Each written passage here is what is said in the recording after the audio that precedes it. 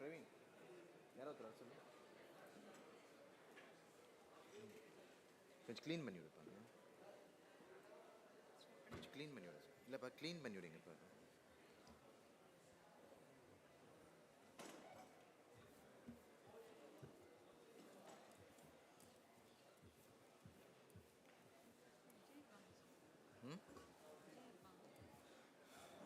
பிரிண்டருக்கு போயிருப்பான் நினைக்கிறேன்.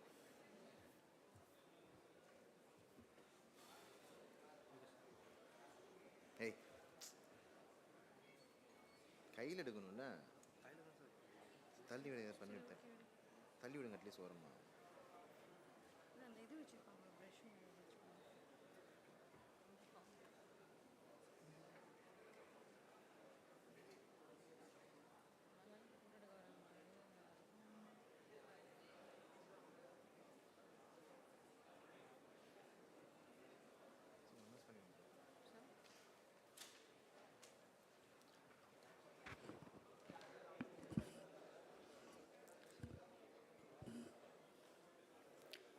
Good morning all.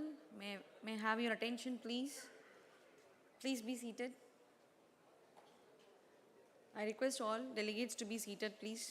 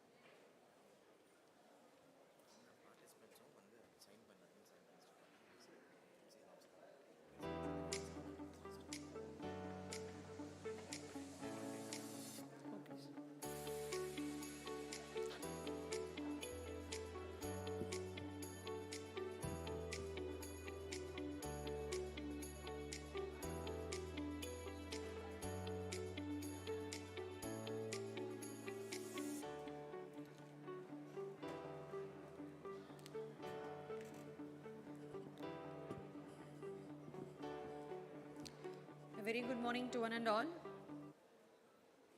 Happy to see you all on the third day of DPH ICON 2022, an International Public Health Conference.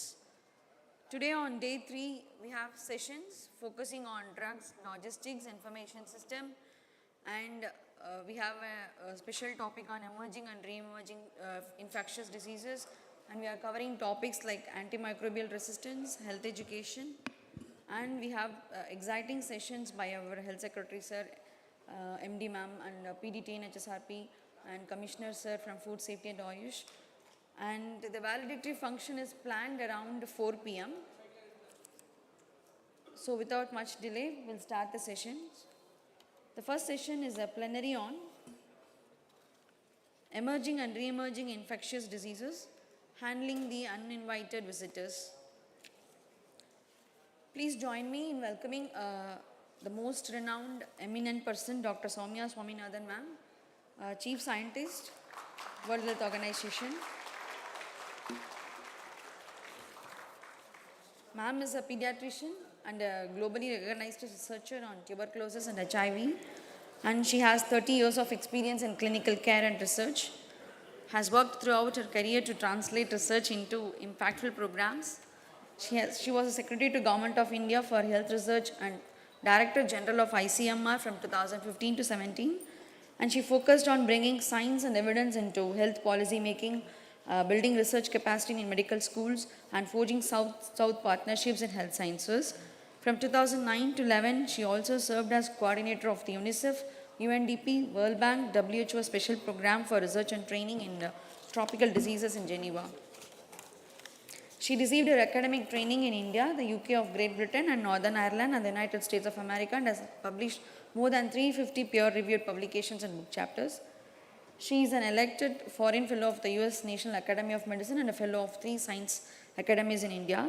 She has previously been on several WHO and global advisory bodies and committees, including the WHO expert panel to review global strategy and plan of action on public health, innovation and intellectual property, the strategic and technical advisory group of the global TB department at WHO, and most recently was co-chair of the Lancet Commission on TB. Above all, ma'am is our beloved and constantly supporting us in all our endeavors, and especially her guidance and directions she rendered to our department to face the recent COVID-19 pandemic was remarkable. We are happy to have you, ma'am. Welcome you, ma'am. Over to you, ma'am.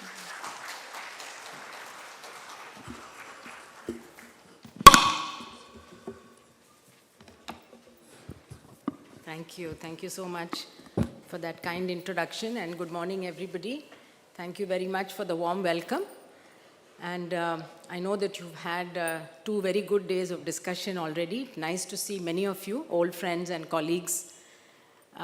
What I wanted to do today is to talk a little bit about the potential of outbreaks, epidemics, and of course pandemics, and what are the lessons learned from the COVID pandemic that we can apply now for the future. And of course, we need to think about the preparations at the global level, at a regional level, national level, and also at the state level, and below that actually, district level down to the community. So I think we have to think differently now about surveillance and response than we used to in the past, because I think one realization has been that a next pandemic is a question of when, if not if. So it is very sure that there will be another pandemic, but nobody can predict when that will be or what pathogen it will be. And the second thing is that I don't think human beings have the capacity to prevent the next pandemic. So when we talk about preparing, it is preparing to act quickly, not preparing to prevent the next pandemic. What we can do is to act quickly to try to localize the response, outbreak response. If it is efficient and quick, then we can prevent it from turning into a pandemic. And even when you look back at COVID-19, if you think that maybe if we had advanced the understanding and the actions had been put in place even 2 weeks prior to what it was done, the result could potentially have been different. But on the other hand, when you have an airborne virus, which is a respiratory, being spread human to human through the air, and it's a respiratory virus, it does have the potential to spread very quickly and to go beyond, even if you take very strict measures. Now, infectious disease outbreaks, of course, have shaped history. If you look back over the many centuries, we've had plague, bubonic plague, we've had the influenza pandemic of 1918, we've had cholera, which we still continue to have, yellow fever, typhus, many things which actually have shaped history. But there was a point in the 60s and 70s when people thought we had controlled infectious diseases. This is because antibiotics had been discovered and had been found to be highly effective. And as you know, so at that time, in fact, investments went down in infectious disease research and also in drug development. But then now you know that thanks to or because of antimicrobial resistance, we have an increased risk of drug-resistant infections. So when we talk about emerging and re-emerging infectious diseases, we tend to think about viruses mostly. And it's true that viruses are the bulk of the zoonotic infections. But we have to also remember the threat due to bacterial infections, particularly drug-resistant bacterial infections, as well as fungi and rickettsia and other such parasites. So while 70% of emerging and re-emerging may be viruses, and most of them are zoonotic, this can come from wild animals or from the farming of domesticated animals, and including the illegal wildlife trade that is, and the wet markets, like what we saw in Wuhan was the fact that there were so many different animal species. They were live animals and they had been kept in that market in very crowded settings. And so not only was there animal to animal, different species were being exposed to each other, but also the animal to human. And this actually creates the environment for jumping of viruses from one species to another. The other factors, of course, are globalization, urbanization, there's climate change. I'm sure that you have discussed all of these factors. The fact that today a pathogen arises in one rural area, even in a remote rural area, it is estimated that in 36 hours it can spread around the world. So that is the speed with which today the pathogens travel, and that's why it's so very difficult to actually prevent and control it. And this is why we need to change the way in which we have been working. Now, if you take example of any disease which has been eradicated, it is of course smallpox.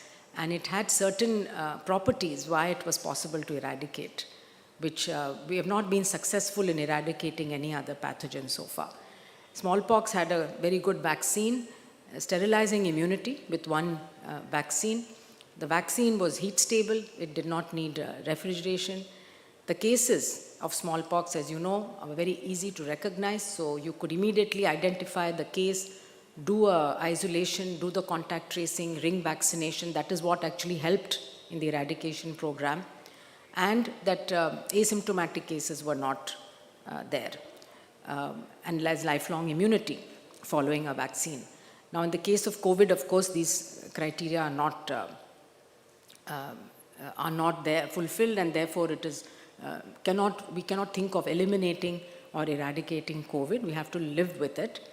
And if you look at what happens to pathogens when they get introduced into the human species, it takes a period of time. When it comes like this. It's a new virus. It causes acute disease. It causes a lot of illness because there's no pre-existing immunity.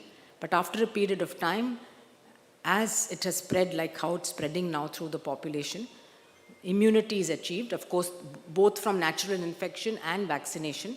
And over a period of time, it becomes endemic. So that, sometimes it can take decades or many years to achieve that status. And we are often asked, is COVID endemic? Is COVID endemic? It's very difficult to answer that, because tomorrow you may get a new variant. We have seen previously variants emerge suddenly out of the blue. And luckily for us, the last 1 year we've had the Omicron variant, even though more than 500 sublineages of Omicron are now being tracked.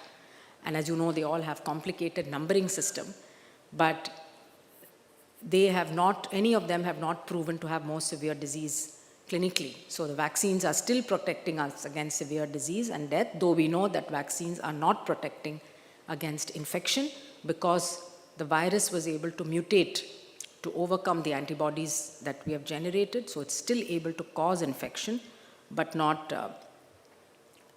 luckily, the large majority of people are protected from severe disease. But again, we have to remember that immunity wanes over a period of time. And especially if you're older, if you have underlying conditions or immunosuppressive conditions, immunity wanes. And this is the reason why the booster dose is very important. And whether in the future we'll need boosters once a year or so, at least for the vulnerable groups, elderly, that is something that is to be determined. But just like influenza, we have a variant adapted vaccine every year. It may be that for COVID also, we may need that type of vaccine, either using the original strain or using the latest variant strain. So this is why at WHO we had set up these committees to actually track the viral evolution and inform the development of vaccines, so that the vaccine developers are given some guidance, just like we have the program for influenza, which has been running for many years. Now, I wanted to say a little bit about the preparations, like for the future, how should we really start thinking about preparing for these emerging or re-emerging infections, or what the title has been called as uninvited visitors. But whether you invite them or not, they're going to come, and they're there all around us. And so I think we have to be smarter than the pathogens, which unfortunately very difficult. Viruses, you can see how COVID has been smarter than us, the way it has been mutating the critical parts of the spike protein. It makes the changes so that it's able to overcome. And every time you have a new variant, it's getting better and better at transmission as well as at avoiding the antibodies. So surveillance is going to be important, and we need to start thinking about surveillance in a different way, looking ahead. One thing that did happen, of course, over the last few decades, and especially during COVID, we saw the expansion of genomic technology, right? So while genomics had started being used to identify pathogens and to sequence them and to learn more about them, both for tracking outbreaks, but also for understanding things like drug resistance and understanding more about transmission. Today we are moving into the era of genomic epidemiology and genomic surveillance.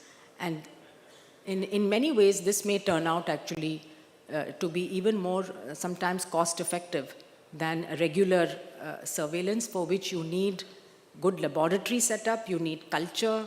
It's very difficult, of course, to set up viral cultures everywhere. We do have a network in India of VRDLs, but serology is easy to do. But when it comes to identification and trying to find out about resistance, etc., then this is where genomics is going to play a role. So it makes a lot of sense for the Department of Public Health to invest in genomics. The cost of sequencing has been coming down drastically. Today you have the small portable DNA sequencers, which can be sitting even in a district hospital or beyond. And very soon we will probably have portable ones, even solar powered, that can go into the field and that can be used for better patient management as well. As you know, we have many, many cases where we never make a diagnosis and we have syndromic management. But looking to the future and using technology, we should be able to make more accurate diagnosis. Just take the example of nosocomial infections or antibiotic resistance in the hospitals. Obviously, the patient is not going to survive if we do not provide the right kind of antibiotics. Similarly, for TB, we know that if you can diagnose the drug resistance early enough, put the patient on the appropriate treatment. Today, we have short course regimens for MDR TB and XDR TB. You'll be able to have a much better outcome. So this means that we have to invest in genomic technology, and we have to invest. It is possible now because, as I said, the cost is coming down. It's becoming simpler to use and to operate.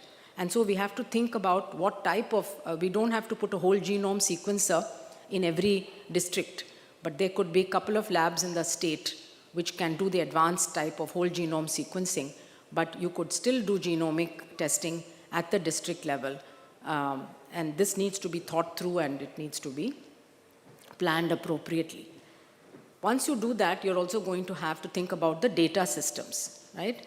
And I think this is the most critical element today, and particularly when we think about the One Health approach, we know that because many of these infections are going to be zoonotic, we need the surveillance in animals, we need the links with the veterinary community, human health, and environmental sampling. For example, wastewater sampling has been used in the past for polio, it has been used now for COVID.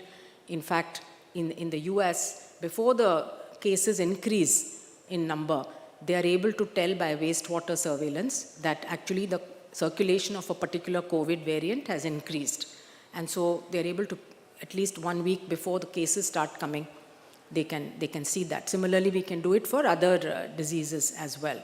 So we have to think about environmental surveillance. What type, for example, you have the waste that comes out of the food markets, especially when there is animals, meat that is being sold.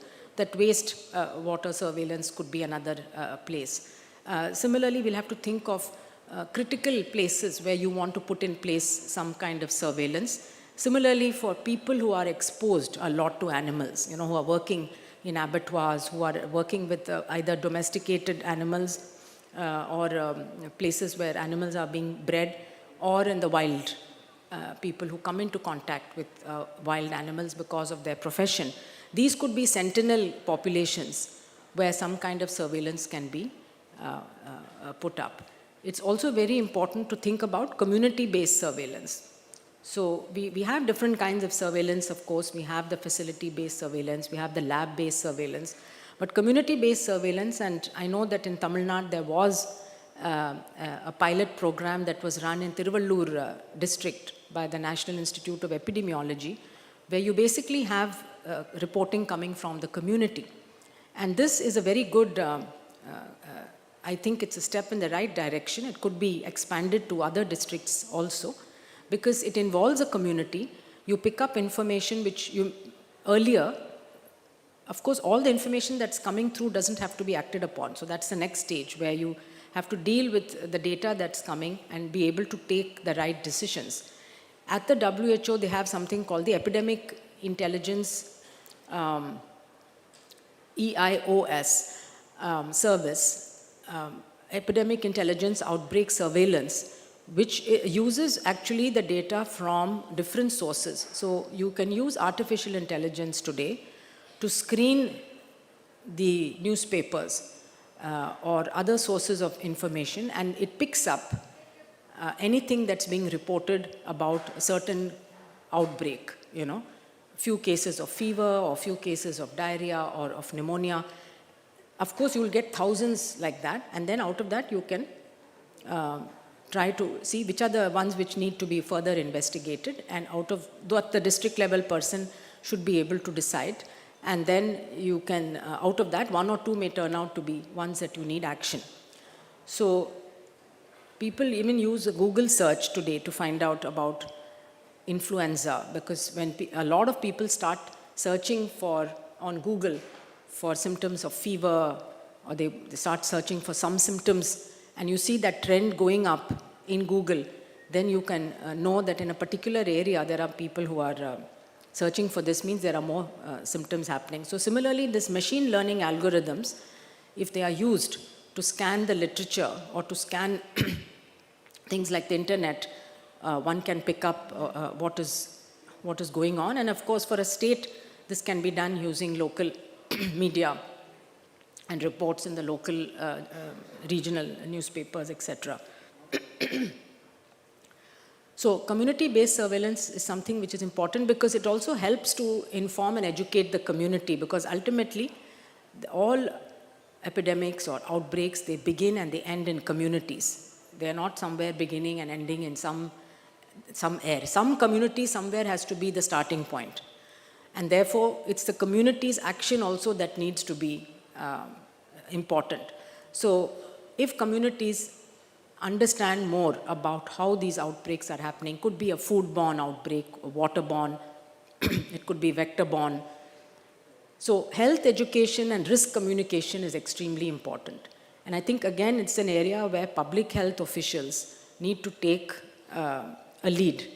Because we saw, and we are seeing now, the amount of misinformation that circulates through WhatsApp groups, through social media channels, actually is very damaging, because it confuses people and they don't understand what they should do, what is appropriate behavior that they should adopt, because they are hearing 10 different messaging coming. And if they keep getting the message in WhatsApp, then you start believing it, you know. So public education around about science and about biology and about the causation of disease, this has to be done at all the time, not only waiting for outbreaks or emergencies to start communicating that. So even on things like hypertension, diabetes, why are people getting these diseases at a young age today? In India, I feel that the impact of the Delta wave was so massive, partly because of the underlying comorbidities in the people who are 30s and 40s, obesity, diabetes, hypertension. And because of the high prevalence of these, we actually had more severe illness in this age group compared to the same age group in the developed world. There you saw people in above 60 being maximally in hospitals and getting severe illness. Here we saw many younger people. So for infectious diseases, we now know that non-communicable disease or chronic disease is also a very important determinant. And if you have obesity or hypertension and you get a respiratory illness, you are likely to be worse off. So there are links between all of these, and so this is why it's very important. And for Tamil Nadu public health, I think it is the number one priority, if you ask me, is attention to chronic disease, because the prevalence is so high and it is increasing day by day. If you look at the trends from the surveys that are coming, including things like childhood obesity, especially in the urban areas.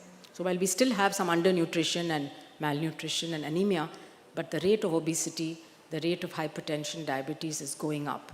So unless we have a very well done public health program, not only for identification, but also for management of these type of chronic diseases, which is affordable, which does not cause so much of disruption to people's lives, because if you have and we can learn from the ART program actually, how to run a chronic disease program where you actually listen to people, you listen to the HIV community, and then the National AIDS Control Program always moved based on the inputs that were coming from people, from the affected populations. That type of approach we have not taken for other diseases. So we need to start talking to the community about the risk factors and the determinants of disease, and also start thinking about how do we change those risk factors. If people are having an unhealthy diet, if people are taking too much of salt, there is of course a lot of alcohol use also happening, tobacco, and lack of physical activity. These are some of the drivers of chronic disease. So we need to start thinking about the risk factors, determinants, and trying to address those also. Of course, those are complex. They need interventions at multiple levels. It's not always within the Department of Health or the public health that can do that. If you want to address the issue of food systems, to give people a healthier diet, one has to talk to other departments and ministries in order to make changes. Let's say the PDS, you want to introduce more millets, or you want to introduce fruits and vegetables, etc. But I think for the long term, if you talk about health of the population, not just the absence of disease, but also health and wellness, then we have to address also the risk factors and determinants, and that has to come through a dialogue in the community.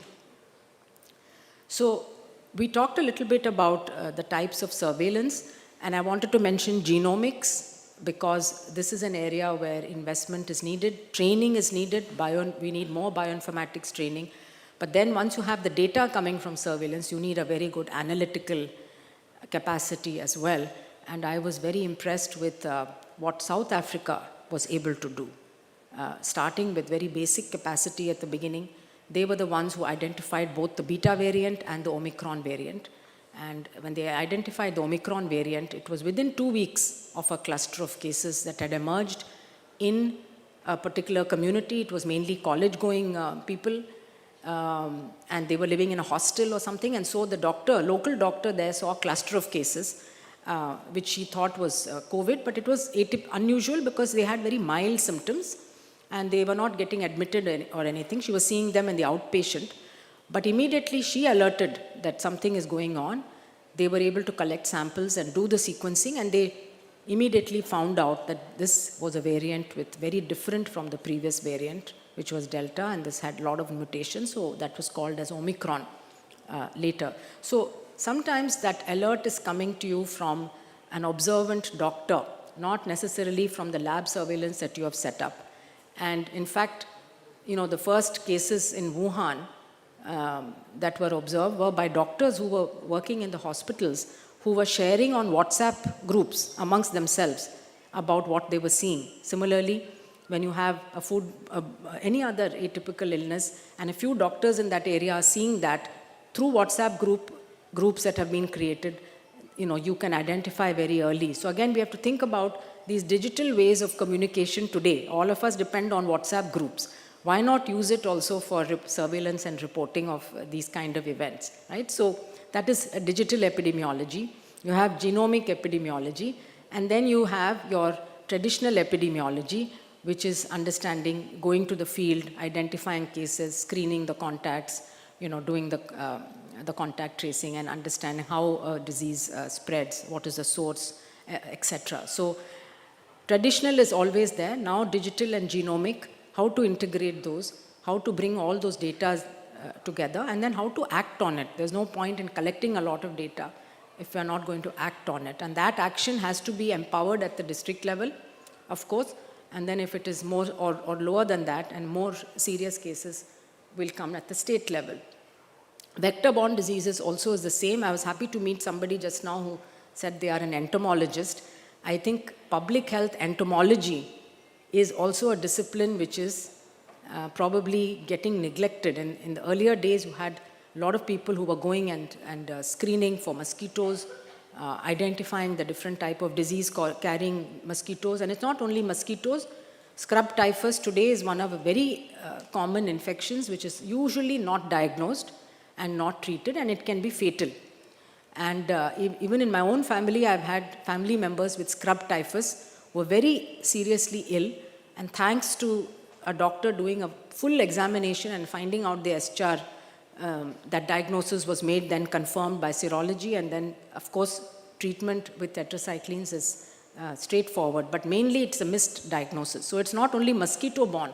We have to think about the other vector-borne diseases, and we are going to see more and more of, because of climate change and adaptation, we are going to see not only new diseases vector-borne, but also they are going to spread into areas where normally they were not seen.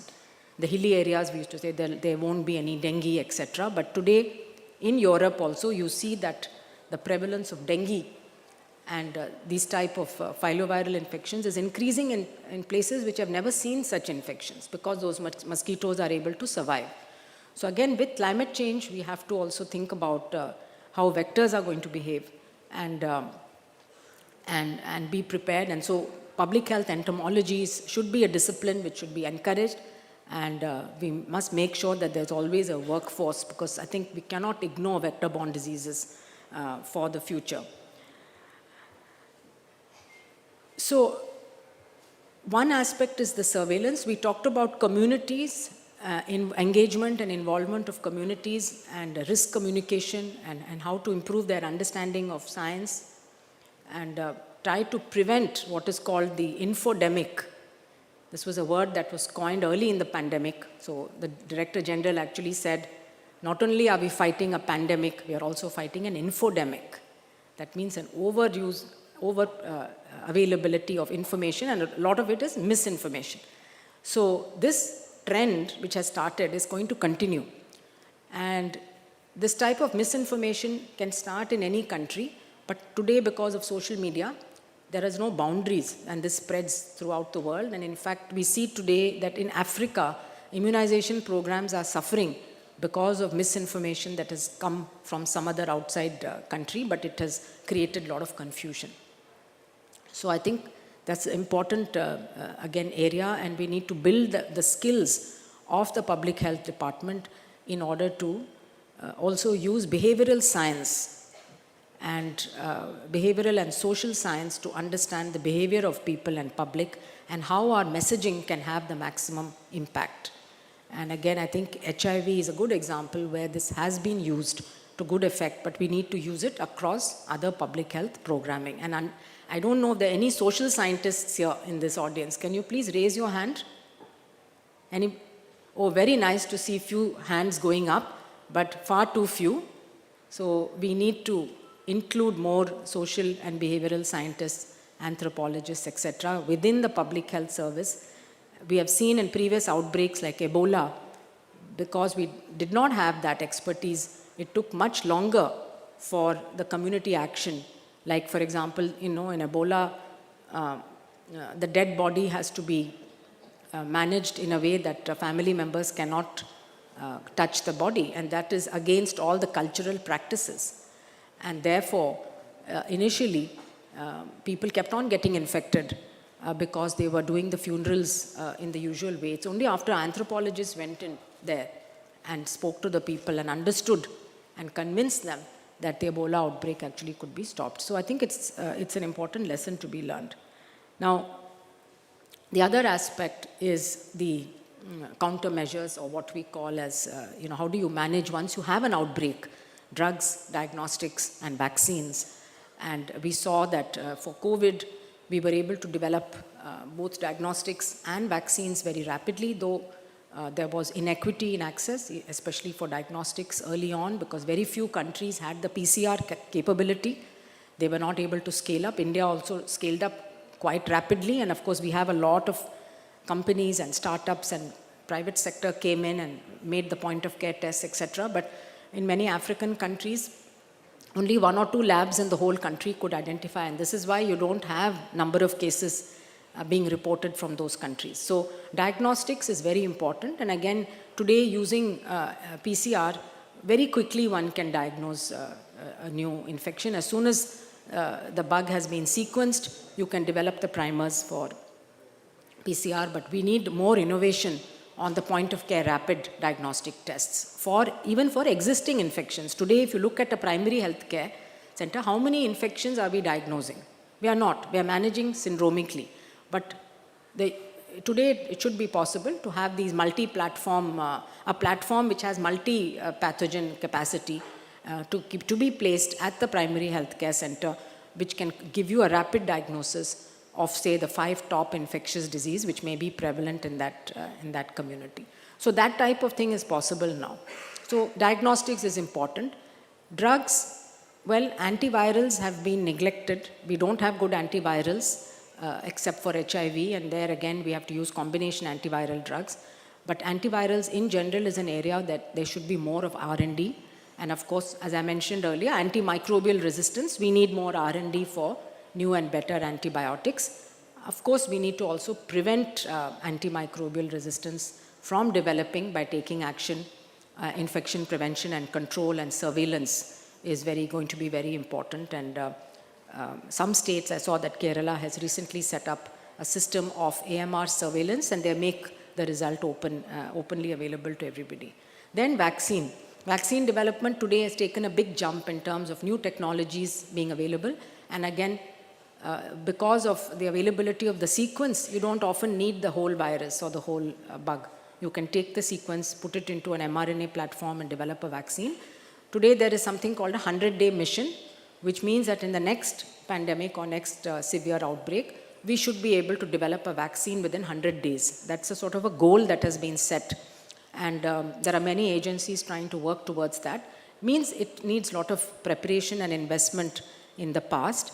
That is before a pandemic happens. So in WHO, we set up a prioritization committee, which is looking today at all the viral families, as well as bacterial and fungal families, which are the most likely to cause a severe outbreak in humans. And once we have that priority list, then vaccine developers can address those particular families by developing a prototype vaccine. So you can take one pathogen from that family and develop a prototype vaccine. That can then be modified very quickly if the outbreak is due to a different pathogen.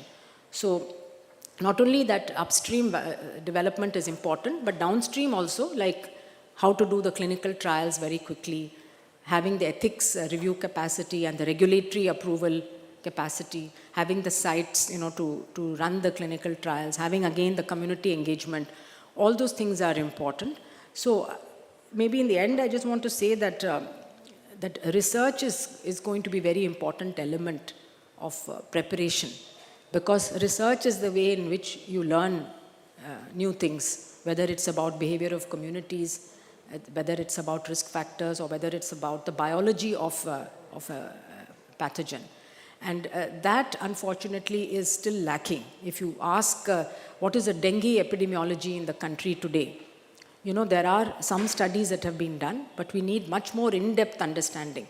Zika has been recently reported from a few states. What is the circulation of these viruses? Even if you take within one state, what are the hotspots? Where are the risk factors? Where are the outbreaks occurring? You need a kind of a map. Similarly, for food safety, using these new approaches like digital epidemiology and so on, one should be able to identify where are the hotspots where you have more likelihood of events due to lapses in food safety, etc., including identification of those commercial establishments where this could be happening regularly. So better use of digital tools, artificial intelligence, data sharing platforms. We have INSACOG, which is an Indian genomic surveillance platform, but you also have global platforms like GISAID, which today are expanding beyond flu and COVID to cover pathogens like RSV, tuberculosis, as well as other pathogens. So we need to also become part of these global networks and share the data and also learn from the global data. But I think investing, I know that many of the staff of the public health department have undergone a master's in epidemiology, have undergone FETP program. That actually gives you the skills to undertake research, including operational research. And then, of course, there should be always good centers and medical colleges that can undertake detailed epidemiological studies, detailed clinical studies. For example, in post-COVID today, we need to understand actually how COVID has impacted the population here in terms of long-term sequelae, long-term neurological problems or cardiovascular problems. We get anecdotal reports coming in the newspapers.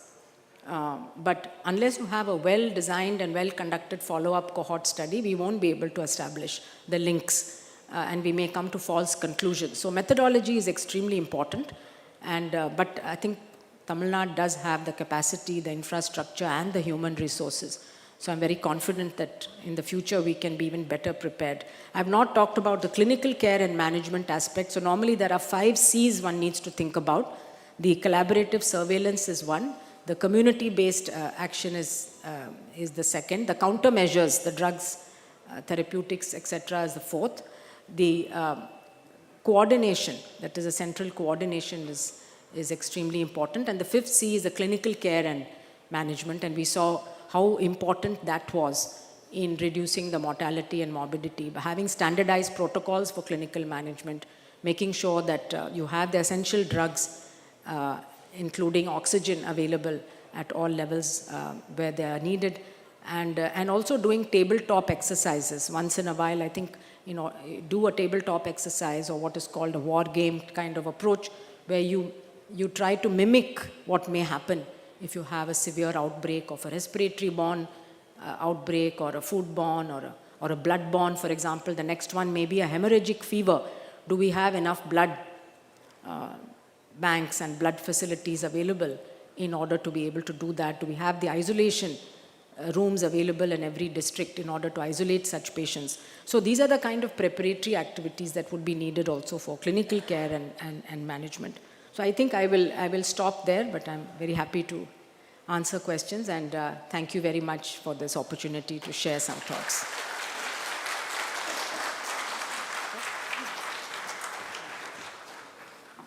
Thank you, ma'am. Any questions?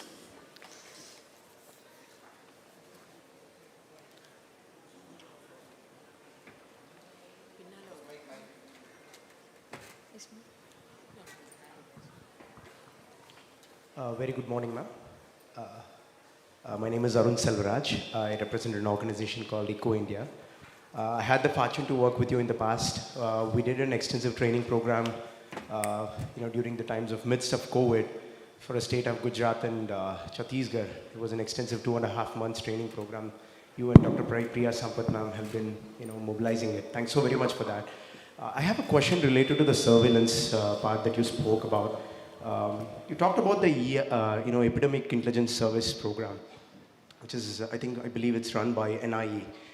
It's a 2 years, intense hybrid on-field and as well as, classroom training program. Skill building and surveillance, all that is a part of, a multidisciplinary approach, which means it's a team effort. I see this program is only right now catering to the medical doctors, and the criteria itself clearly says, medical MBBS and so on. But a lot of these surveillance activities are happening on the field. Don't you think, or at least in your own opinion, it should not be open to other cadres of healthcare workers like social workers or nurses or field level staffs? They also play an integral role in contributing in bringing cases to the community, to the higher centers. So that's... Yeah, the answer is simple. I agree with you that the EIS program or training in public health should not be only for doctors. It has to be for all categories of people, including nurses, social scientists, other public health personnel who are present. And using the ECHO platform. ECHO is a digital platform for capacity building and learning. As he mentions, it was used a lot during COVID, but it's also being used before and after. And I think Tamil Nadu state also has an MOU with yes, ma'am, you've ECHO been India. extensively working here. That can be used actually for furthering some of these trainings, including for the lab side. So that's a good point. Thank you, ma'am. Good morning, ma'am. Thank you for that very comprehensive presentation. I'm Jakun. I come from Vellore. Ma'am, you covered the aspect about community acceptance, and now we see, especially in Tamil Nadu, at least where we work, there's a lot of skepticism towards modern medicine. A lot of, I mean, we can call it misinformation, but mainly due to local players, you know, traditional healers, faith healers, who feel that we are getting into their system and they will lose their livelihood. So what approach do we follow? Carrot approach, get them into the system, use them to forward modern medicine, or the stick approach, you know, crack down on them. But it's like the Medusa's head where you chop one off and two pop up. So what do you think is the ideal way of going about this? Thank you. Yeah, see, that's a very good question actually, and it's important not just for Tamil Nadu, but for I think all states. It's a complex social issue, isn't it? So there is no clear-cut answer. Neither the carrot alone or the stick alone is going to work. So this is why it's very important to understand the health-seeking behavior of a population. Why do they prefer to go to that person? Normally because that person is part of the community, is well-liked and respected, is available 24 hours of the day, right? And speaks in a common language that that person is able to understand and appreciate. Now, if you had a health worker who was also available there all the time, the government health worker, who was able to explain and understand. See, changing behavior takes a long time, especially something which is very much entrenched, but it can be done, and it has been done. So I think we need to understand which are the areas where it will be dangerous for a traditional medicine or a faith healer to be treating. For example, TB, we know that for an average TB patient to reach the government system, it takes many weeks or months, and they have been through many different practitioners. And I would say it's also private medical practitioners, allopathic. It's not only the faith healers. So allopathic practitioners also, you have different standards and different capacities, right? Not everybody is following the evidence-based medicine. So I think, again, that's a big gap for the public health system, because the private sector is not going away. It's not going to disappear. The private sector will continue to deliver services, whether they are allopathic or non-allopathic. How do we bring them into the fold? How do we train them and incentivize them so that simple things they can be looking after, but what are the things which they must immediately refer? You know? So I think it's really that engagement rather than a very simple approach of a stick, which is definitely not going to work, as we have seen in other disciplines. But it's a really important issue. And I think you reminded us that the private sector delivers so much of healthcare services that they are a very important, they can be an important ally if they are brought into the fold, but if not, they can also be a sort of a barrier in our public health goals. Thank you, ma'am.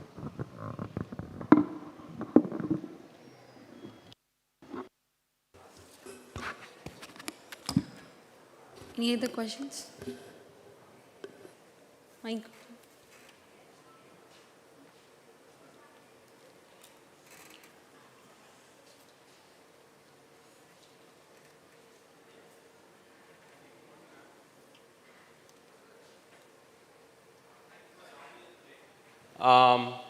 One of the important agenda for public health would be to coordinate and collaborate with the government that present there. They have a political agenda, they have their own agendas. How difficult or how easy it is to bring in the health agenda into their political agenda or government's agenda? What would be the way forward to take them on to reflect on health agendas as well? And you have been doing that as a WHO representative. And what suggestions would you give us on this aspect? Thank you.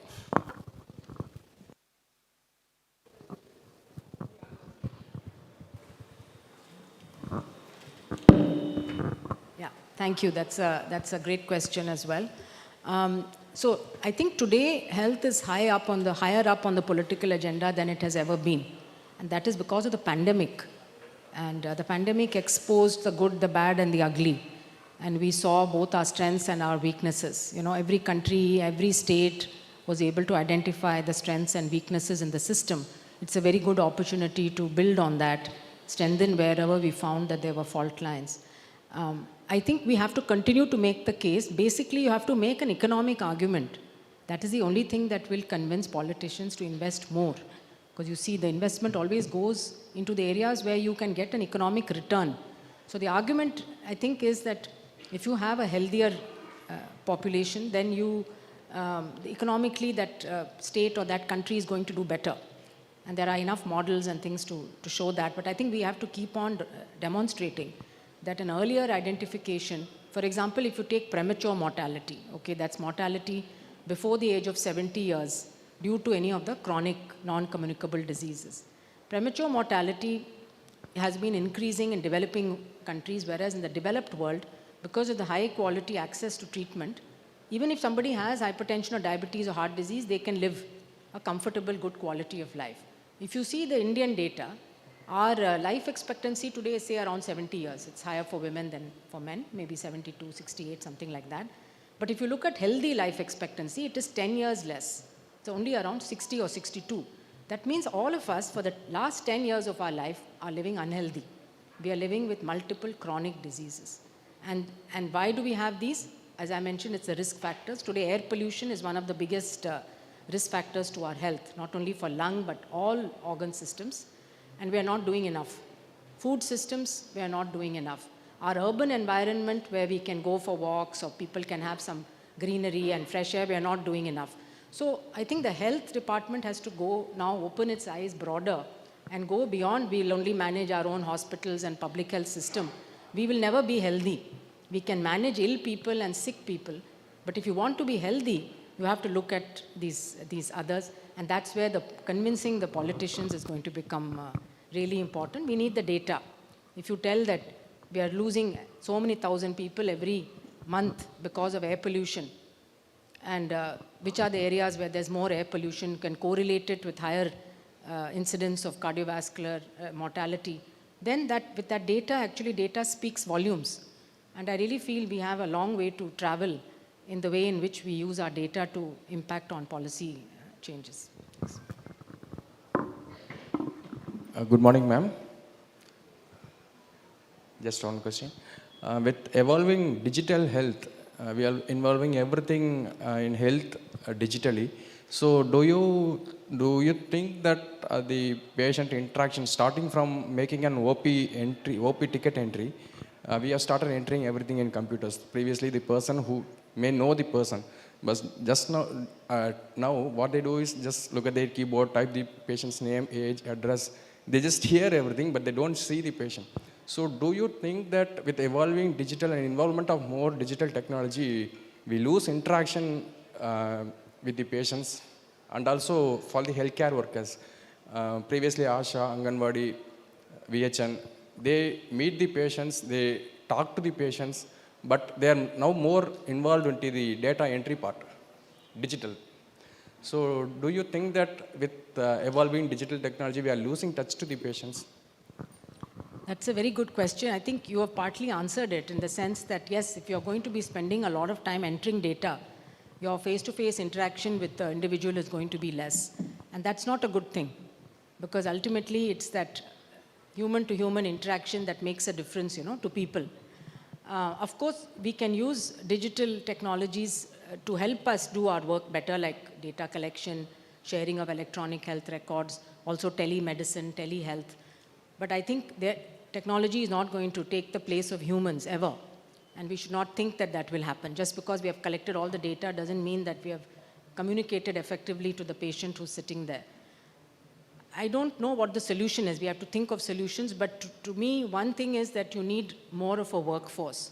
Because today what I see is that the same workforce is being asked to do more and more digital recording of data, right? So that's taking away the time from what they could spend in talking to people. So whether it's a VHN or whether it's a doctor, if you have a lot of data to be entered, then, and that's something somebody is monitoring, you'll be trying to do that rather than do the counseling that you're supposed to do, right? So I think the way is that we need more of a health workforce. We need more of paramedical people who can support the doctor, nutritionists, physiotherapists, experts on counseling, mental health, etc., which are support staff with the doctor to provide the holistic primary health care service that the patient needs. Today, you will find that as Tamil Nadu is aging, we are going to have a more and more demand for rehab, physiotherapy, palliative care, assistive devices, end-of-life care, etc. Are we thinking about those things? How we are going to provide? Do we have the workforce that can provide those services?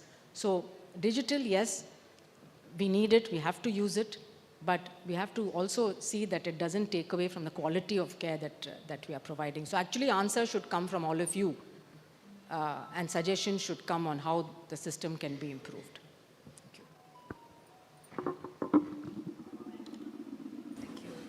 Please be seated.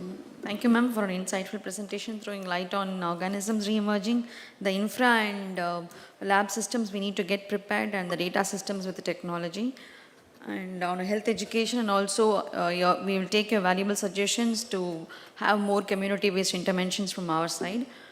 And on behalf of organizing committee, ma'am, we thank you wholeheartedly for making your presence in this and gracing our prestigious occasion, ma'am. Now I request our organizing secretary, our additional director, Dr. Somasundaram sir, to felicitate ma'am with a memento.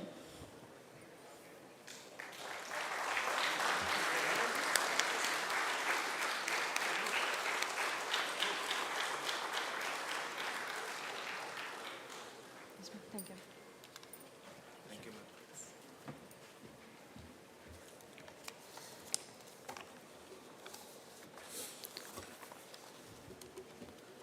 Moving on to the next session, it is a plenary on time-tested drugs and equipment logistics system to reach the last mile healthcare delivery in Tamil Nadu. Please join me in welcoming Thiru Deepak Jacob IAS sir, Managing Director, Tamil Nadu Medical Service Corporation. Welcome you, sir. Sir is an engineer turned civil servant belonging to the Tamil Nadu cadre of Indian Administrative Service, committed to finding people-centric and sustainable solutions in public service delivery, believes in participative democratic values and upholds compassion, empathy and benevolence on the key virtues in personal life, extremely organized and adept in prioritizing work with proven competencies as an administrator. He started his career as an assistant secretary in 2016 Ministry of Corporate Affairs, New Delhi, and continued as subdivisional magistrate 16 to 17 District Administration, Thoothukudi. And he also served as project director in December 2019 to June 2021, Tamil Nadu AIDS Control Society, Chennai, and joint chief electoral officer. His interests are generalist administrator with a deep interest in public policy and development, infrastructure development, public health policy and risk management, and currently MD TNMSC. And sir is another pillar of support to our department and has ensured uninterrupted supply of essential drugs and equipment to the medical institutions and PHCs in India, and manages and runs the largest network of radio diagnostic centers, and he is a member of COVID task force in advising Honorable Chief Minister of Tamil Nadu. We welcome you, sir. Over to you, sir.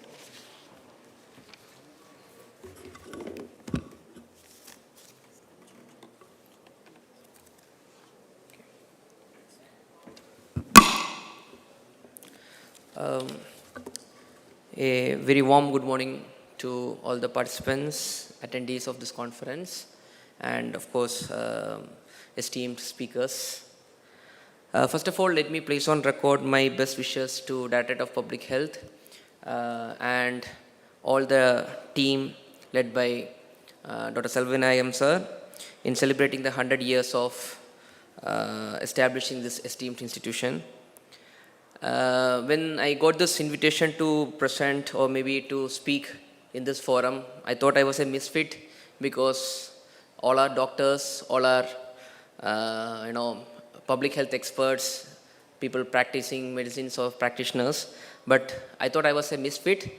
But DPH was gracious enough to grant me a titular of Dr. Deepak Jacob because I have served almost 3 years in health department. So I would like to extend my my gratitude for the organizers of this conference in giving me this opportunity to share this platform with wonderful speakers and other eminent personalities. So without further ado, I would like to start my presentation on the famed TNMSC model I don't think TNMSC requires an introduction to this gathering, especially because all of you might be quite conversant with the role of TNMSC and how it is supporting the other directorates of Health Department of Tamil Nadu. But still, I don't think many would be quite, will be more understanding about the model of TNMSC, how it actually functions, what is the structure, what are the guiding principles of TNMSC, and how TNMSC can expand its scope in the years to come. So my whole presentation is about explaining you the basic structure of TNMSC, the way in which it functions, its modus operandi, and interestingly, few areas in which we can expand our scope in the near future. So,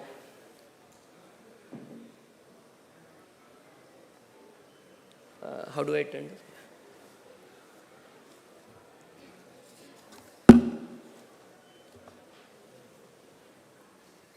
Yeah, so the pre-TNMSC scenario, as most of you might be knowing, earlier before TNMSC was set up as such, there was acute shortage of drugs and medicines across the medical institutions of Tamil Nadu. And each institutions had to procure more than thousands of drugs individually, which all led to non-uniformity in the prescriptions or non-uniformity in the constitution of the medicines. The rate was abnormally high and used to vary from, let's say, tens of rupees to thousands of rupees. And basically the prescriptions were market driven, meaning this was not actually what was being prescribed. It was based on the lobbying or maybe the push from the drug companies. All the drugs procured were in bulk packaging and it was in unhygienic storage and distribution was the result. It all led to lack of faith in the government services and resulting in the participation in the healthcare delivery system. So TNMSC was set up in 1994-95 by the government order dated 12/6. The main objective was to deal with the procurement and supply of drug purchase and distribution, capital equipment purchase of surgicals and stores, hospital maintenance, training of medical manpower, and any other functions assigned by the government. So these were the initial mandate of TNMSC, but over the last more than 2 decades, we have evolved. We are strong on certain aspects. We have weak. I should admit that we are weak, or maybe certain areas were neglected, and few other areas we have improved our scope. And currently, TNMSC is procuring nearly 95% of the health supplies of the state. So this is the structure of TNMSC. The board is the all in all the spine of TNMSC. The board is being headed by chairman of principal, who is the principal secretary health. We are having representations from the finance department, of course MD TNMSC and all the directorates, other HODs, MD NHM, DME, DMS, DPH, Director Drug Controller, and because of the limited warehousing activities or construction related activities, we are having a representative from the PWD, which is Chief Engineer PWD. So the board is the all in all powerful organ of TNMSC, and all the tenders are being approved by the board. As far as the tender is concerned, there is a subcommittee called Tender Committee, which has been delegated most of the powers to approve the tenders. And the Tender Committee is again headed by the chairman, who is the Principal Secretary Health. We are having a finance member, MD TNMSC, and the Directorate of Medical Education, other members of Tender Committee. The Tender Committee's responsibility is to recommend all the proposals to the board of TNMSC, and the board finally gives the approval. And of course, the huge role of TNMSC lies in ensuring the availability of drugs and medicine across all the government institutions. And how are the drugs being finalized, and who takes the call? So that's the role of another committee called Drug Committee, which is again having representation from all the directorates, DME, DMS, DPH, Directorate of Family Welfare, DMS, ESI, and Director of Drug Controller. All the treating directorates, HODs give the recommendations regarding what all new drugs needs to be added, if there is any modification regarding the strength or any other changes, they will be giving the recommendations, and statutory and legal aspects are being vetted by the Director of Drug Controller. Now, what is the how is the procurement process being done? Basically, it is being backed by a statutory act, Tamil Nadu Transparency in Tenders Acts and Rules of rules framed in 2000. As far as drugs are concerned, we float a single national competitive bidding, which is a single tender for almost all the essential drugs and specialty drugs. The conditions of tenders are only manufacturers with GMP certifications are allowed.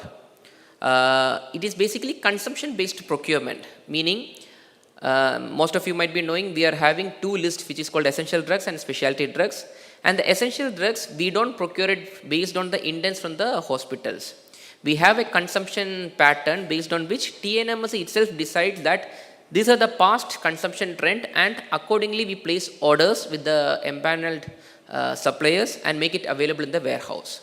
So this has its own pros and cons, the advantages being that we need not collect the indents from each of the medical institutions or the hospitals. Whereas on the other hand, any market distortion or maybe any other forces which would disturb the consumption trend will not be captured in the portal that we are having. So it became evident when during the COVID period. Post the COVID pandemic, there was a sudden increase in the consumption, and the logic of our consumption, the formula is that the last 365 days consumption of any particular drug or the last 3 years, whichever is higher. So this is taken as the consumption value, and we place orders for the next 3 months in advance. Whereas because of the COVID pandemic, there was a huge, sudden dip in the consumption trend, and now it is suddenly picking it up. So, but what happened was that the logic that we have applied for the last 365 days and the last 3 years consumption was no more relevant at this point. So we need to improve and had to manually override the system. So it has its own advantages and disadvantages. Next, as far as the drugs are concerned, they supply directly to the district warehouses, and the payment is based on the receipt of material receipt certificate and the subsequent quality clearance. Generally, the drugs are procured with 2 years of expiry date. On the other hand, with respect to the medical equipments, we usually go for national shopping method or international competitive bidding in case of externally aided projects like World Bank or JICA projects.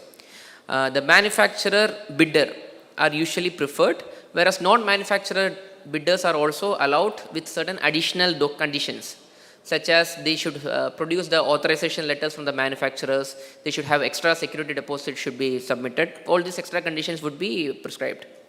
When compared to the drugs, the equipments are indent based, meaning we start the procurement process only once the indents are received from the end users.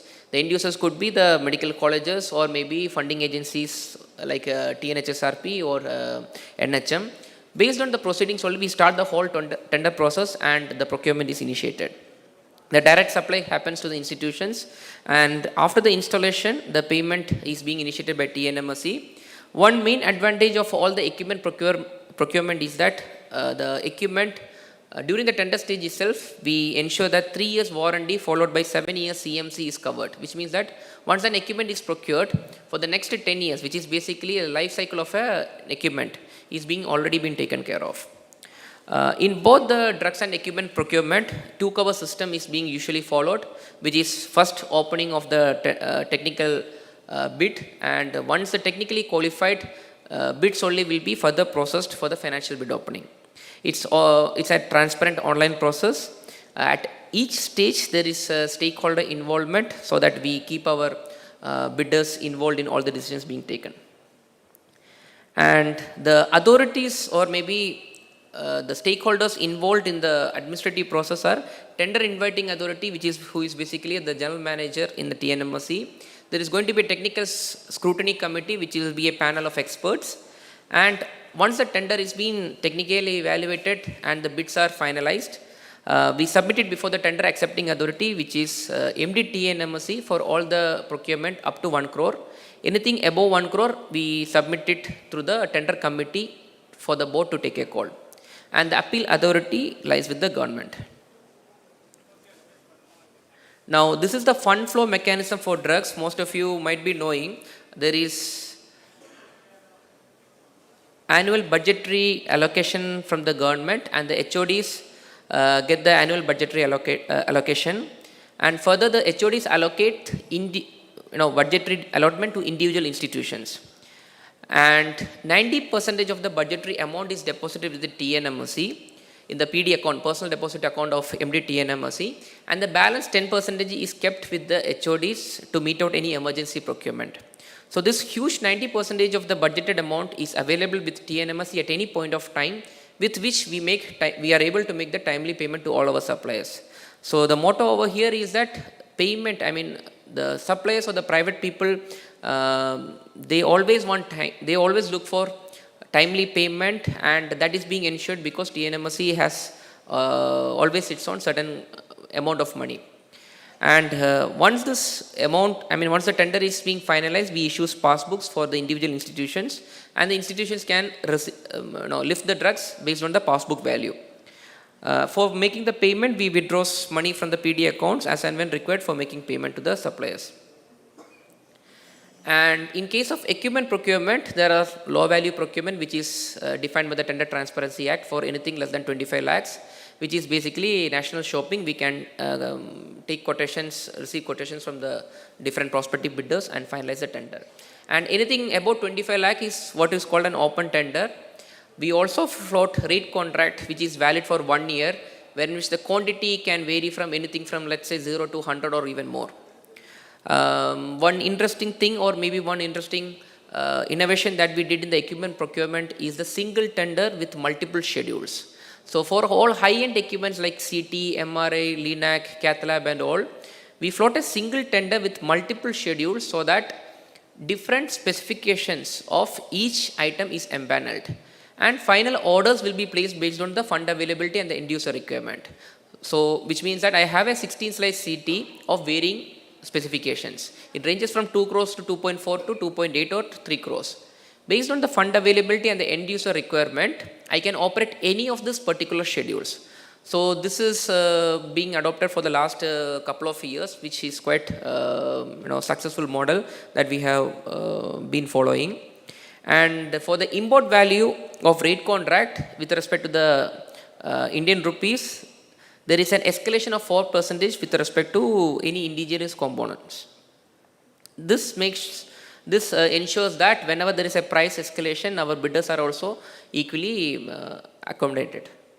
Now this is the procurement value over the last couple of years. As you can see, the drug value, which was almost around 400 crores, has crossed 1,000 crores, especially during the COVID period. Similar is the case with the equipment procurement also. Now we are having the whole drug thing is being managed by the supply chain management with respect to the establishment of drug warehouses across districts. And we are having 32 drug warehouses. 5 new drug warehouses are being constructed in the newly formed districts. And we are also having an own construction and maintenance department for the maintenance of the drugs. One main aspect of TNMSE which we always take pride is the strict quality control measures that we enforce.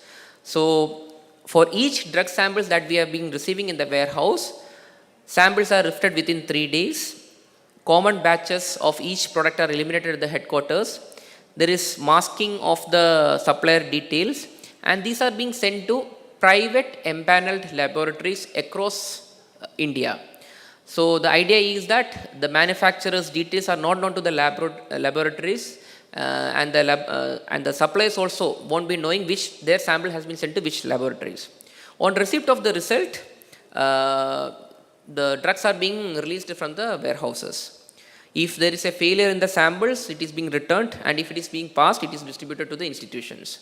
On the right side, you can see the pass percentage over a couple of, over the last years, we have maintained a pass percentage of more than 99%, and our fail count is always less than 1%. Now, this is a procedure for blacklisting with respect to the drug. Whenever there is the blacklisting can be based on 3 aspects. One is the quality failure. Another case in which the supplier is withdrawing from the whole tender agreement, and in case of non-performance. These are a bit fairly technical. Now, with respect to the equipment maintenance model, we take pride in having a unique model which is being adopted across Tamil Nadu. One thing is, which I mentioned earlier, is the 3 years warranty and 7 years CMC, which means that for the 10 years, for the next 10 years, which is basically the life cycle of any medical equipment, the whole maintenance and the service aspects are being taken care of. And all essential equipments directly procured by the medical institutions also are being maintained and CMC centered by TNMSE. The installation of equipments, calibration, quarterly preventive maintenance, condemnation of equipments, it's all done by the presence of biomedical engineers, which is being appointed by TNMSE in the field. So we are having biomedical engineers across the districts and in all the medical colleges. This is unique in the sense that in most of the states they have outsourced the work of maintenance and service aspects to a different agency, which means that a Philips product can be serviced by another third party. Whereas in Tamil Nadu, only the original equipment manufacturers or the suppliers are doing the preventive maintenance. This ensures the cost economy and competitive services as they provide genuine space and on-time services. The BME, biomedical engineers, locally resides in the districts and ensure the installation, EC complaint monitoring system, and they help to minimize the breakdown time. So all these things are being monitored through a centralized monitoring system called the equipment management and maintenance system. So these are the other services that we offer to the medical institutions, which is basically operationalization and management of diagnostic services. TNMSE again takes pride in managing the world's, maybe perhaps the world's largest network of diagnostic services, which is more than 117 CT centers. Another 5 is also on the pipeline in 88 locations.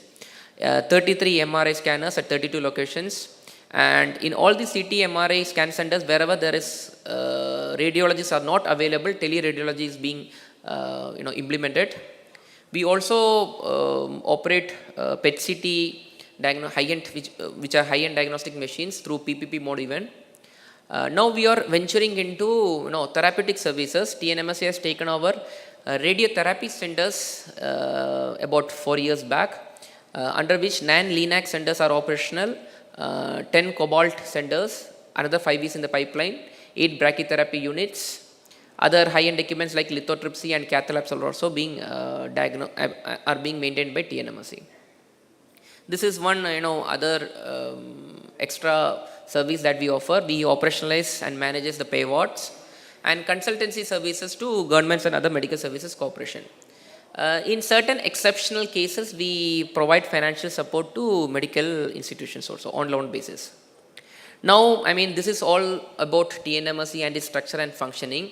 Maybe I would like to inform the group about how a decision can be taken based on the data that we are having. So we are having multiple dashboards and multiple tools like drug analysis dashboard, the oxygen alert dashboard, by implementing telemetry devices in all the LMO tanks. There is equipment management software.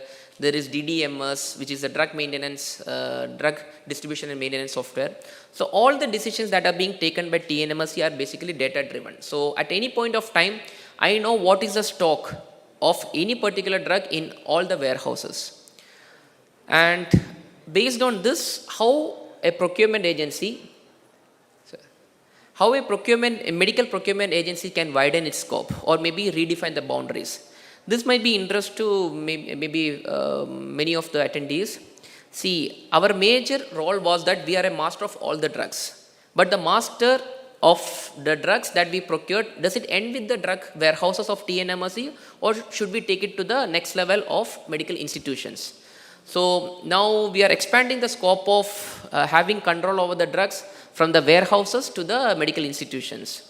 We are also thinking of improving the health service delivery. We have already taken care of radio diagnostics and radiotherapy centers. Next step might be, why don't we take over the dialysis centers? Why don't TNMSE take over the cath lab centers?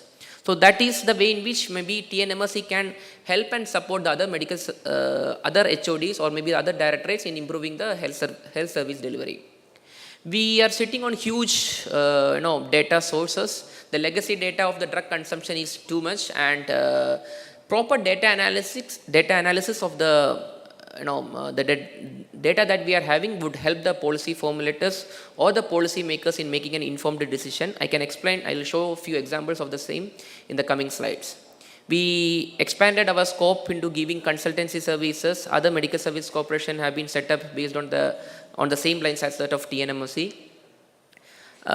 As ma'am was also saying, see, emergency, I mean, health emergency comes without, they comes uninvited, and it's all, I mean, no one anticipates any emergency. But when it comes to health emergency, TNMOC needs to quickly respond. So how to streamline the emergency procurement, especially in the case of and pandemic like COVID and other natural calamities? How can TNMOC streamline the emergency procurement activities? Green and sustainable medical procurement. How can we reduce the carbon footprint of the medical equipments that we procure? Of course, health technology assessment is one another area wherein which it would be more helpful for TNMOC to make informed decisions. So these are few examples. As an administrator, maybe this is more important for TNMOC. This is just a slide which shows the analysis of suppliers.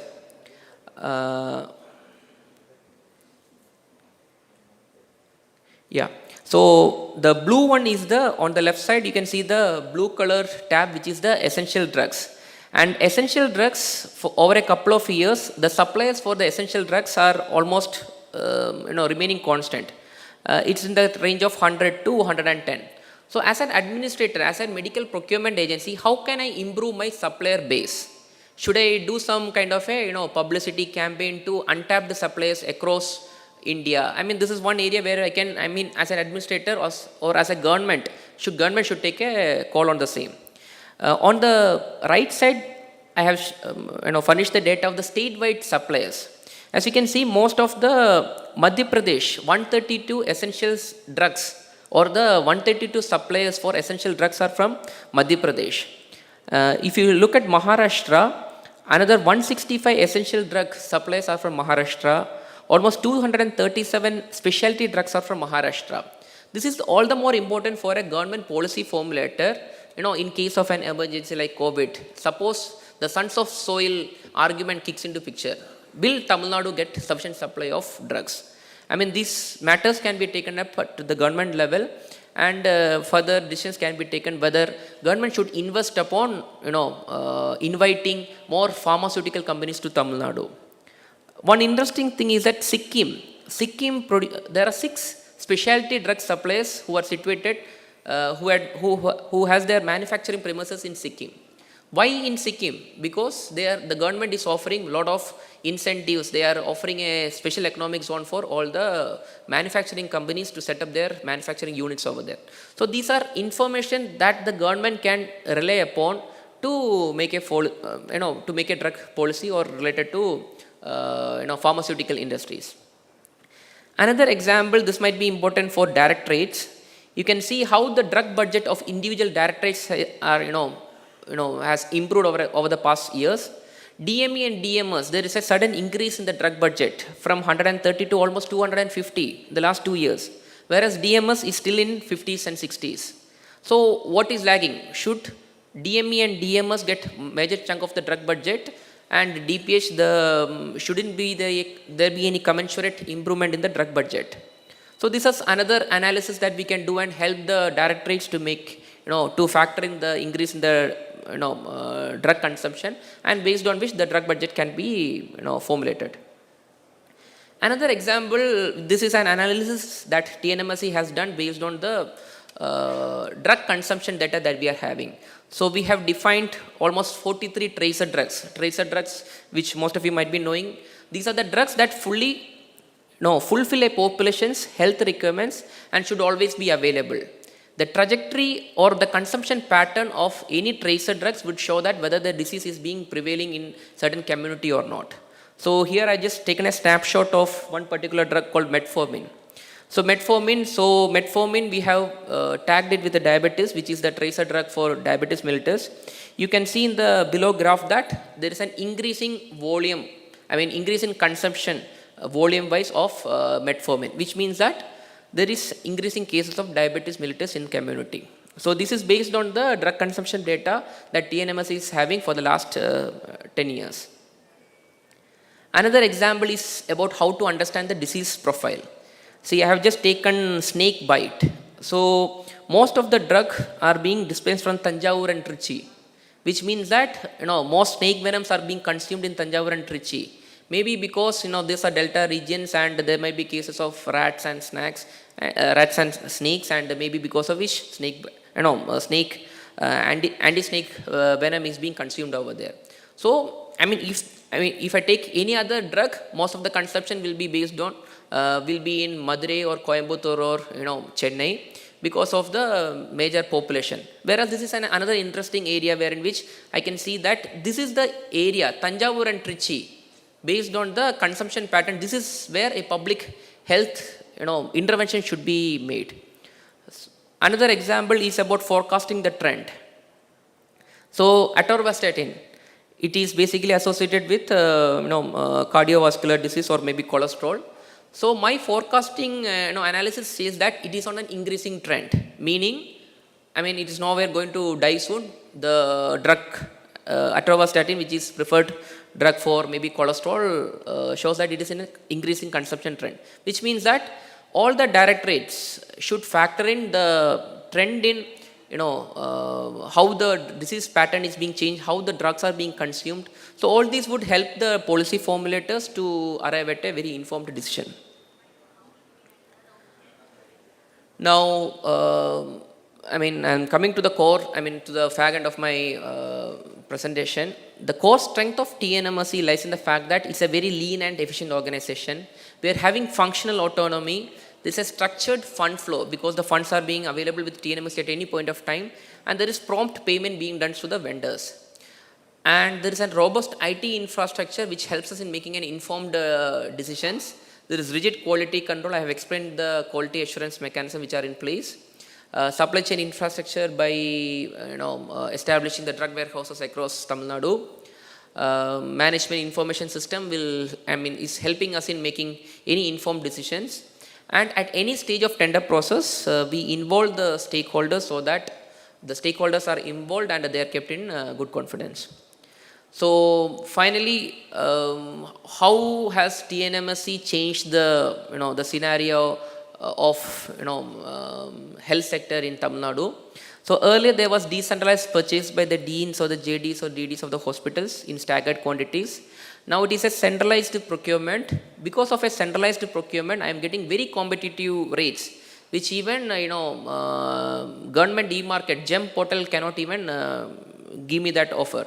I'm getting a very centralized. I'm doing a very centralized procurement of all the drugs, in which the quantity is huge, so that the supply and the payment is on a very prompt basis. So the suppliers are happy to do business with the TNMSC because of the assured payment on a timely manner, and the rates are very competitive. And earlier there was supply by dealers. Now there is supply basically by manufacturers and the direct importers, which means that the quality of the products that are being delivered are taken care of. And also it ensures that the service or the after sales service aspect is also being taken care of by the actual original manufacturers. Earlier, with respect to the drugs, it used to be in loose forms in bottles. Now it is in strips and blisters with the logo of Tamil Nadu and not for sale outside government hospitals. This ensures that there is no pilferages in our system. So there is effective and systematic quality control. Different rates was there for hospitals. Now there is a uniform rate for all the hospitals. Payment used to be from multiple sources earlier. Now payment is from a single source. Rate, as I said earlier, it were higher, and now it is, since it is in a bulk purchase, rates are very competitive and cheaper. So I would like to thank you all for again listening to this presentation, and this is all about TNM.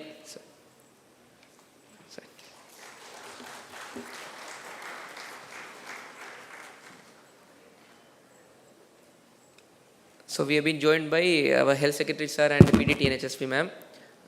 So I was just finishing my presentation about TNMSC. So any doubts or any clarifications with respect to the TNMSC model, I'm all ears. Thank you.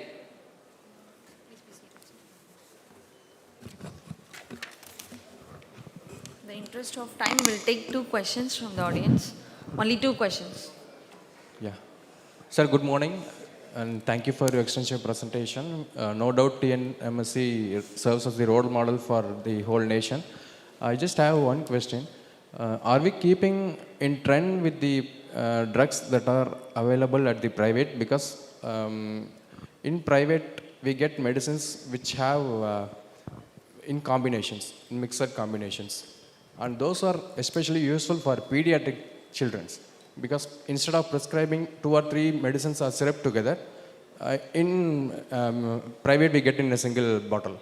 So are we keeping in trend with are we following the trend that's being followed in private? And the second is the taste of the syrup.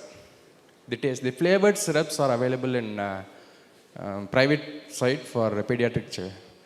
So I myself have tasted all the syrups from TNMSC, and I have given to my own children, but they prefer the taste of the syrup that's available in private. So what is that's preventing TNMSC to get into that?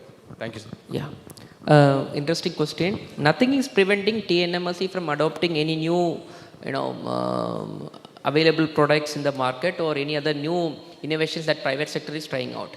In fact, we are actually, in the drug committee, which I mentioned in my presentation, the drug committee takes care of all the top selling drugs in the private sector. And we see that whether these drugs, we have in fact taken analysis of the top selling drugs in the private sector in the last 2-3 drug committee meeting, and we have checked whether these drugs are available in our essential drugs or specialty drugs. If the top selling drugs are are not available in our EDL or specialty, then we include it. Because always, private is always ahead of the government sector in terms of adopting newer, interventions or new technologies, which also we make sure that it is being adopted. So we do that. And any cosmetic changes, like let's say maybe the taste or maybe any suggestions with respect to the packaging or anything else, it all happened on an annual basis. I can give you an example in which there was a feedback from government and also from the practitioners about the iron syrup which is being given to the pediatric cases. There was a suggestion that a dropper needs to be included. So in this tender, we have changed the specifications that for pediatric iron syrup, we will have a dropper facility. In the bottle itself, there will be a dropper, and the color coding can be changed. So all these we are very receptive in accepting all these suggestions, and we can regularly improve that. We are doing that also. Yes, sir. Regarding the flavor and the combination. Yeah, combinations in our EDL, we are not accepting any combinations as of now, because if we start accepting combination, there is going to be a wide variety. Right now, we have maintained our list of essential drugs to 322. Last year it was 348. Now it is 322. Combinations meaning that each practitioners can have their own combination preference. We can't do in public, sir. Sorry? Combination is not allowed by NHS. It is not for the public. We have to, as a doctor, we have to do the combination. Okay. Right. Sir, I am from the day 1 of TNMSC. I was working in DPH, DMS. I am Dr. Amudakumar Ramasamy from Madurai. At that time, from Purnalingam, our senior professor, Sir Purnalingam has been started this. We have done 145 beds for only 20 lakhs. Now, TNMSC is giving extensively very good. But my thing is, we can still do more if we ask us to be corporate with your advisory. We are ready to do, because in my hospital, it is SKG hospital, my father's first batch of Marimedi College, he has not allowed me to come to Chennai when I finished all my 12 categories of critical care by US. When I've been in government service, I have to do only 1 week is permitted to get the training. So by 2007, I got my severe psoriatic arthritis, I couldn't do. At that time itself, there is only 300 drugs available in TNMSC. In my hospital, I am having 1,500 molecules to run a hospital in critical care at par with any of the persons in Chennai or any other corporate hospital. We are doing for the CMC scheme, which has been approved. And that I don't charge for any CP child. I have not charged for any pediatric, because I am an adult critical care. In that itself, we need 1,500 drugs. But you see, our TNMSC, even including DME, we are having only maximum 500 molecules. What about the other 1,000 molecules, sir? Because I am the person who is doing 220 cases per month, helping the poor, and we have screened more than 2,500. It's not an ordinary one. In the whole world, I have been checked. 2,500 villages we have been screened, and we have given even for the respiratory. Please cover Sorry, that ma'am. question, sir. That's why I am requesting for all to improve our quality. Hello. Single Yeah. molecule itself, 1,500 molecules are available, sir. Sir, the list of drug, there is a mechanism which is in place. All the treating doctors can give the recommendations of what all drugs needs to be added to the EDL or the specialty drugs through the HODs. That is why I explained in the presentation also the drug committee meets annually, where which the representative from all the directorates are there. So any request for addition, deletion, modification or any request with respect to the existing drug list is being entertained by the drug committee through the HODs. And as far as the number of drugs are concerned, not all drugs are required. The drugs which are required, there are alternatives for the same. For example, I am having one particular drug for, let's say, cholesterol. I need not empanel all the drugs for cholesterol. Okay, so there is one particular drug which is out of patency, non-branded generic drugs. The TNMS's principle is that we procure only non-branded generic drugs which are out of patency, and that is being included in the list. I am asking for the emergency drugs, sir, because there is no bisoprolol, there is no perindopril in our TNMSC, sir. That is the most basic for any CCF patient.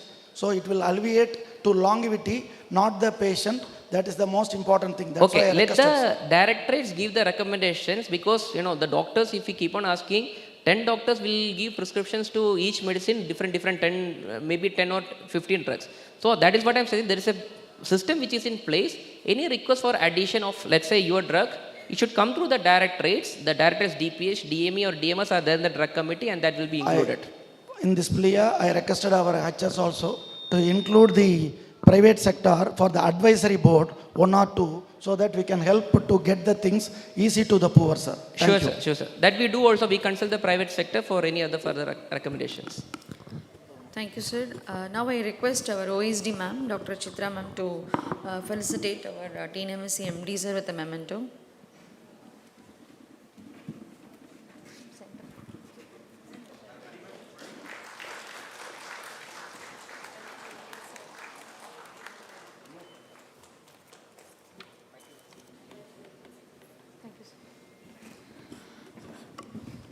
We will move on to the next session, which is a plenary on rational prescribing or antimicrobial resistance.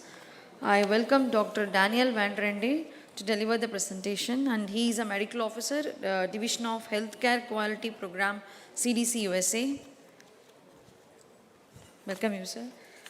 Dr. Van Rende has worked with CDC as a medical officer since 2015, supporting many countries, Africa, Asia, Caribbean and Middle East.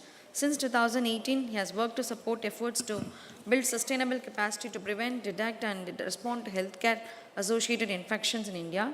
He supported India in building capacity to prevent and respond to healthcare associated infection. He has many national and international scientific publications to his credit. He is also the principal investigator in multiple international research projects. Over to you, sir.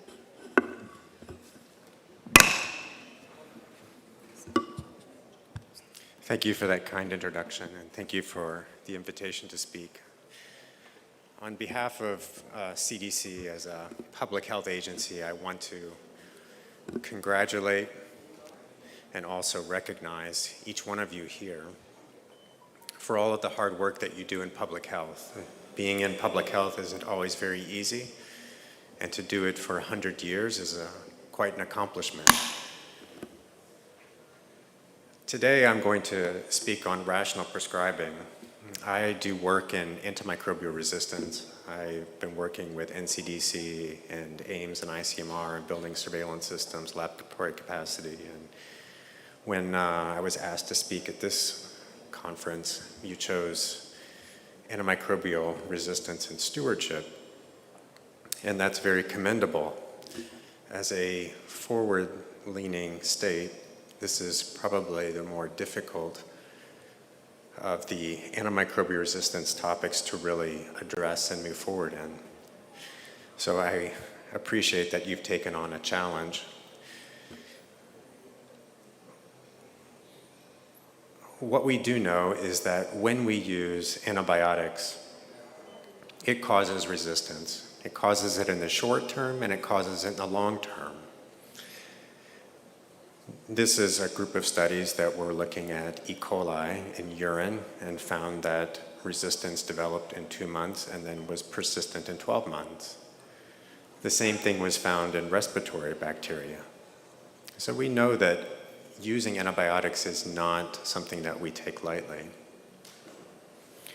We also know that we tend to overuse antibiotics. And if I ask you if you knew somebody or knew if you tended to overuse antibiotics, many of us would probably raise our hands and say, at some point, I may have not used it appropriately. I may not have prescribed it appropriately because I had fear. I didn't know what the data was. I didn't know what was going to happen to my patient. And we recognize that, but we also recognize that there are reasons why it's difficult to do that. And so these are some studies that have been done which show that there are many barriers to doing good prescribing practices that happen in the rural setting. They happen in the hospital setting. They can also happen in the intensive care unit or here in a transplant setting. So we know that there are lots of barriers to proper prescribing.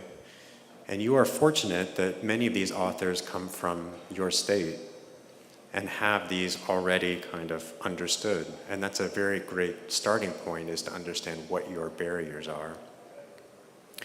We also recognize that there are opportunities and some building blocks for doing appropriate stewardship.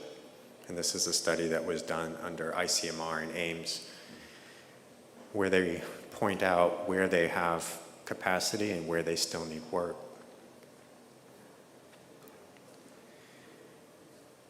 If we take on stewardship, we also recognize that we're taking it on not only for ourselves, but also for our children, for our friends, for our family.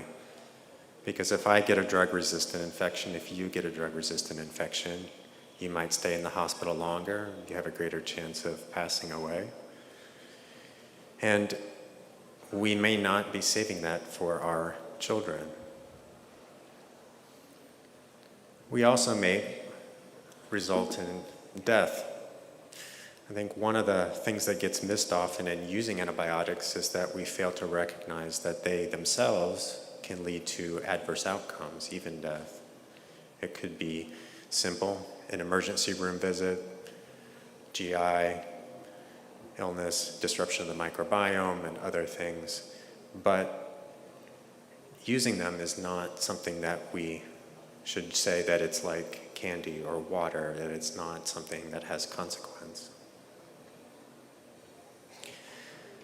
I think the good news is that when we look at if we are responsible, there are things that can happen.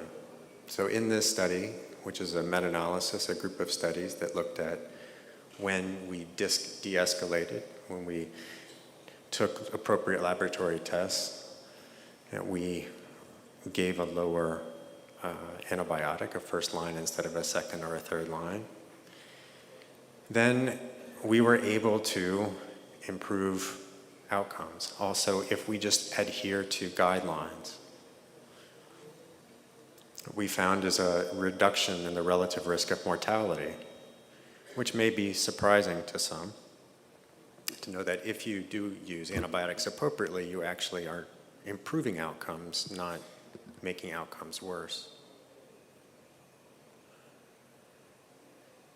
An example from South Africa, which is limited in its resources, using pharmacists and changing their system. And in changing that system, they were able to decrease use of antibiotics. And over time, many, many years, decrease consumption. And I think that's an important point to point out, is if you embark on this, if you choose to take it up, it's not going to happen in 1 year. It's going to take 3, 4, 5, 6 years before you'll see a sustained trend. But we know that if you do that, you can make a difference. In this study that came out of Scotland, when they had sustained reduction in the use of antibiotics, their MRSA prevalence decreased, which is methicillin-resistant Staph aureus, which is a common surgical site infection. And why should you care? I mean, 54 to 37, I mean, why would we care about that? So in a meta-analysis of studies that had MRSA patients, and this was around hemodialysis patients, there was an increased risk of mortality. So I would rather go to a hospital that has a lower incidence of MRSA than I would to a hospital that had a higher incidence. And here's another example. We have Hospital 1, Hospital 2. Hospital 1 does stewardship, Hospital 2 does not. In the hospital that does stewardship over a 6-year period, they had a decreased risk of E. coli being resistant. Would you rather go to Hospital 1 or Hospital 2? But I'll also point out as a fundamental that stewardship across these examples isn't happening just because one person is making a change. It's the system that changes, and the system change requires leadership. The system change requires someone to put personnel that are dedicated toward making that change. When we look at antibiotics, we also have to say, where can it be used appropriately? Antibiotic stewardship is also about making sure it's used correctly. So in this example from India, appropriate use of antibiotics to save the lives of children has been very effective. So it's not only about not using the antibiotics, it's making sure that you're putting your people and your providers in a position with information that when they use antibiotics, that they're saving lives.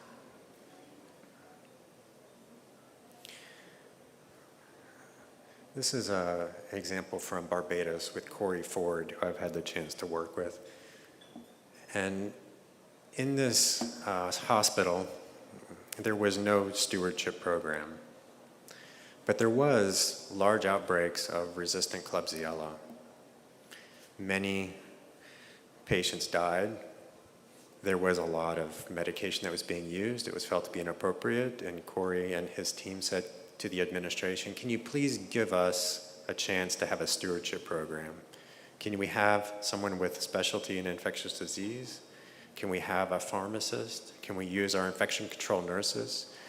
And when they did that, and when they went in as a program, they were able to reduce the number of antibiotics. They were also able to save the hospital a lot of money. 65% of their antibiotic costs were coming from these antibiotics.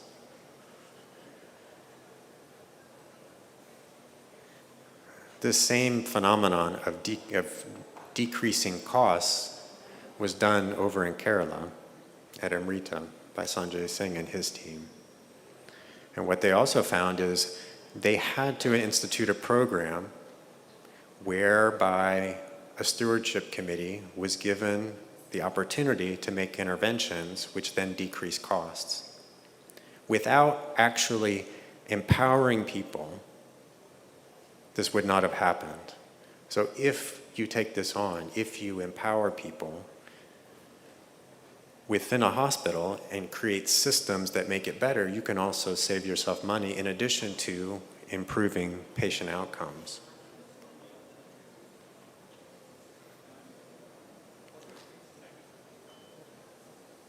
And again, another study.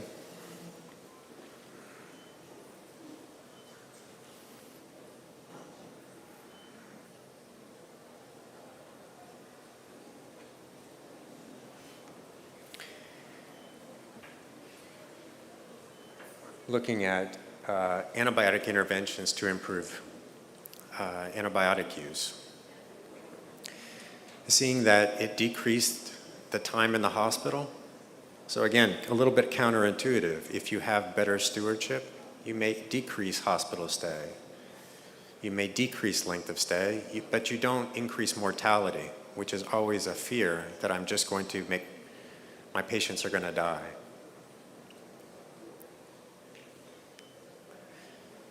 So we know that there's antibiotic resistance. We know that people are affected. We know that it's persistent. We also know that change can happen, but it takes time. We know that personnel are needed to make these changes, and you have to change the system.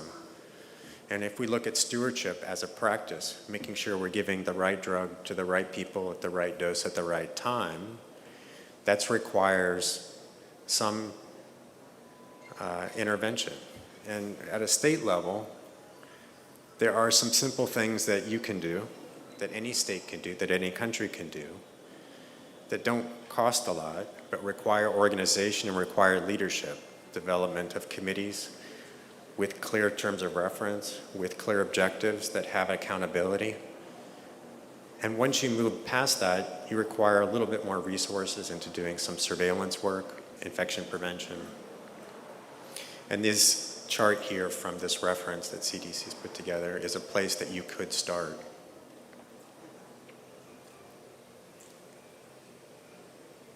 At the facility level,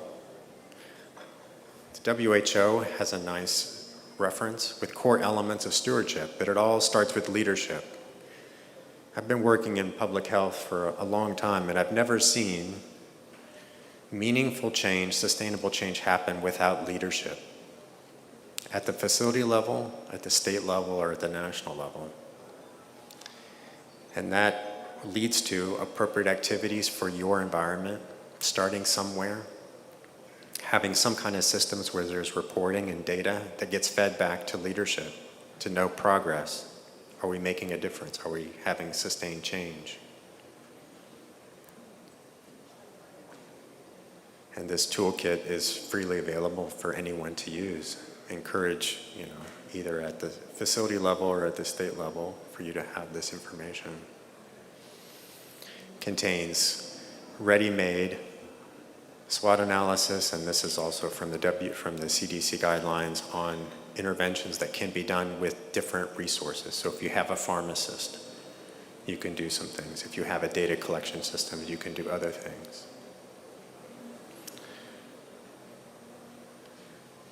And starting somewhere. So these are the basic interventions that are from this document.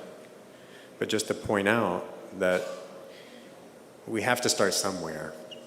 If you want to do stewardship, you have to at least take one step forward. And that is public health. We always have to take one step forward and then another step forward. And these are steps that you can take. And although I was talking mainly around stewardship, we also recognize that stewardship in and of itself isn't effective. I can't just treat and make sure that only the antibiotics are given appropriately. What we also have to recognize is that it's incumbent upon us to stop the infections from happening in the first place with infection prevention control, with infection control nurses, with training programs for those individuals.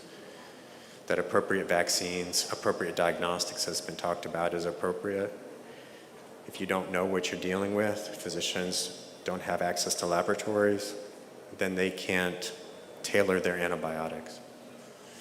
And of course, the environment, having appropriate water and sanitation and hygiene.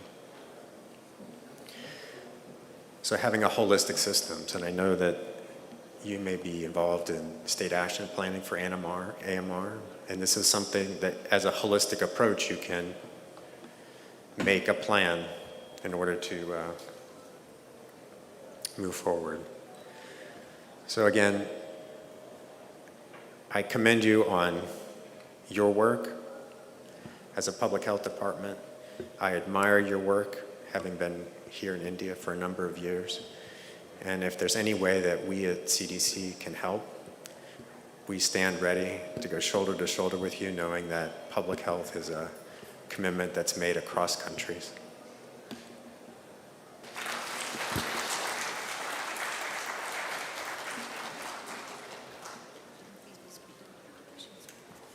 Any questions? We can take 2 questions.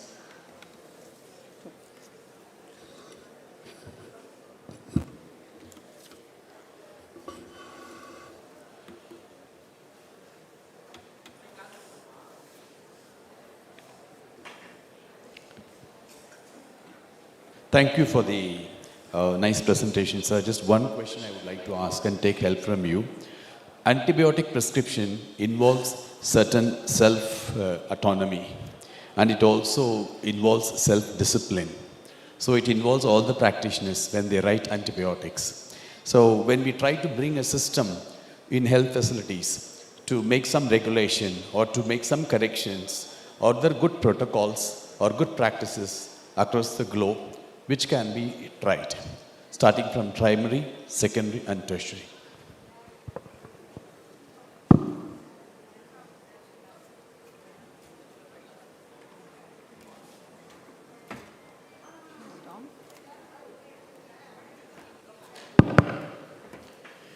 So you ask a very difficult question. There's no ready answer for you just to say that I can point you and say this, this, this, and this. The CDC document has some guidance on that. Every facility has their own capacity. So every facility has maybe some expertise with infection prevention, and pharmacist or no pharmacist has an infectious disease doc, no infectious disease doc, somebody who's interested in it. It may be that patients are getting it outside and bringing it in.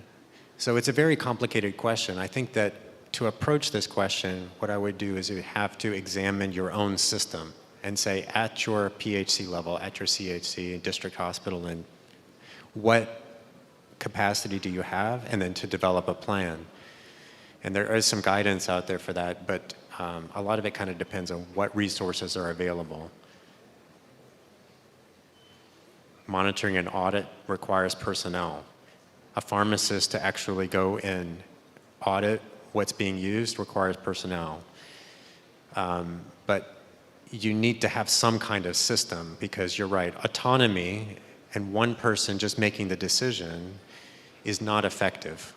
And from the studies that I've shown, whenever we give physicians complete autonomy without any oversight, you're going to have a system that continues to overprescribe antibiotics. Both here and in the United States it happens, and other countries.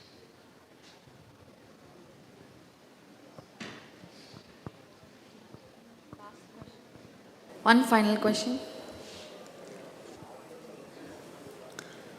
Okay, thank you. Thank you, Dr. Daniel, for enlightening us on one of the current areas of concern and the interventions we need to undertake to overcome it.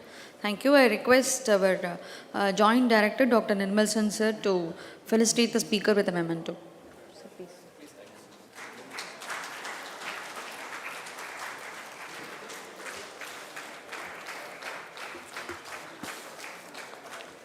Thank you. We'll move on to the next session.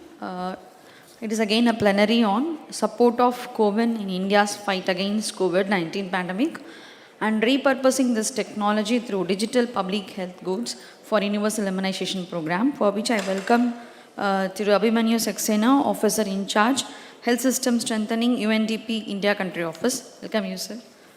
He is an engineer who has specialized in business administration, has completed sourcing and supply chain management program. He joined UNDP 8 years back as subject matter expert for implementing EVIN and CoWIN process flow dashboard reports along with approval of Ministry of Health and Family Welfare. He is the first nodal person of National Cold Chain and Vaccine Management Resource Center, founded by Ministry of Health and Family Welfare in 2013. He has contributed to national assessments and modules related to cold chain management. Over to you, sir.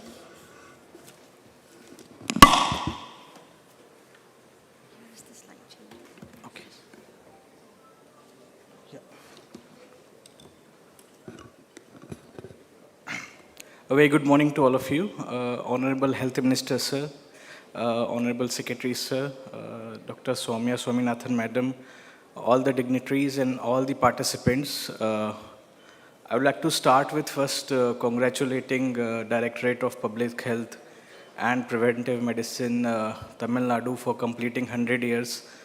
I think this is a humongous achievement, and we all are so proud of. DPHS is not just contributed and contributing towards the health status of Tamil Nadu, but I think this is the role model for all other states.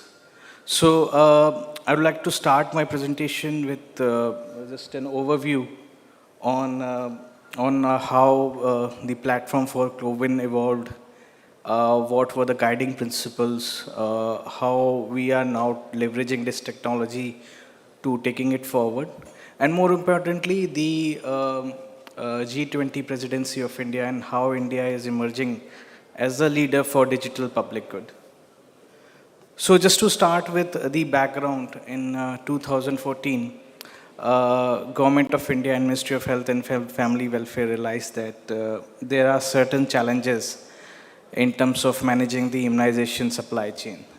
That includes lack of real-time visibility, storage temperature monitoring all the time, non-standardized stock keeping, multiple areas, multiple health facilities were using multiple ways to track the record.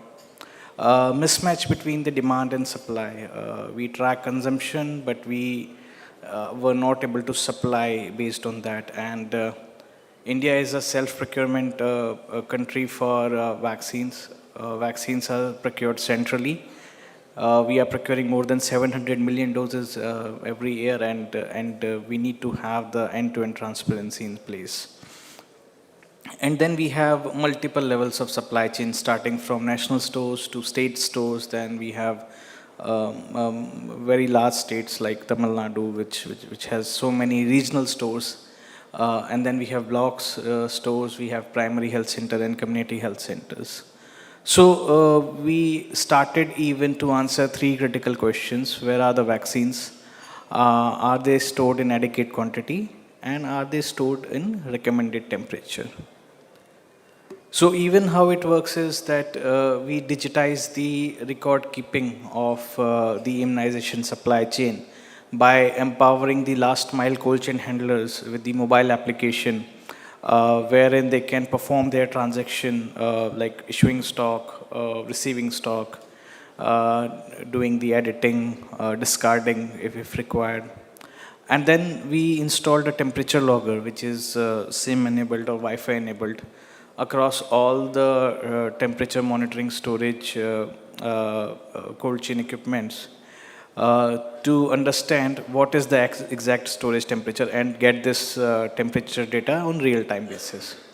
And then once these two tools starts talking to the cloud server, which is based in India, the program manager at the district level, at the block level, at the state level, they can start looking at the data and start taking data-driven decision making based on this. And of course, this entire system is completely open source. So this is a slide just to show you that how Even is evolving from last 6-7 years.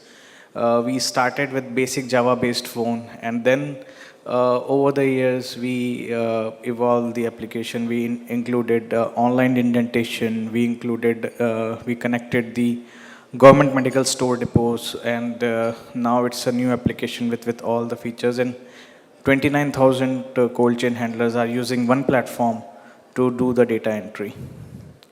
And again, talking about the scale and the impact assessment, I think there was one impact assessment done by Ministry of Health in 2018, which shows that over 90 million vaccine doses were saved, and the return of investment is 2.91. So it means every $1 we invest on even, it gives a return on investment of $3. So as previous speakers were also claiming that these are not actually expenditures, these are savings which we do if we invest in the supply chain and the digital health areas. Also, we have seen 75% reduction in stock out nationwide. There's a dedicated cadre for vaccine logistics and cold chain management. And it is seen that there is a 99% adherence rate, which means across the country, we have more than 29,000 cold chain handlers. So every week, out of those 29,000, 99% of them are performing the entries in time, and we have 100% users on board. The system captures more than 7 million transactions every month and 20 million temperature data, which is we are capturing every month. So now in 2020, when the government of India started planning for COVID vaccination, there was one guiding principle that we have to do the individualized digital tracking of the COVID vaccination. And it was not an easy task because we are talking about more than 1.2 billion beneficiaries. Can we actually register all of them? Can we actually capture their data, capture their vaccination status? So those were certain guiding principles, which includes there has to be a digital acknowledgement of every vaccine dose administered. There has to be dose interval maintained, like 28 days or 3 months as advised by the NTAGI. We have to adhere to that. The consistency in the vaccination schedule has to be in place. The verification and tracking mechanism of each dose administered and identify where it was administered, on which date, by which vaccinator, all those details has to be there because we have to capture the AAFI data also if that happened. And then again, talking about guiding principle, it has to be equitable and inclusive. We have a country with so much diverse population. Some people have authentic photo ID, some don't. Some are in prison, some are in asylum. We have to vaccinate everybody. And the system has to be able to be inclusive enough to capture each and every vaccine dose administered. The other guiding principles include, of course, that this has to be single source of truth. And we are thankful to all the states and UTs, including Tamil Nadu, that they do all the transactions on time within the system so that migration shouldn't be a problem. So if somebody from Coimbatore traveling to Palakkad, it doesn't mean that somebody in Kerala should not be able to pull the record. The whole idea is that even if a beneficiary is traveling anywhere in the country, from Tamil Nadu to Kerala, Kerala to Tamil Nadu, the healthcare worker should be able to pull the record, check the vaccination history, and able to vaccinate them. And of course, there has to be a scalability, and this was one of the key aspects which Honorable Prime Minister said, that we need to ensure that the system should be scalable, should be able to take the load of 1.2 billion vaccination now. So again, in terms of the core functionalities, we provided blended registration. If you can register yourself online, if you can book an appointment online, fine. If not, you can walk in. Healthcare worker, the common service centers will help you. It will help you to track the vaccination. You will get the SMS and other alerts as and when your vaccination is due. There's very convenient slot booking from the system. You will get the instant digital certificate based on WHO protocol, which can be, which is accepted worldwide, the COVID certificates with the QR code. The mode of registrations are multiple as per the convenience of the users. We have very simplified access and with very minimal data inputs. You need not to fill lengthy forms to get vaccinated. You just have to enter your name, gender, year of birth, and that's it. And of course, the photo ID to do the data duplication.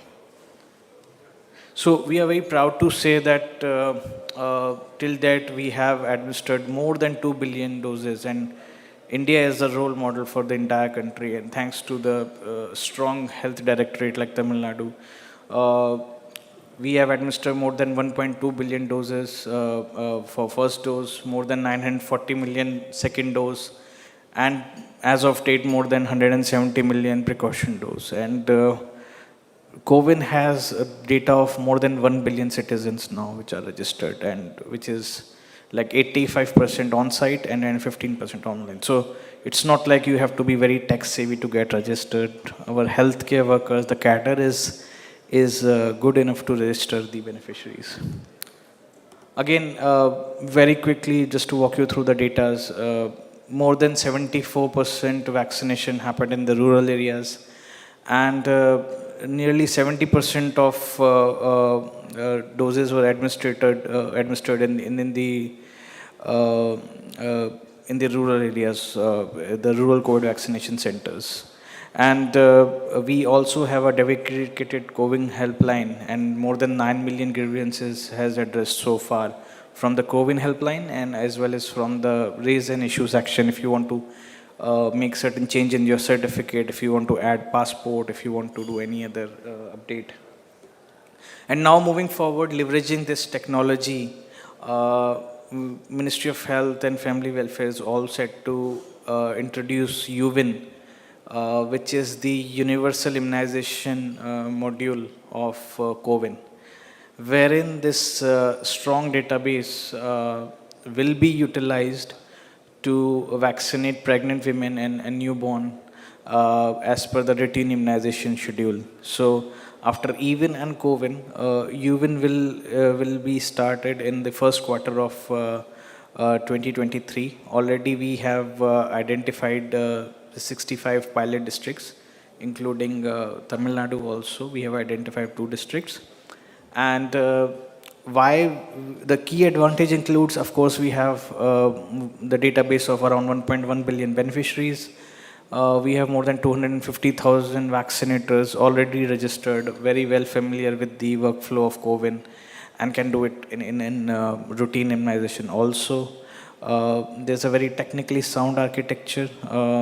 On 1st of March and the first week of March, it was close to 1.2 billion hits per day, and CoWIN is the second most searched word on Google in 2021 and 2022. So again, you require a very sound and technically strong architecture if you want to have this kind of database in place. And of course, the CoWIN and EVIN workforce, which is there in the country, more than 700 healthcare workers are there in the form of senior project officers, vaccine and cold chain managers, who will be instrumental in scaling up this program. So UVIN will include a module of healthcare workers wherein they can plan the session. It will include a module for citizens where they can register or they can walk in. It will also have a delivery point module, and that will be most important part, that we should be able to register all the deliveries outcome and newborn, and then we can reduce the 0 dose target, we can reduce the left outs once we have the data with us. We'll also have a vaccinator module, very similar to CoWIN. And moving forward, we are tapping a mobilizer module also. This will include ASHA workers having an application wherein she can see the routine immunization sessions and VHNDs happening in her area, and also the due list generated from the system, that who all are there to get vaccinated, and also she can facilitate registration from the same application. So if I talk about the overall learnings, I think in terms of governance, the strong government ownership helps to implement the system in a right way. Having strong standard operating procedures in place is very important. Digitization and technology is just an enabler. There has to be SOPs and skilled workflows in place to do that. There has to be regular capacity building and review mechanism in place. And dedicated and skilled human resource, of course, is very important. And if I talk about the technical learnings, we have seen a journey of digital health in India while implementing EVIN and CoWIN. In 2014, our concern used to be that can a healthcare worker use this mobile application, or are they well versed to do that? But here now the things have evolved. We are not talking about just the traditional database, but we are talking about the big data architectures which are interoperable. Authorized access to security, audit and compliance to ensure that the data is in India, it is secured. And if you are talking about electronic health record, we follow all the security compliances which is important for the privacy of beneficiaries. Also, from licensed products to open source product, all the systems are now considered as digital public good. and we are thinking taking it forward to the world, offering this to the world, and moving forward from data triangulation to API-based interoperability. So all the systems are with open API. Any system can talk to any other system, and that's how we envisage the future of digital health in India. So, as India's leading the G20 presidency, and if we talk about the health agenda for 2022-23, it includes the health emergencies prevention, preparedness, and response, wherein the digital platform will play a very important role, just like CoWIN. Strengthening the capacity to manufacture and having a Make in India kind of a solutions, which have effective quality and which are affordable. And of course, the digital health innovation and solution to aid universal health coverage and improve healthcare services. And I think just to update you that now when we are talking about UWIN, we will adhere 100% to the Ayushman Bharat Digital Health Mission protocols, which says that one country should have one directory for the beneficiaries, what we called unique health ID and ABHA ID, which we'll integrate. One directory for all the healthcare facilities, what we called HFR for public and private, so that each system can talk to each other. And healthcare professional registry, three things. Every healthcare personnel will get the healthcare professional ID from ABDM, and once we link all of them, then all the doctors, all the healthcare facilities, all the beneficiaries will have one ID, one kind of directory which can be referred by all. And that's how we are building UWIN and other digital health systems. So I'll conclude by saying that CoWIN is a strong case study to showcase how India's leadership in digital public good offers unique lessons and digital public solution, and that can be leveraged, that can be adopted by countries worldwide. So this is my last slide. Thank you so much for your patient hearing, and I'm open to all the questions. Thank you. So any questions?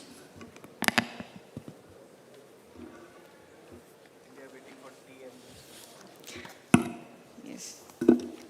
Thank you, sir, walking us through the achievements of CoWIN and EWIN and on the scope of and benefits of UWIN portal.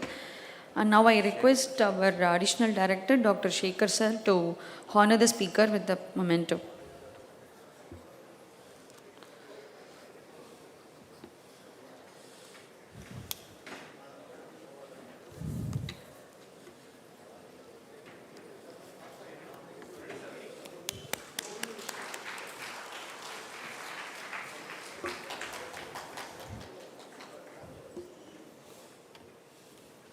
Thank you, sir. On behalf of the organizing committee, DPH ICON 2022, I take the privilege to welcome our Honorable Health Minister, sir, for the day 3 of the DPH ICON 2022. And also I welcome our respected Health Secretary, sir, and Thiru Lalvena IAS, sir, our Commissioner of Food Safety, and Shilpa Prabhakar Satish ma'am, our Mission Director NHM, and Dr. Uma ma'am, our Project Director TNHSRP. We welcome you wholeheartedly for the prestigious event, ma'am. Now we'll take 10 minutes break and request all the delegates to be back by 12:10 p.m. Thank you.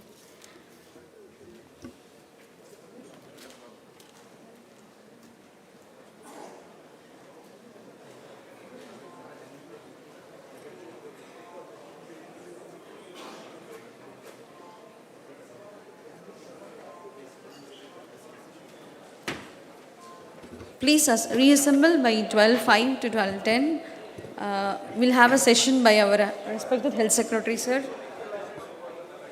I request all the delegates to be back in 10 minutes.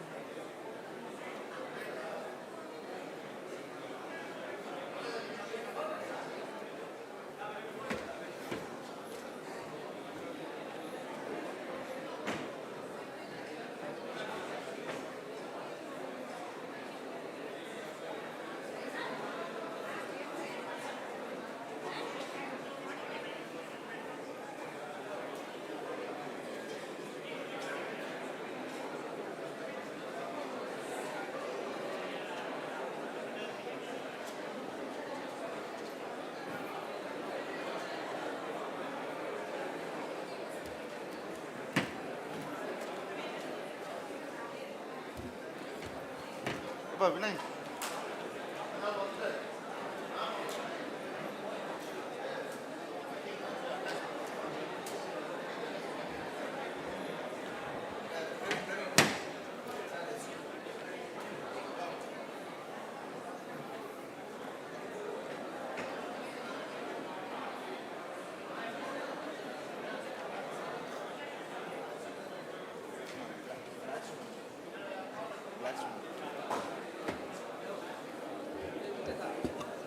can start the session.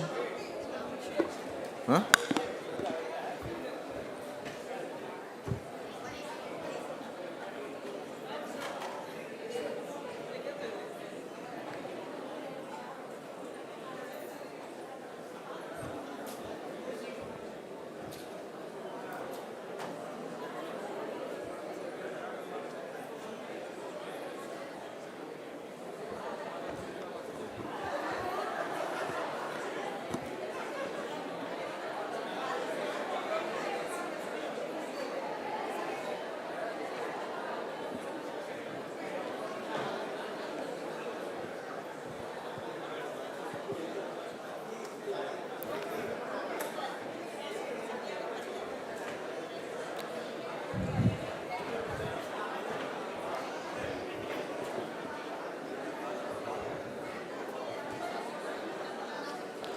Kind request to all, we need to start the session, please.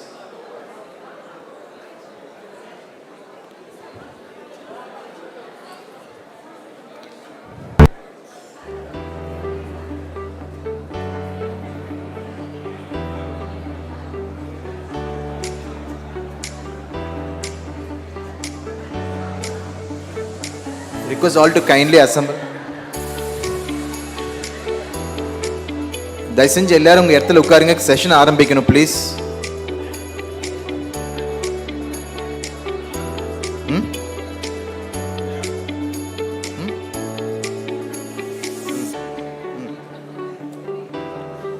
Request everyone to please be seated.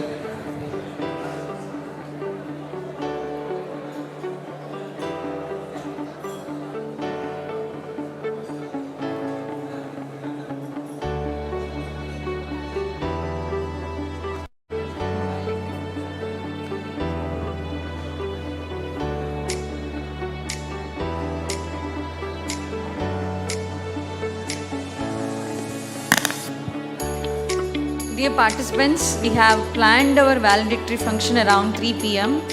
So I request all of you to please be seated so that we can finish the sessions on time.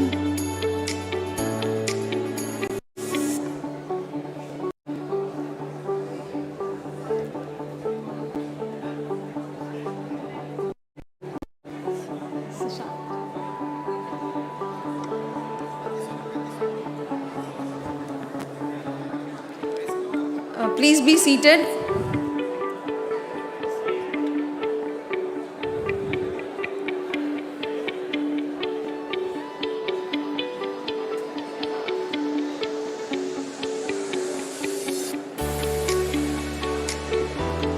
So we welcome Dr. S. Ganesh, IAS Sir, Commissioner, Indian Medicine Homeopathy, and through A.R. Gladstone Pushparaj, IAS, Chairman MRB, for this occasion.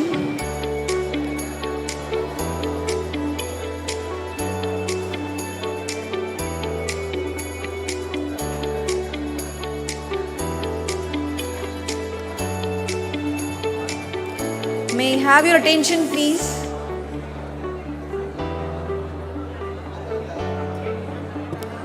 I request the participants, please be seated. We are about to start the next session.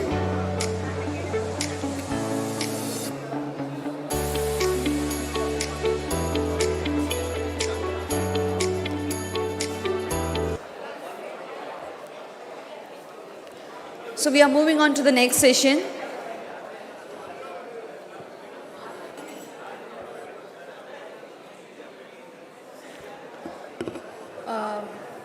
Now we have a plenary session on Tamil Nadu Model of Public Health, Role of Public Health Department in Tamil Nadu Health System, a Centenary Journey.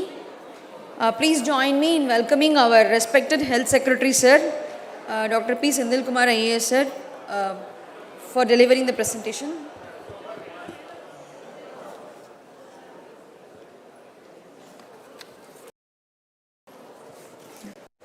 So, sir became an IAS of the 1995 batch after completing his MSc Agriculture. He started his career as a general manager, worked as a sub-collector in the Viluppuram district, and worked as director of Tamil Nadu's government, Tamil Nadu government's Women's Welfare Scheme, and he is a former director of TNSTC and currently principal secretary to the government of Tamil Nadu Health and Family Welfare Department. Above all, sir is a very down-to-earth person, approachable and leading our department and guiding us always with a smiling face, whatever challenges we face. So, we welcome you, sir.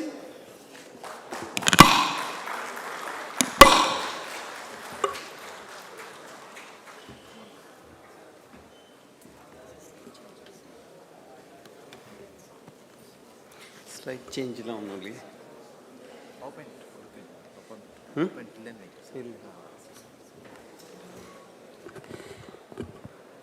Honorable Minister, other distinguished speakers, dignitaries and friends, good morning to all of you.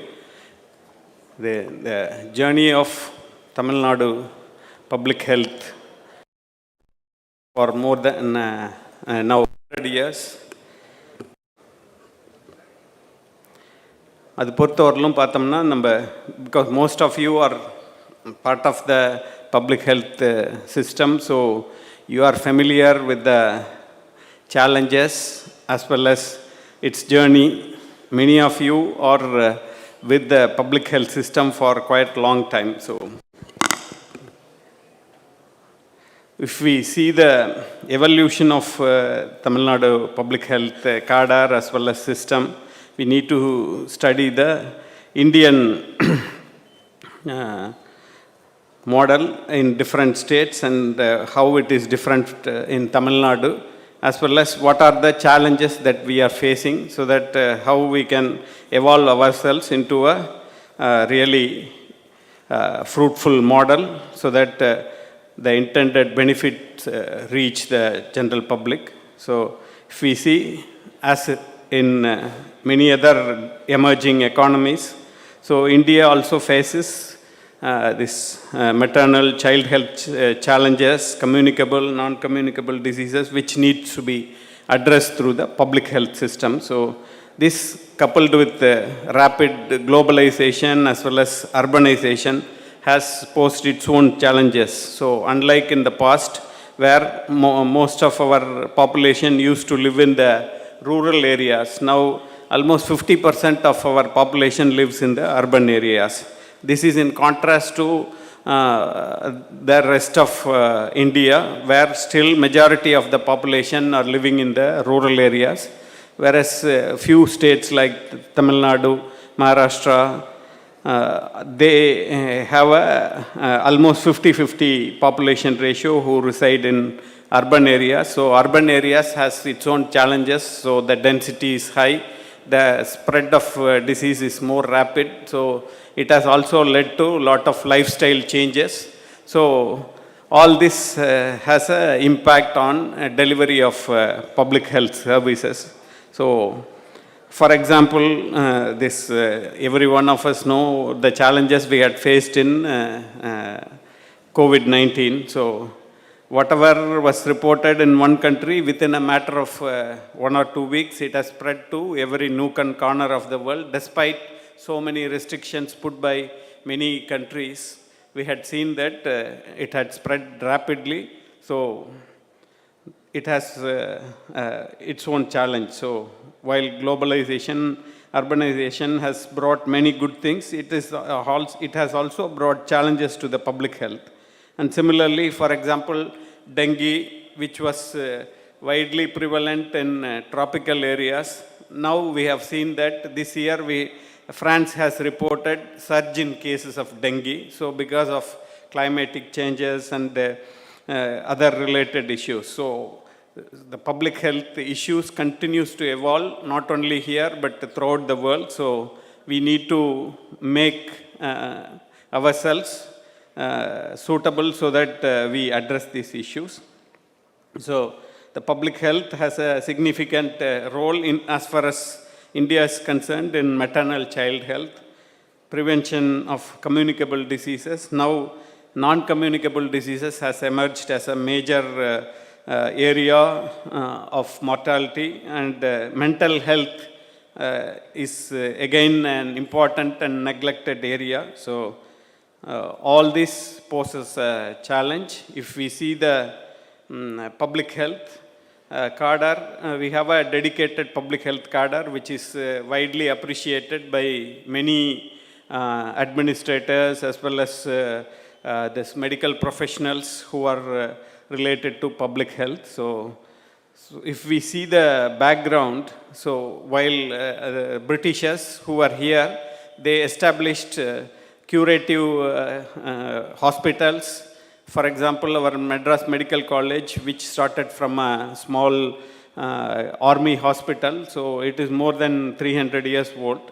Whereas compared to that, our public health establishment and institutions are relatively new. It started with the Public Health Act as well as this pandemic in the early 20s. It has resulted in establishment of this public health as an act as well as institutions to take care of the public health. The Britishers were worried about protecting the Europeans as well as army establishment, so that their interest as well as the life is at safe hands. So they gave a lot of importance to the sanitary aspect as well as environmental sanitation. So because of which this Tamil Nadu Public Health Act, erstwhile Madras Public Health Act, was enacted, which helped the state in engaging sanitary inspectors and other environmental sanitation workers, which helped in prevention of communicable diseases. So subsequently, if we see at the national level, there was a committee set up by the Government of India, Joseph William Bohr Committee, which was actually basically a health survey as well as development committee. So they had studied all the various institutions, and then they suggested a number of short-term things as well as long-term initiatives.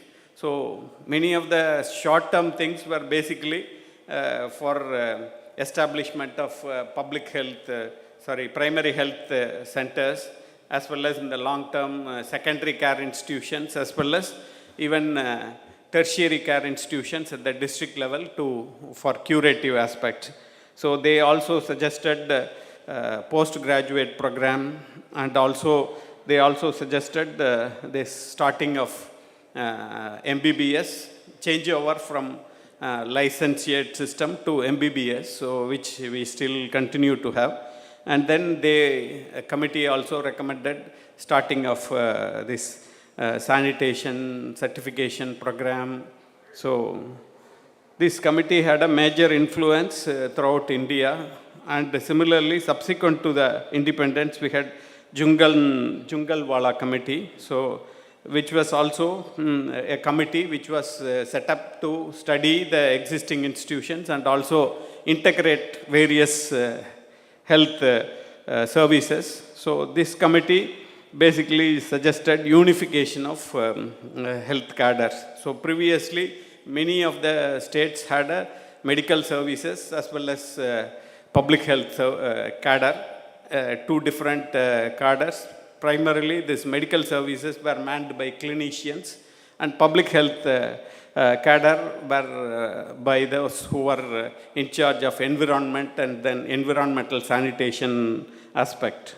So because of this committee, many other states which had a separate cadre, they had merged these cadres, so which almost resulted in eclipse of public health cadre in most of the states.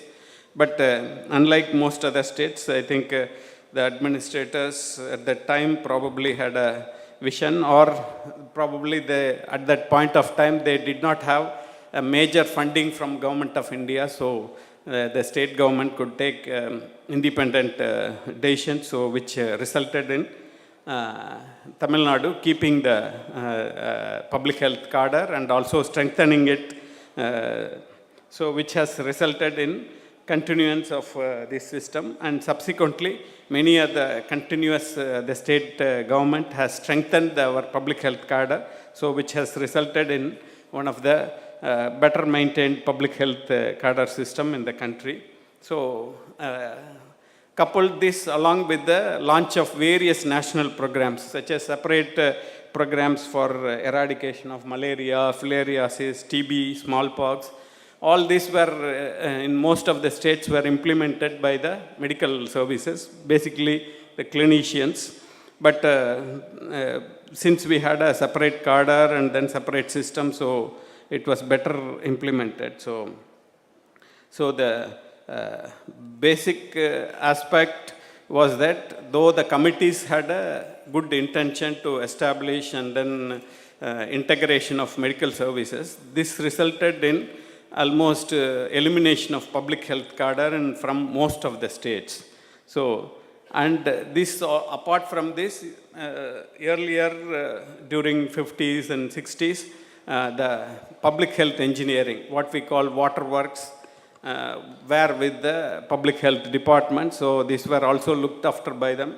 So, but subsequently during 60s and 70s, most of the states, they established separate water supply management system. So Tamil Nadu also had established water supply and management system both for rural and urban areas. So we have established Tamil Nadu Water Supply and Drainage Board, and also Metro Water in Chennai and metropolitan areas. So it looked after this water supply aspect, sanitation, sewage, both in urban areas and rural areas. So in 70s and 80s, it expanded rapidly.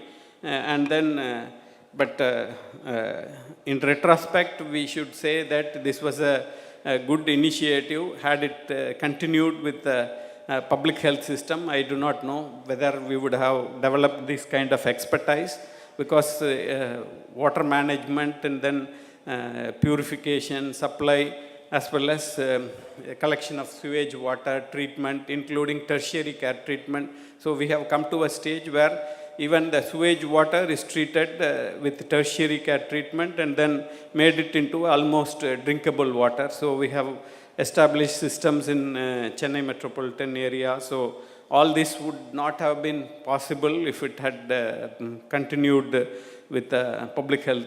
Now we have a separate people, but fortunately, even the TWAD board, we have representation from the public health. Director of public health is one of the board of directors. So in a sense that our interest in ensuring that safety of drinking water and then quality of drinking water, that issues faced in the drinking water are duly taken care of. And similarly, earlier sanitary inspectors were there. So these were primarily with the urban and rural local bodies. However, these were directly under the control of, almost dual control, under the control of public health department as well as urban and rural, urban local bodies.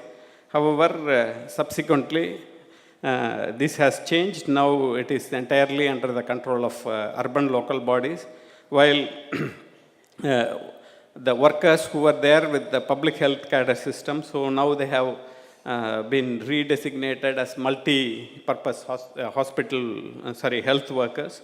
So all these changes have some positive as well as negative consequences. So that is, in a sense, if we retrospectively see, in respect of Tamil Nadu, it has done mostly positive impact on our healthcare system as well as public health institutions. So if we see, compare Tamil Nadu with many other states, they don't have, some of the states still don't have Public Health Act. So the Public Health Act, which was introduced in even during colonial times, so it continues to serve very important purpose. It empowers the public health officials with a lot of powers to control and then manage the outbreak as well as diseases.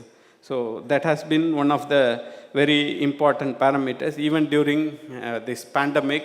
Before we invoked the Disaster Management Act, then we first issued a notification under the Public Health Act.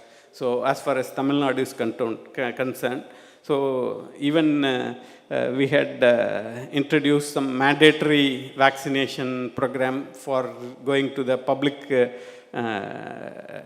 areas. So the act continues to be very relevant, especially during a pandemic and also to minimize the outbreak. So that is one of the key difference.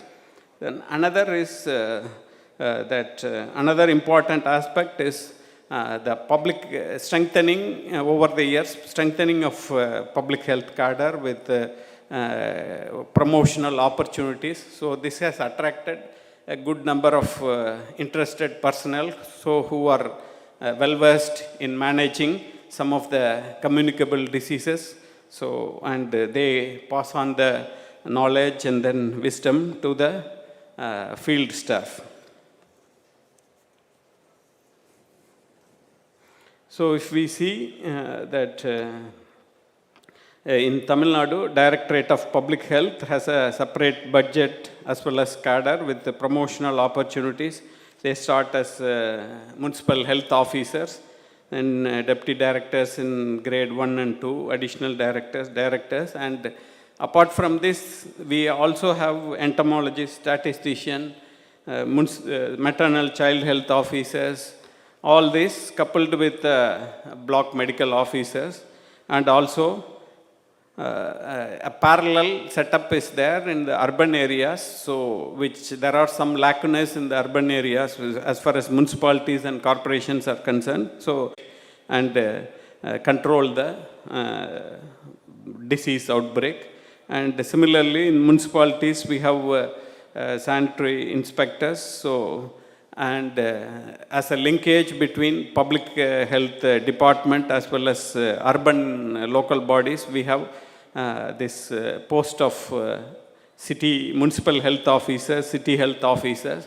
Fortunately, we have now the municipal and water supply department has issued a GO indicating creation of this municipal health officer post depending on the population, so which is a very, very welcome move, and it is going to further strengthen the linkage and also improve our public health outreach in the urban areas. Because in urban areas, we are facing a lot of challenges because outbreak is frequent, and then the contacts are likely to be more because of the density. So all this is creating its own unique problems. So probably with the issue of this GO creating new municipal health officer post as well as city health officer post in our urban areas, especially these municipal corporations as well as bigger municipalities, will definitely going to further strengthen our public health cadre as well as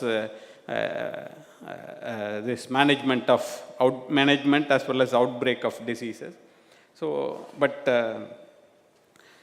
despite all this, we still face a lot of challenges in the public health, and if we address these challenges, this public health cadre will continue to grow and be a pioneering as well as institution for years to come, because from birth, whether from the issue of birth certificate till the death certificate, everything in between is managed by the public health.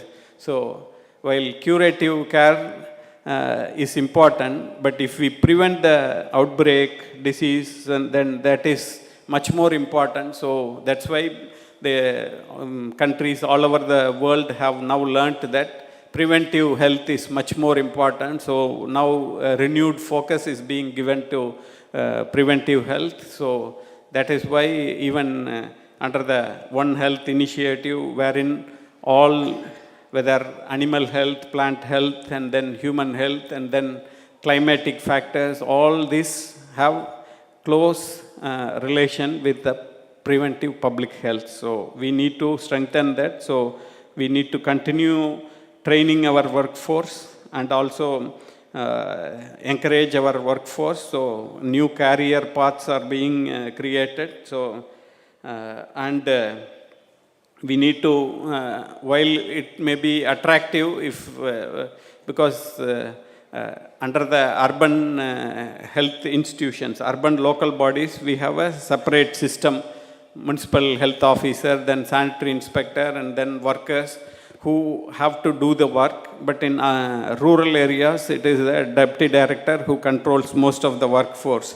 So while it may be, we may be thinking that it is better if they are also brought under our control, but each institution is having its own purpose. So we need to strengthen our coordination and then cooperation mechanism so that we work together as a team and then deliver results to the public. So the coordination with the urban local bodies is a challenge as well as an opportunity so that we can redouble and then double our effort.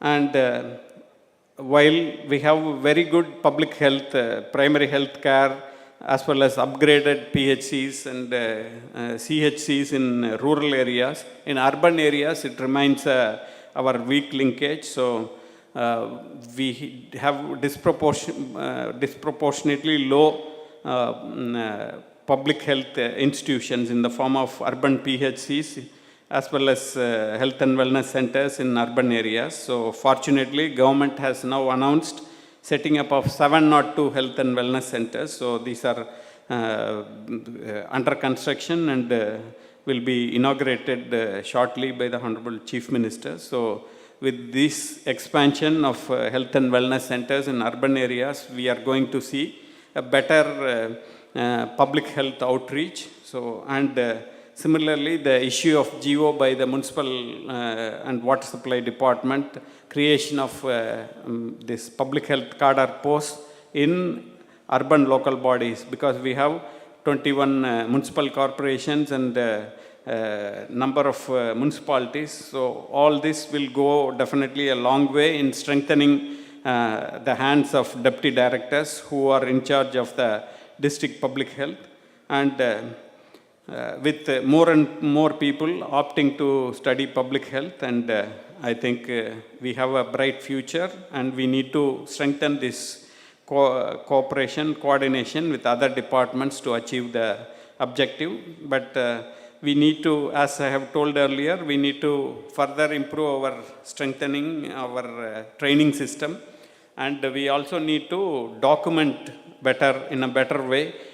We every day, every week, we are seeing so many outbreaks, whether it is diarrhea or even dengue or chikungunya, so many diseases, and each district and each institution, they deal with it in a certain way, which has brought them under control. So, but all these are not well documented for the future generation to use. So our public in the 100th year, we should renew ourselves and then evolve a system for publication, research of this, our success stories, so that it is available for other states to follow and also for future generation to study and then utilize.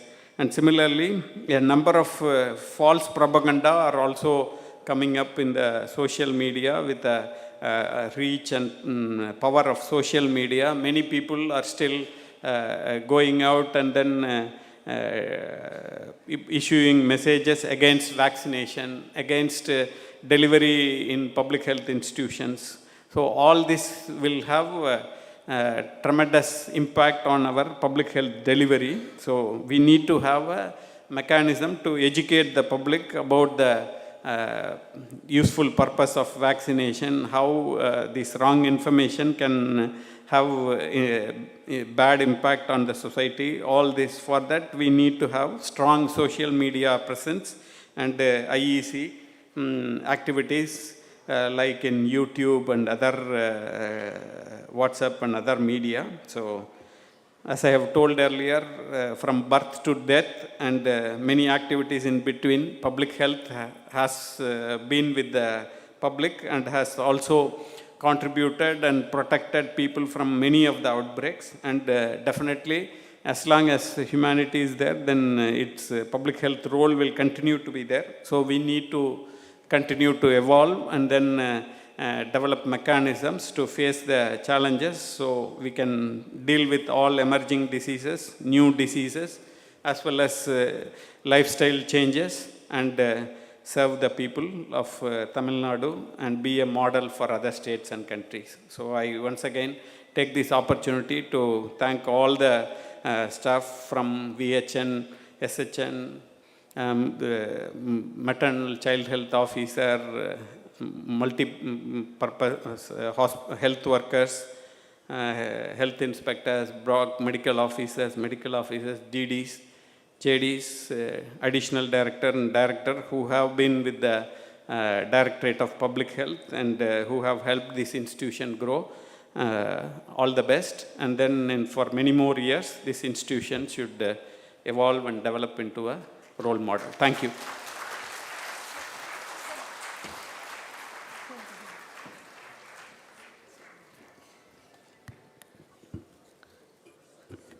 It's really an immense pleasure to listen to Sir narrating the centenary journey of our public health system. We feel really honored, Sir. We will definitely take your suggestions, valuable suggestions, to strengthen our research and social media component and achieve many more milestones in future, Sir. Thank you, Sir. Now I request our OSD, Sir, Dr. Vadivelan, Sir, to hand over memento to Sir as a token of gratitude.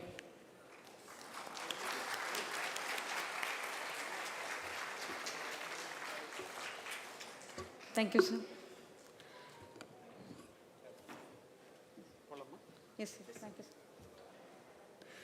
So moving on to the next session, it is again a plenary on role of Food Safety Department in ensuring public health by our Commissioner of Food Safety and Drug Administration Department, Government of Tamil Nadu, Thiru Lalvina IAS, sir. We welcome you, sir. Sir has completed his BA and MA Political Science and he belongs to the Tamil Nadu 2001 cadre, and he has worked in various departments: Revenue, Rural Development, Public Service Commission, Administrative Training Institute, Vigilance, Health and Family Welfare, Transport, Urban Development, Food and Civil Supplies, Sports and Youth Services, Arts and Culture, School Education, Juvenile Justice, Welfare of Differently Abled Person. He currently serves as the Commissioner of Food Safety and Drug Administration. We are honored to have you, sir.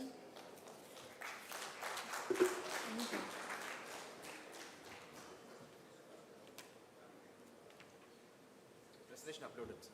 We have the presentation uploaded. Okay. I can start. It's present uploaded, sir.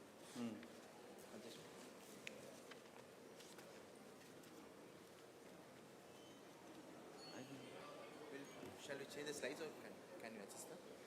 Okay. Which one shall I press?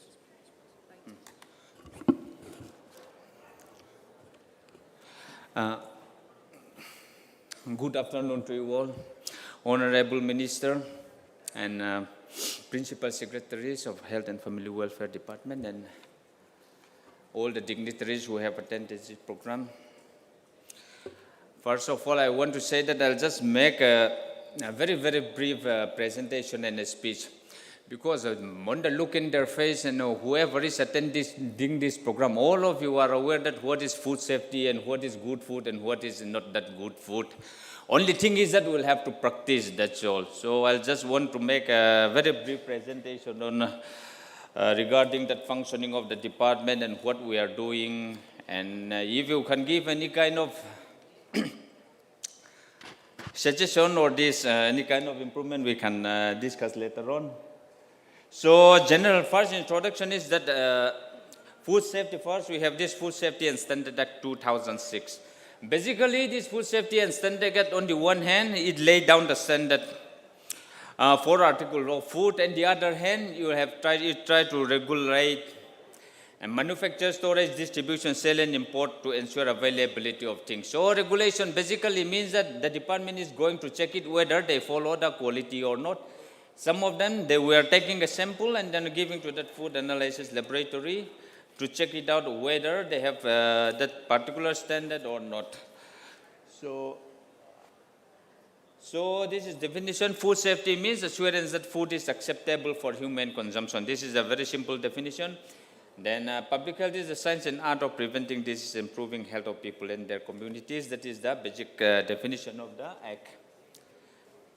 Then Food Safety and Standard Act. Here, if we look at it here, basically, mainly one thing is that it deals with the regulation and enforcement, and the other part is dealing with the creation of awareness and promotion. So, ensuring food safety, preventing food adulteration, food poisoning, micronutrient deficiencies, and all these things. Basically, we are doing this, we are trying to enforce this first by ensuring that license and regulation. All that food business operators have to obtain either license or registration certificate. On top of that, we are taking a food sample, and that food sample has been analyzed in the food analysis laboratory. Based on that report of the food analysis laboratory, either we are taking to, if it is not unsafe or substance that, based on that report, department used to take a adjudication case or civil case, or on the one hand, and then this criminal case of placing before the judicial magistrate. And then the next thing is that this one is another promotion cases. We are doing this, department doing this Eat Right Campus certification, Eat Right School, Clean Street Food and Clean Fresh Food and Vegetable Market. What actually we've been doing is that FSSAI have the empanel audit. Those people will go there and audit it. Based on that audit report, what is that lacuna and what is the loopholes and what is that lagging behind, they are pointed out. Based on that, our people, there is another training empanel. Those people will give a training. And then based on that training, they used to make improvement. After that, there is the post-audit. If they clear that post-audit certification, then they used to submit the proposal for getting those certificates.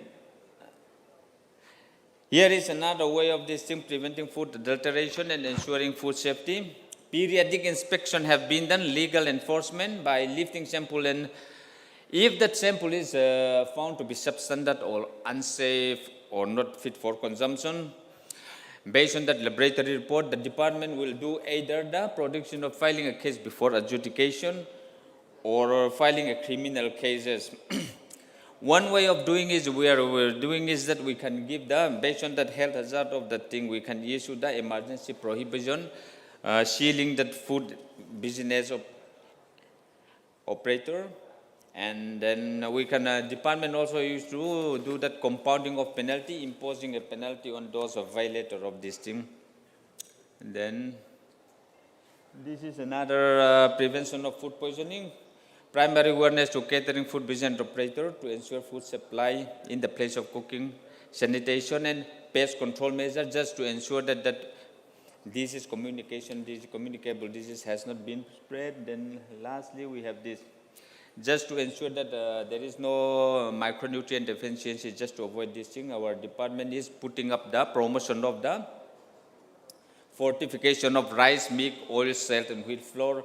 So as on today, all that government establishment, integrated child development scheme, and noon meal center and CM breakfast scheme, they've been provided with fortification of this food item. But as on today, it has not been mandatory so far. So we have to convince that private sector, those people who don't provide. Then basically, another way this thing is that we are trying to promote this, preventing the non-communicable disease. RUCO, repurposed use cooking oil has been promoted so that people don't reuse their cooking oil again and again. And to reduce that consumption of sugar and oil in their daily diet, particularly this was important regarding this consumption of oil. Tamil Nadu is more or less a developed state among the Indian states. So per capita oil consumption is higher compared with other northern states. So all of us have to put a little bit more attention to this oil consumption. Then high fat, high sugar, we are trying to create we're taking action to create awareness among this high fat, high sugar and high trans fat oil also. So ultimately I should say that this thing, food safety is a medicine And basically, as a doctor, if somebody, people, particularly a food business operator, come before you to get any certification for this thing, for getting license, food license or other thing, please ensure that basically you try to ensure that you are checking that they don't have any communicable disease. During some of my inspection, I have come across some people or some medical certificate in that business establishment also. They are saying, most of the number of times they are saying X-ray result and all those things without mentioning whether they get a vaccination or not, whether they have communicable disease or not. They used to issue that medical certificate. So basically, from that food safety aspect, we are looking at that communicable disease, whether they have a communicable disease or not. Please ensure that it has not been done. It has been there. So with this,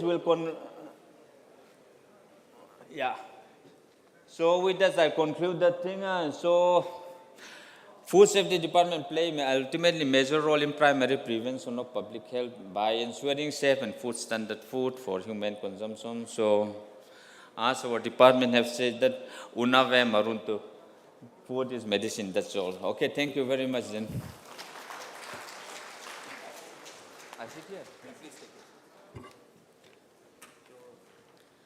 Thank you, sir, for enriching us on the major aspects of food safety department and throwing light on a bit on the non-communicable diseases role of food safety. Now I request Additional Director Dr. Gerard sir to felicitate the speaker with a memento.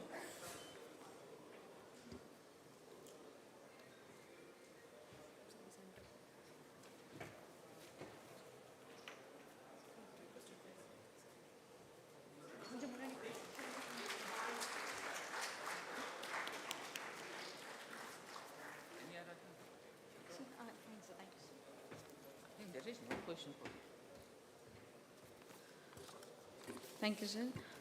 The next session is Investing in Primary Healthcare, a Step Towards Universal Health Coverage. I request our Mission Director, Ms. Tirumati Shilpa Prabhakar Satish IAS ma'am to deliver the speech. Ma'am belongs to the 2009 batch Tamil Nadu cadre. She started her career as Assistant Collector in Tiruchi District, Sub-Collector for Tirupattur Division, and Deputy Commissioner at Chennai Corporation, Executive Vice Chairperson for Industries Guidance and Export Promotion Bureau, Industries Department, Chennai, District Collector of Tirunelveli. She has been awarded Special Award for Effective Implementation of Plastic Ban and Digital Transformation Award in 2019. And she currently serves as Mission Director, National Health Mission Tamil Nadu. And ma'am is closely guiding us and supporting us, our directorate, in all our initiatives and efforts. Please join me in welcoming our Mission Director.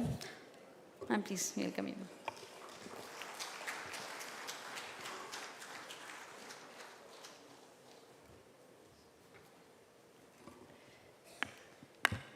Honorable Minister for Health, respected dignitaries and the guests, it's indeed a privilege to be part of this historic moment and to share a few things along with you. Universal health coverage is indeed the primary responsibility of the government, as our respected Health Secretary detailedly explained on the importance given by the government to strengthen the primary health care. I would just continue to add on a few points to say how National Health Mission has been working towards strengthening public health and primary health care. As you all know, National Health Mission, the primary focus of National Health Mission has always been to strengthen the primary health care. If you see the major schemes that are implemented through the National Health Missions relate to maternal and child health, to address the challenges in NCD. So in all these things, we see that the focus is mainly on strengthening the primary health care. We have comparatively more number of schemes in this than in the tertiary and the secondary care. Now there is no doubt in the fact that we need to invest in primary health. Now, the very evidence that the more you invest in primary health will lead to a better society is Tamil Nadu, because even before we all could have this conference and talk about it, The state has had a very strong public health system, very strong community health structure. If today we have achieved the sustainable development goal in maternal mortality rate, and the latest report say we are around 54 per lakh deliveries, the whole credit of controlling maternal deaths should go to the community health structure. The robust system of monitoring the maternal, the mothers, the VHNs who are part of the system, it is through the close monitoring through the community health structure of the antenatal mothers, today we are able to achieve the rate at which we are here is because of the strong monitoring of the mothers, the high-risk categorization, following up on antenatal checkups, and of course the secondary and tertiary cares are also strengthened to see that we give the best of the treatments and best of the facility for maternal and promote maternal health. Now that we have achieved good position in maternal health, I think the most important challenge before us for the state is taking care of the non-communicable diseases. And towards that, NHM formalized and the state government announced the Makkalai Thedi Maruthuvam, a historic and a very unique project, a unique flagship program, which has now become a model for the entire country. Now, this was an attempt to see that health, it's not just to provide health care at the doorsteps, it is basically to educate people the importance of checking on the non-communicable diseases, because we as a community are very reluctant to go to the health-seeking behavior is not that great, and we do not take NCD very seriously. We in this hall also, in this hall where all the, the best of the lot is here, I'm sure half of us will not bother about the control rate on BP or diabetes. This is something that is a greater challenge before us. So the state government has taken up this scheme where the main here, although we are providing palliative care at the doorstep, we do deliver drugs at the doorstep. The intention behind the scheme is to educate public on the importance of achieving a control rate in NCD. Because on one hand, we are strengthening our THAI centers, that is the trauma care centers. But we really don't want people to end up in the trauma centers. So we want people to have a control over the NCD, have efficient modification in their lifestyle and lead a better life so that we don't end up in the trauma care. So that is the motive with which MTM is functioning. And we also have very good programs like the school health program. Honorable CM has just launched this. And this program is to have 100% coverage of the school children, children going to the Anganwadis, children between 0 to 6 years. It is to identify the birth defects and see that they are given, the earliest interventions are given to the children. Now this is again going to be a very unique project in the state where early detection of be it anemia or malnutrition or any other birth defect is made at the community level and it is treated immediately. Now this is where interdepartmental cooperation comes into being. NHM plays a very important role in bringing together departments in achieving these results.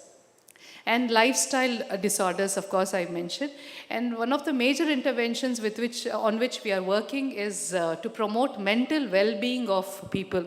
It is, as a society, we have a stigma talking about mental health. We do not have people, although we have set up a lot of adolescent health clinics and district mental health programs are running, we see that the stigma attached to mental health is stopping people from talking about mental well-being openly. Now this is where we need to interfere. We can see that be it your NCD or you have any other issues, most of them are related to the mental well-being of the individual and of the society as a whole. So the community health workers, the VHNs are here, the medical officers are here. We all should understand that mental health, mental well-being is a component that has to be at every level. So we are working on, National Health Mission has provided us with a toll-free call center. The phone number is already publicized.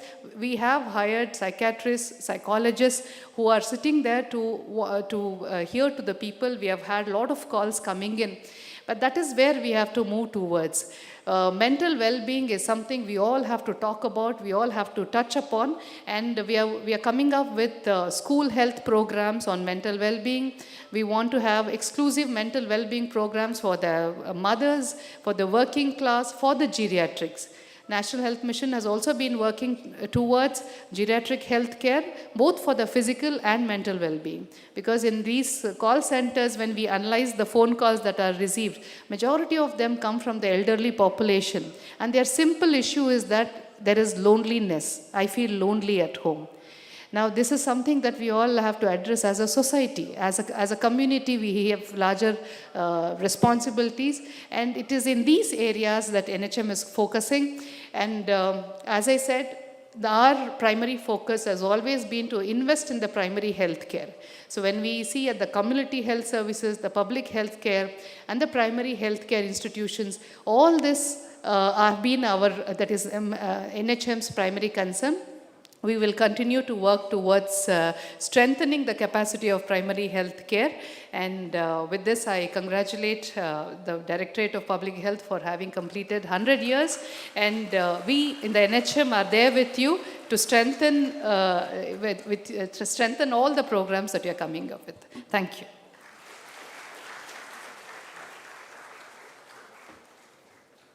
Thank you, ma'am, for the thoughtful presentation on the areas where we need to focus and move forward. And also, we are happy that you are here to support us on all our endeavors. And now I request our director, sir. Now I request our DPH, sir, to felicitate our MD, ma'am, with the memento.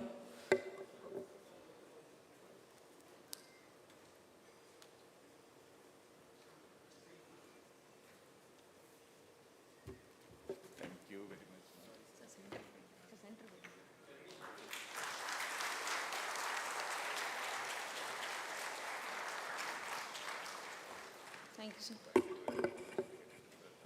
Thank you, ma'am.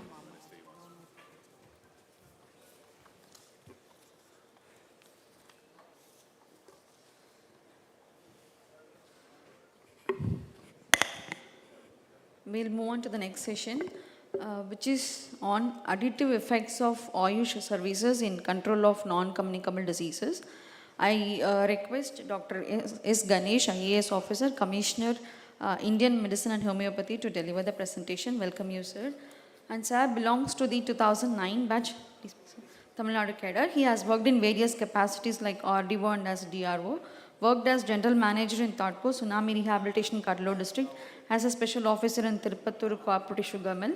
He has also served as District Revenue Officer, Additional District Magistrate in Dharmaburi and Erode districts. He has worked as Joint Managing Director to Ward Board and as Corporation Commissioner in Coimbatore and as District Collector in Pudukkottai District. Currently, he serves as the Commissioner, Indian Medicine Homeopathy. Welcome you, sir. Over to you, sir. Good afternoon to everybody.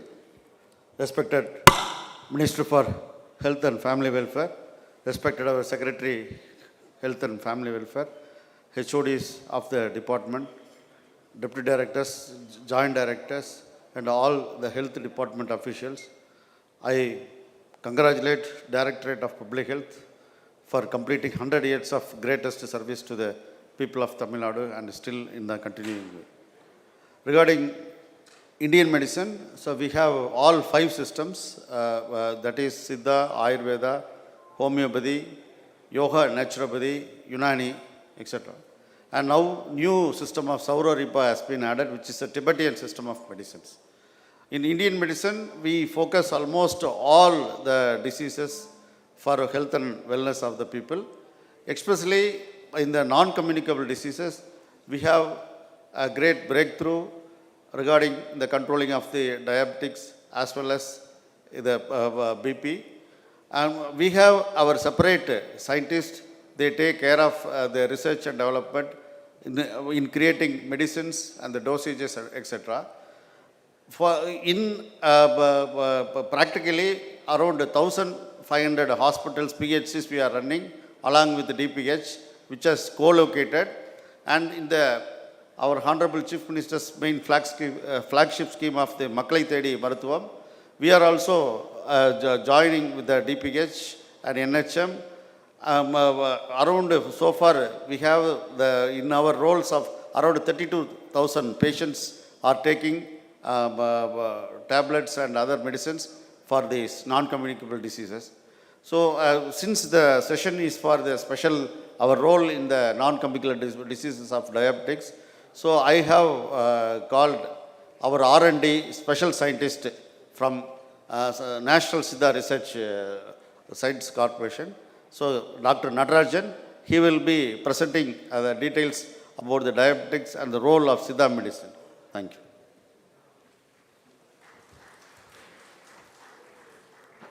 Thank you.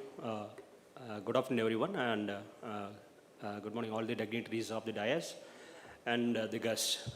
So our director has made an introductory talk about our Department of Indian Medicine and Homeopathy. So I will quickly run through the. So our department meant for the quality healthcare through our Indian system of medicines. So it is mainly focusing upon setting up all the hospitals in every district and to provide a quality drugs to the publics. So as our director told, our Tamil Nadu have a unique credit that it has all the government colleges for all these streams. For example, Ayurveda, Yoga, Naturopathy, Unani, Siddha, Saubharakya and Homeopathy. Except Sobaripa, we are having all the government hospitals. So our department's services based on 4 things: medical services, education, research and development, and direct. So our medical services will based on these type of medical services we are providing in the ISM services. So overall we are having 928 PhDs in ISM mix. Overall we are going to see there are 60 hospitals in modern medical hospitals also. So interestingly, you can see here there are 72 Ayush Wellness Centers. It is like the National Health Missions, there is National Ayush Missions also. So we are starting up the Ayush Wellness Centers, which is mainly focusing on the non-communicable diseases. And these are the public health activities in a nutshell of our department. Mainly when the vector-borne diseases as well as natural disaster management, maternal and child health diseases and non-communicable diseases as well as in the COVID management. And you well are about that in the 2006 when chikungunya outbreak come in Tamil Nadu, our veteran leader Dr. Kalaignar has introduced the Nilavembu Kashayam for the administration of the patients, and it helped a lot. And from that day onwards, that our department has always been invited in any type of this distribution of this Kashayam, that is Nilavembu Kashayam. It is very more famous in Tamil Nadu now. And interestingly, we are also invited for the national disasters management when we are the floods, Chennai floods and the Gaja cyclone and Varda Puyal also. We have distributed many number of Nilavembu decoctions all around the districts. And our Directorate of Public Health also has mentioned some of these, the importance of distributing the Nilavembu Kashayam is one of these recent publications too. And these are our distributions of our Nilavembu Kashayam during the floods. And one among interesting this Mahaperu Sanjeev Kit is a maternal child health kit provide in the ISM wings, that is particularly Siddha medicines. It's a common name of Siddha medicines. And when we are promoting this type of fund, it increases in normal delivery more than 68%. And it will increases the low birth weight also. A pilot study has been done and a detailed study is proposed with ICMR, National Institute of Epidemiology, and our council, that is Central Council for Research in Siddha. So as Madam has rightly pointed out with the school health program, and the Indian medicine also is planning after an Ilanthali department which comprises of the taking care of the adolescent anemia as well as all the educational program, how these children has to be brought up with the traditional cultures and the traditional way of living, the food habits has to be incorporated. So during the COVID, it has given an opportunity for the Indian system of medicines, especially when the first COVID wave, we have provided with an Orachem kit with the Kavasarakudi distributions, and we have created the isolated Ayush COVID care centers. And interestingly, you can see here, this is the one of the breakthrough in the Indian scenario, because in the entire nation, there are 79 ISM COVID care centers. Among 64 are the Siddha COVID care centers, which is fully supported by the government of Tamil Nadu only, because it is a breakthrough, and we have cured about more than 23,000 patients for the COVID. So these are the publications, and we have conducted more than 4 RCT trials and 2 qualitative trials in the COVID too. So coming to the point, what is the role of Ayush, especially in the non-communicable diseases? So the Directorate of Indian Medicine has have 4 strategies. First, identification, engagement, and acceleration with an accountability. So identification is the previous madam and our food safety director also quoted us, Unave Marande. That is the base of the traditional medicines, Unave Marande, Marande Unavu. And madam has quoted about the Makkale Thedi Marthum. So the identification of research is there will be the metabolic risk factors as well as the behavioral risk factors. So the focus, the strength of all the traditional medicine focus on the behavioral risk factors, the transforming in the physical inactivity, the unhealthy diet, that the Ayush systems has a holistic approach by which can make that. So what will the engagement? So usually we have a practice that in our setup of all the ISM, for the diabetes we are prescribing Madhumeka Churnam. And interestingly, in 2008, the Department of Indian Medicine has proposed this drug Madhumeka Churnam as a holistic intervention for a study based, which is conducted in Sri Ramchandra University for more than 8 years, for following up on 8,088 patients. And interestingly, all the parameters, what are the laid down by the modern parameters, the drug standardizations and the accident studies and in vitro studies, the safety studies, it has done all the studies, even the genotoxicity studies level, the drug has been subjected for all the studies, and it has been subjected for the preclinical as well as the clinical studies. So it shows a good impact on hyperglycemia, and as well as it has a hypolipidemic effect. So these are the publications in the PubMed publications, Madhumeka Churnam and the study.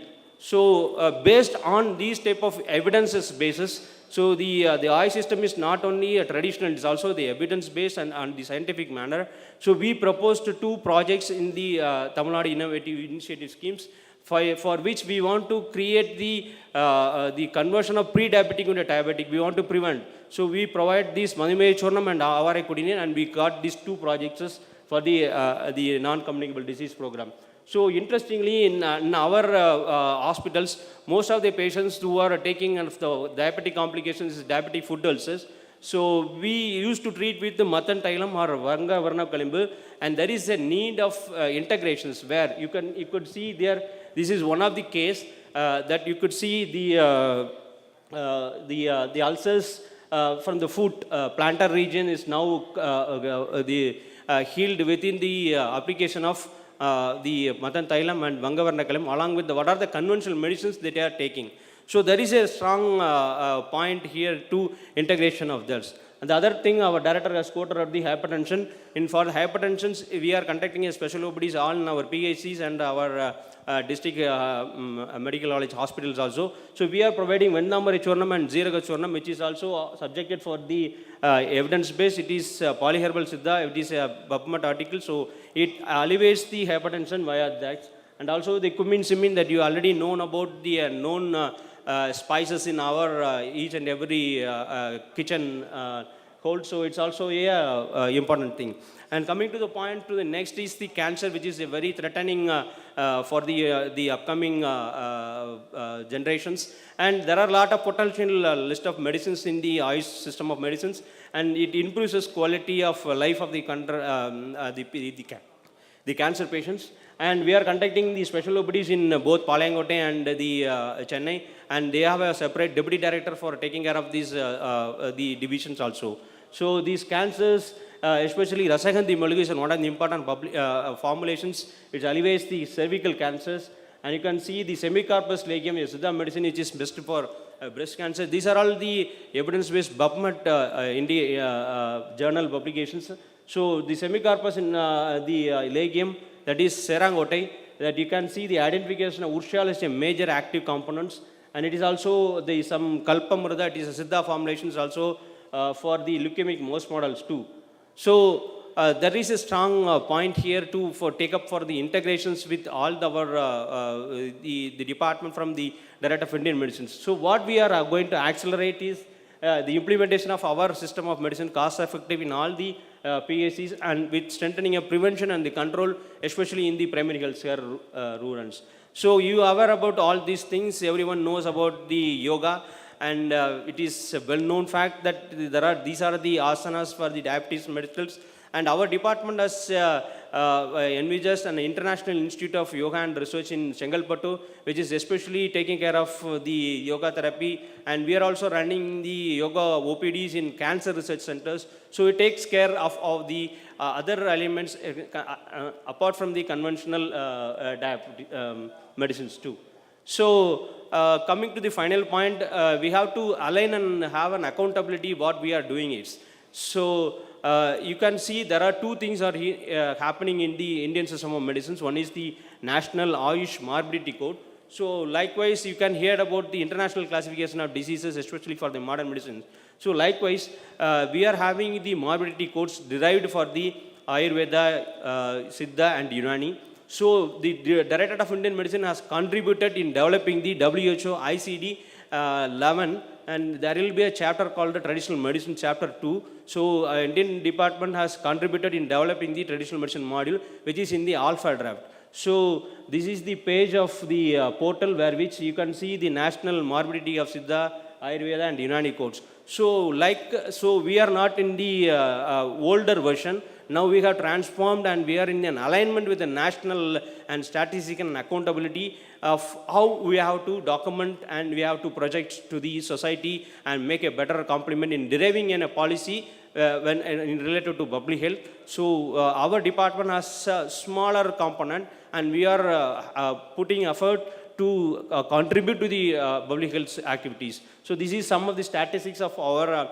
Siddha, Ayurveda, Unani and Yoga, Yoga and Naturopathy. So our strength is very holistic and the people are having health-seeking behavior for the chronic diseases.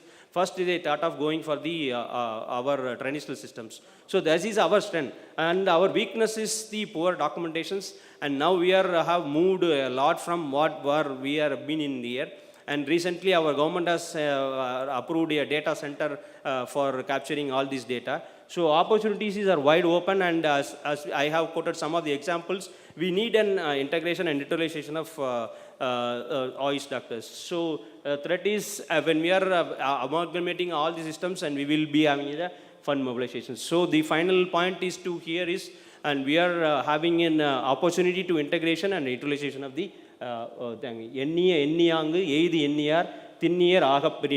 if those who have planned and processed firmness, they will obtain what they have desired, even they have desired. And thank you.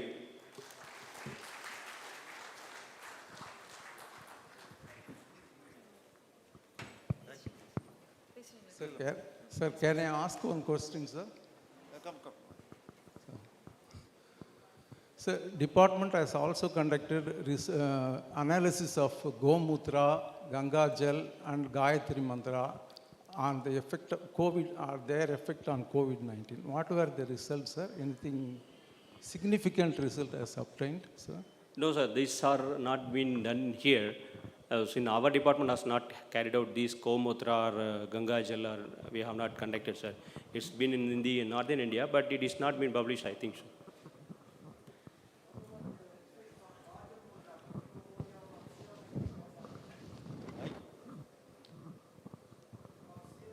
Polyarthritis is better than our allopathic. You are having a Rajamulya, 22 Mulya, which has cured me. Even inflamaxib has not been cured me. Why you have not supplied? You can do it. Yes, the seronegative polyarthritis is very severe from top to bottom, from our CM to the low level. Yes, sir. You're probably... It has been given from the Siddha from Tirunelveli. Yes, sir. You can contact the professor of Siddha. They are having a 22 Mulya capsule. It can be distributed in our Ayush, sir. Which will be well versed for all our fever, anything, dengue, everything we can give, sir. Yes, sir, we will provide. Yes, these suggestions will be taken, and after the analysis by our expert department, so definitely it will be taken care.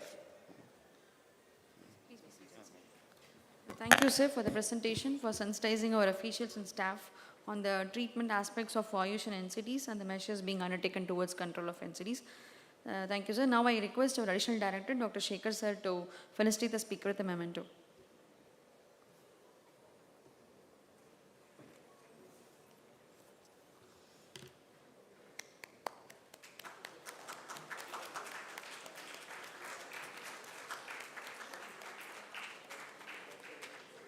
Thank you, sir.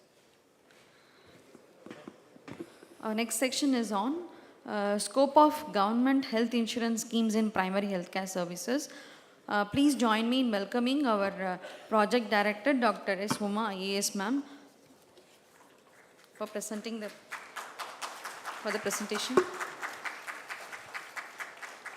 Ma'am began her career as a health officer and was promoted as the Deputy Director of Health Services and Joint Director, National Health Mission, Tamil Nadu. Recognized her leadership and administrative ability, she was promoted to the Indian Administrative Services cadre by the Government of Tamil Nadu in the year 2019. She was the first government doctor to be promoted to civil services under the state selection category from Tamil Nadu.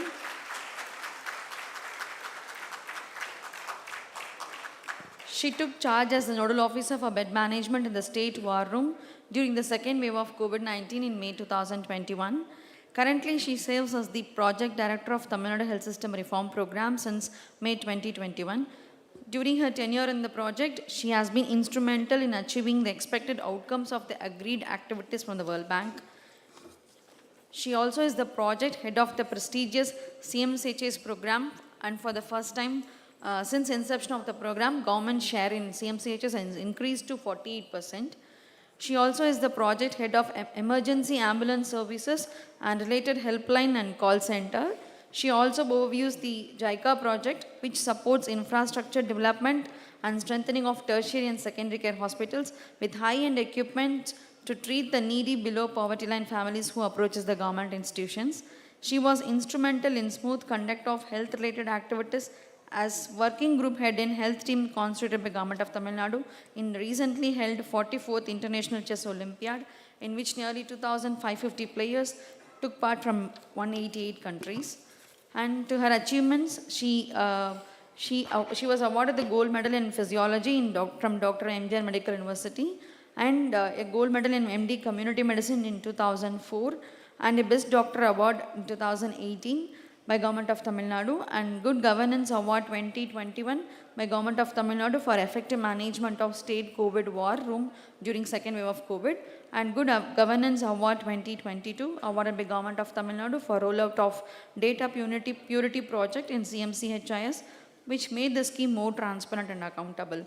Above all, we really feel proud that ma'am is from our Directorate of Public Health and Preventive Medicine.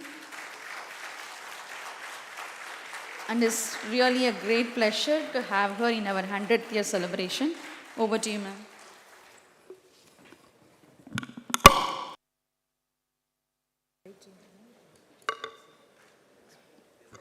So, good afternoon, everybody. Respected Honorable Health Minister, sir, respected Health Secretary, sir, all the HODs here, and all the dignitaries as well as the participants of this prestigious event.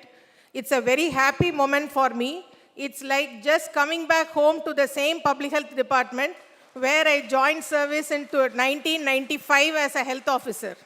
So really it's a very, very happier moment to stand before you and also share some of the experiences. So usually when we meet DPH sir, and earlier also when he was Additional Director Insurance, he used to say that insurance is mostly towards the secondary and tertiary care health centers and not much scope for the primary health centers. But sir, today we will give you some of the clippings, and again I will share this presentation also. There is a scope for the primary health center packages also, so that the primary health centers can also develop their own resources at their level.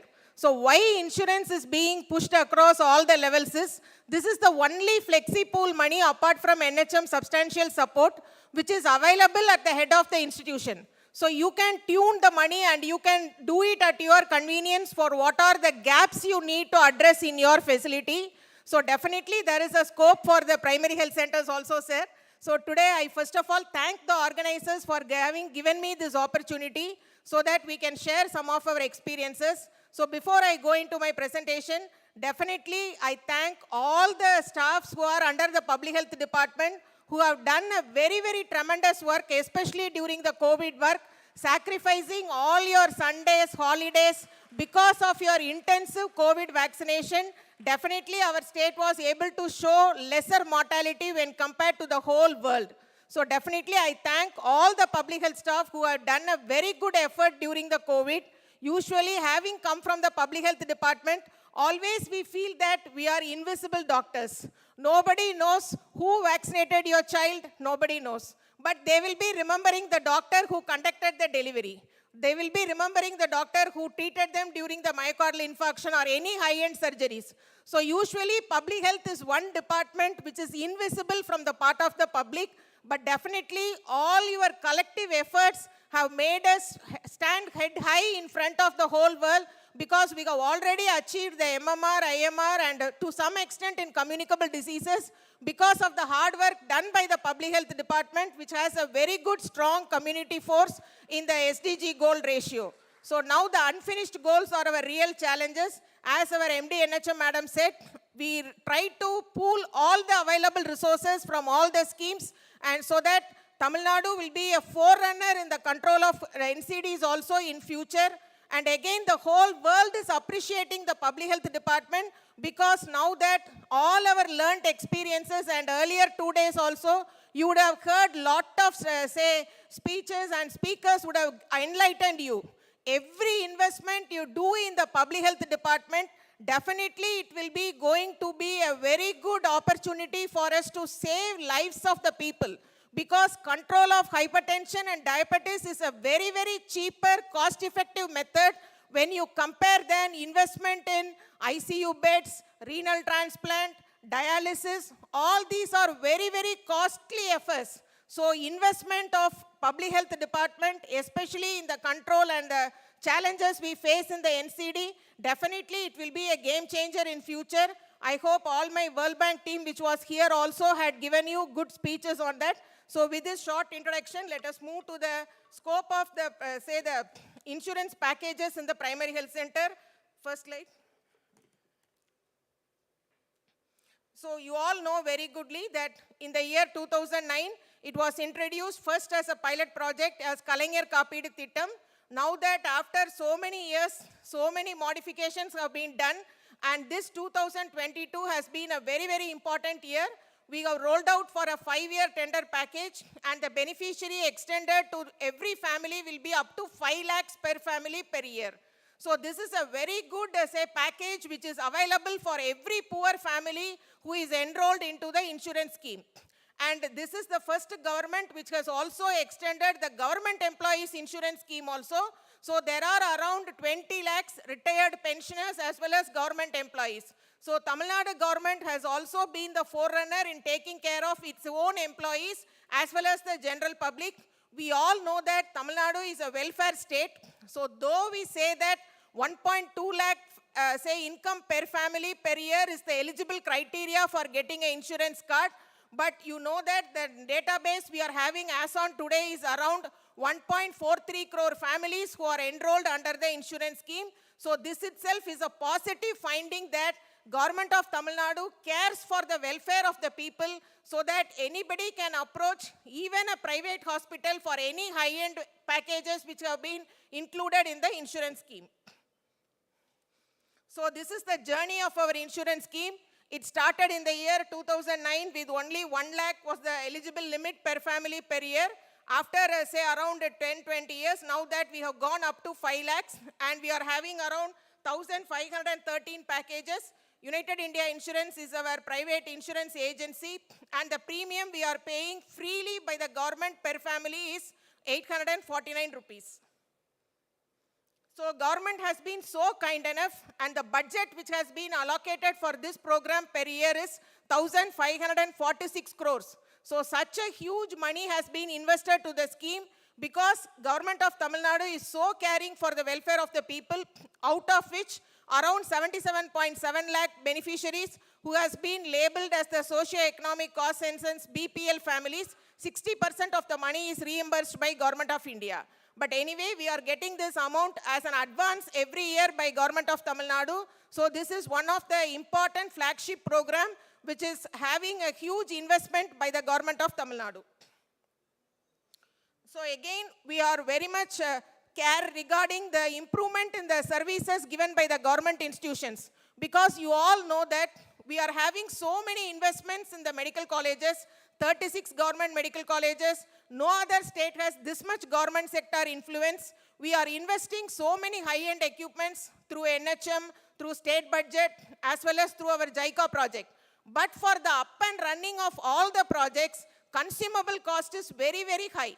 So definitely we have carefully ensured that all the high-end equipments are included in our insurance packages so that the money which is available with the institution, they need not wait for any resources from anybody. Straight away they can procure the consumable and put into use, and at any point of time the equipment is not, say, kept idle for want of money for consumables or annual maintenance fund. And there are certain life-saving procedures which need more money than 5 lakhs. For that also we are covering from corpus fund. Some really BPL family, but because of no ration card, they will be unable to get the insurance card. So case by case basis, for them also we will have the flexibility to release the fund from corpus fund. And also for structuring the BMT suite, like high-end procedures in RGGH, all the infrastructure development, we give a seed money from the corpus fund. So the 28% money is carefully and so other salient features, as I said, we give free enrollment for all the COVID orphans, as well as with the help of our Honorable Health Minister. First time we have given free insurance card for all the inmates of, say, Institute of Mental Health. 514 inmates of IMH who don't have the Aadhaar card or any other card, we have straight away got a government order and we have given them insurance card so that if at all they require any high-end procedure, they can easily avail the services free of cost using this card. Then we have also included Sri Lankan refugees and differently abled individuals, and 1,414 journalists also have been given thanks to our Honorable Health Minister who took forward this scheme. So this is one slide which we proudly show, and Government of India has also appreciated this. So I hope you can infer this. Government share has permanently improved from 31% to 48%. So this increase in the share definitely is a very good amount which is available in our medical colleges and secondary care hospitals, so that it is a proxy indicator of measuring the performance of any institution. We can now say that all the government medical college hospitals and bigger district hospitals which have higher equipments have started using all the high-end equipments. So this insurance performance is one proxy indicator which tells us how best our equipments and all the infrastructure has been put into use. And Niti Aayog has also given a positive note that Tamil Nadu government has been able to ensure that the free quality service is being given at all levels up to the poor people who have the insurance card and avail the facility. This graph clearly shows there is an increasing trend of the insurance scheme utilization in the government sector. Though we say that the DME share is very low, we all know that 11 best performing district headquarters hospital has been converted as medical colleges, but still the DME share and DMS share are definitely improving in a very good positive way. But these are the districts where we are very much worried, because though the investment and the equipment supply, manpower, everything is very equally across the state, but these states are having a higher, say, private insurance rather than the government sector. So here if you are going to give 100 rupees for insurance, only a very minimal percentage is going back to the government institution, whereas more than 90% is going towards the private institution. So here the awareness of the people in utilization of the services in the government sector needs to be improved. So this is one slide. You can see from 2012, Yellow color is the government share and the blue color is the private share. These are the top 20 packages where our maximum insurance claims are booked. So this year you can see there is an appreciable increase in the length of the yellow bar, which shows that the government institutions are also improving in a very good way. And what I would like to say from this slide is, see the top 20 claims. It is mainly dialysis, PTCA, that is our cardiac issue, coronary bypass surgery, single valve replacement, acute myocardial infarction. So all these are interrelated to our NCDs. So if we are able to identify and treat the NCDs at the earlier stage, definitely the outgo in the top 20 packages will come down.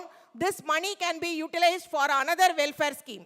So the main cheapest intervention which the world globally has agreed is the control of hypertension and diabetes at the primary health center level, rather than go for a myocardial infarction, stunt procedure, dialysis or transplant. This slide clearly shows that the maximum outgo is only in these areas, which has a very good earlier cheapest intervention. So again, this is the slide which we would like to show to our DPH sir. There are around 119 packages which can be utilized at the primary health center level. We have given you in terms of every department. And this PPT I will share you. This is the package, say number along which will be useful for you while you come across.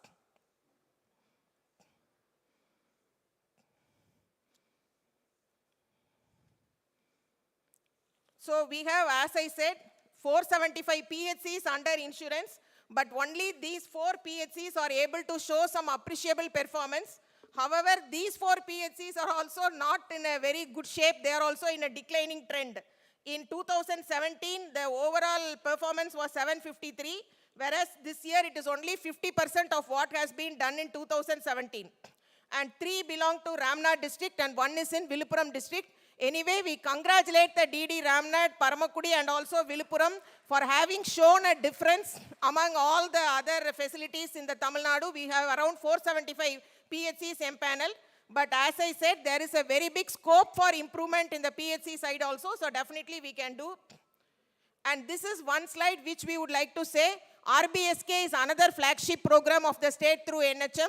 Here also all the high-end surgeries are covered under insurance. So here also the effort is being given by the public health team, right from early identification, proper referral, correct center for referral, and also ensuring that the treatment is done immediately, so that the child's quality of life is very good.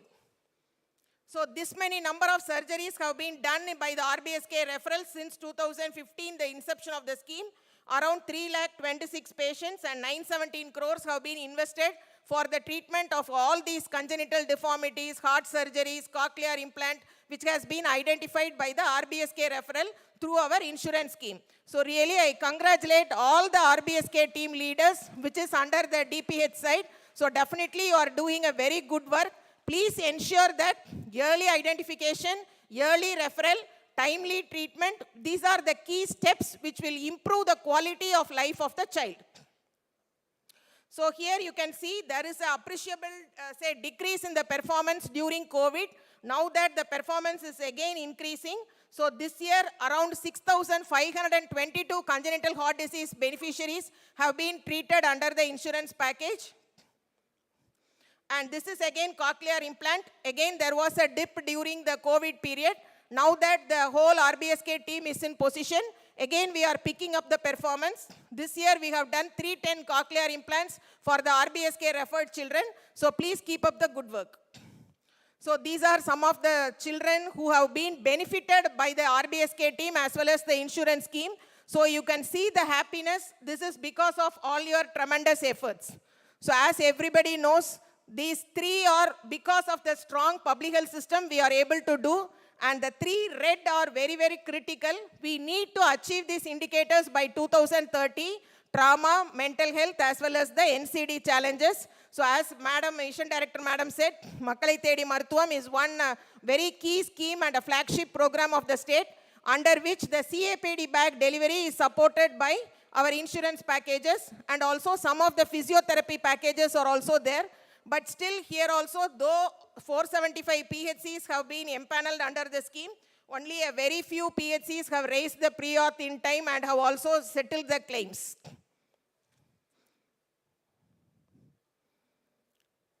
So this is one Niti Ayog's appreciation for the very good scheme which has been in place for more than 12 years, so that the out-of-pocket expenditure of the general public in Tamil Nadu is very low when compared to the other states in Tamil Nadu. And you can also see the recent NSSO survey says that there is an increase in the public share overall itself, because you all are public health persons, you know the cost effectiveness. So the out-of-pocket expenditure in a private hospital is the highest in Tamil Nadu across India. So the only way out, even I will say up to a upper middle class person, is to approach a government facility. So strengthening the government facilities with adequate infrastructure, equipments, human resources is the need of the hour. So this is also one of the compliment which has been given by National Health Authority, that Tamil Nadu government is doing a very good work in the insurance scheme. And this is also another year award. And this video can, Vinay, is it volume varada? எனக்கு தெரியல first குழந்தனால திடீர்னு பக்கத்தில் ஒரு தமிழ்காரோட அக்கா வந்து சொன்னாங்க, உன் பையன் உனக்கு அம்மா அப்பா கூப்பிடுதா அப்படின்னு. நான் சொன்னேன் இல்லையே அப்படின்னு. சரி, அவளுக்கு விளையாடும் போது பின்னாடி ஒரு தட்டு கீழே போட்டு பாடு திரும்பி பார்க்குறாங்களா அப்படின்னா கேட்டாங்க. சரி நான் ட்ரை பண்ணுறேன்னா கரெக்டாக அவங்களுக்கு சொன்ன மாதிரி போடும்போது அவள் திரும்பி பார்க்கல. அப்புறம் அந்த அக்கா சொன்னாங்க, நீங்கள் போய் டாக்டர் பாருங்க அப்படின்னா. டாக்டர் போய் அந்த இங்கே தான் கோயம்புத்தூருக்கு போனால் சாயந்தரம் ரிப்போர்ட்டில் என்ன வருதுன்னா, என்னோடய பையனுக்கு வந்து காது கேட்காது, வாய் பேசாது. அது சொல்லும்போது வந்து எனக்கு ரொம்ப கஷ்டமாயிடுச்சு. என்ன பண்ணலாம், எனக்கு ஒன்றுமே புரியல அப்போது. அப்புறமே வந்து டாக்டர்கிட்ட நான் சொன்னேன், சார் இதுக்கு ஏதோ வழி இல்லையா எப்படி? அப்புறம் டாக்டர் சொன்னாங்க, உங்ககிட்ட ரேஷன் கார்டு இருக்குதா அப்படின்னா. இல்லை இது எல்லாம் இருந்தால் அந்த சிஎம் ஸ்கீமோட ஆப்ரேஷன் பண்ணிக்கலாம் அப்படின்னா. அந்த ரேஷன் கார்டு வாங்கிறதுக்கு எனக்கு 4 வருஷம் ஆயிடுச்சு. பையனுக்கு 6 வருஷமோட டைம் கொடுத்தாங்க. கடைசி வந்து எல்லா டாக்குமெண்ட்ஸ் ரெடி பண்ணிவிட்டு டாக்டர்கிட்ட சென்னைக்கு வந்து சைன் பண்ணோம், எல்லாம் பண்ணிவிட்டு கடைசியாக கொடுத்து என்னோடய பையனுக்கு ஃப்ரீயாக ஆப்ரேஷன் பண்ணி விட்டோம். இந்த மாதிரி மைக்ரேன் எல்லாம் வருவாங்களோ, ஒரு குழந்தைக்கு இப்படி இருக்கும்போது நான் சொல்லுவேன், தமிழ்நாட்டில் வந்து என்னோடய பையனுக்கு நான் இங்கே அதுக்கு நான் வந்து தமிழ்நாடு அரசாங்கத்துக்கு ரொம்ப நன்றி சொல்கிறேன். ஏன்னா என்னோடய ஊரில் சப்போ இந்த பையன் எனக்கு இருந்தான்னா இந்த வாய்ப்பு எனக்கு கிடையாது. எனக்கு தமிழ்நாட்டில் இந்த வாய்ப்பு கிடச்சிருக்கு. இன்றைக்கி என்னோடய பையன் வந்து அம்மா அப்பா தம்பி சொல்லுது. இதில் வந்து காசே வாங்கிக்காமலே இந்த ஃபுல் ஆப்ரேஷன் பண்ணி கொடுத்தாங்களா? ஆப்ரேஷன் 6 லட்சம் ரூபாய்க்கு ஆப்ரேஷன் காசு வாங்காமல் பண்ணியிருக்கேன். ஒரு பைசா வாங்கலை. So this is the success of our program. So definitely we all will join together and extend our services to all the people of Tamil Nadu. Thank you.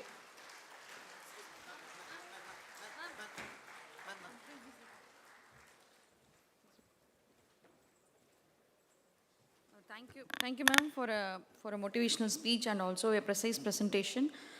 We assure, ma'am, we will utilize the services being provided under CMCHS for primary care and will definitely improve, ma'am. And now I request our director, sir, to felicitate the speaker with a memento.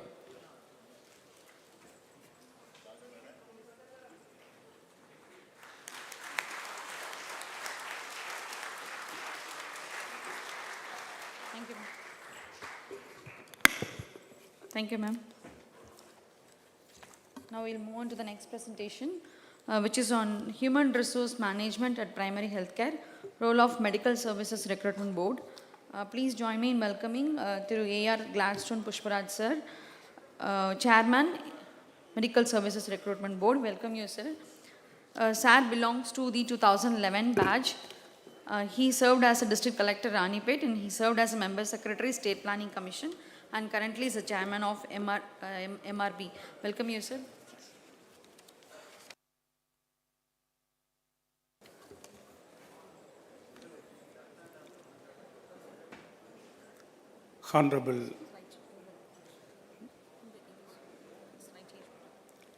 Honorable Minister, sir, respected Secretary, HODs, officials of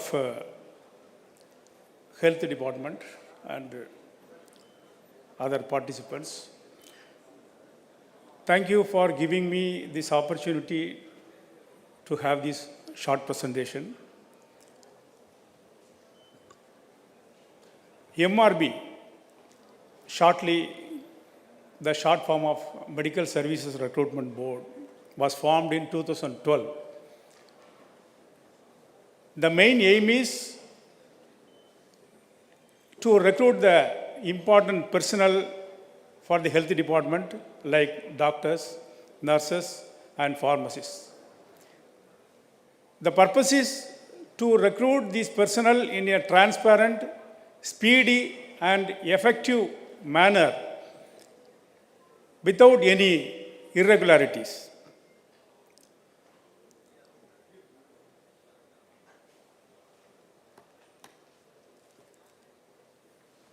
The procedure is, we receive the intents from all the HODs in the month of January every year. And based on the intent, we send the proposal to the government. And after the approval of the government, it is being notified in various newspapers and in the websites. And after processing these applications through a system called Online Application Management System, we conduct written examination or certificate verification based on the posts. For posts included in B category, we conduct examinations, and for the other posts, we simply conduct certificate verifications. And after this procedure, we publish the results based on marks and communal rotation. So far, we have recruited more than 36,000 personnel for the health department, including doctors, nurses, and pharmacists, and other paramedical staff. And for this year, we are planning to recruit around 4,300 personnel. And till now, we have completed recruitment for 1,700 people. We have a lot of challenges in recruitment, especially court cases. Whenever we go for a full-time process of recruitment, we are stalled by the court orders. Even now, many examinations have been held up by the court orders. And also, we receive indents from the HODs in a very delayed manner, and also the indents are not in a full shape or without enclosures. Moreover, we have changed to the online platform for the conduct of examinations, and we are seeing it difficult to find the infrastructure required. Anyhow, we are trying to provide all the personnel required by the department in a speedy and effective way. Thank you.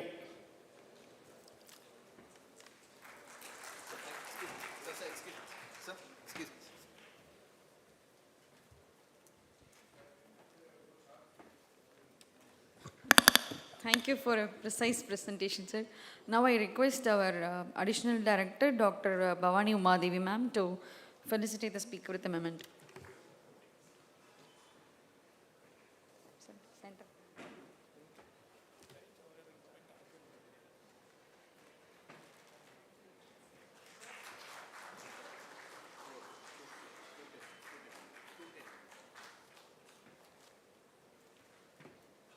Thank you, sir. Now we'll break for lunch. I request all the participants to be back by 2:10 p.m.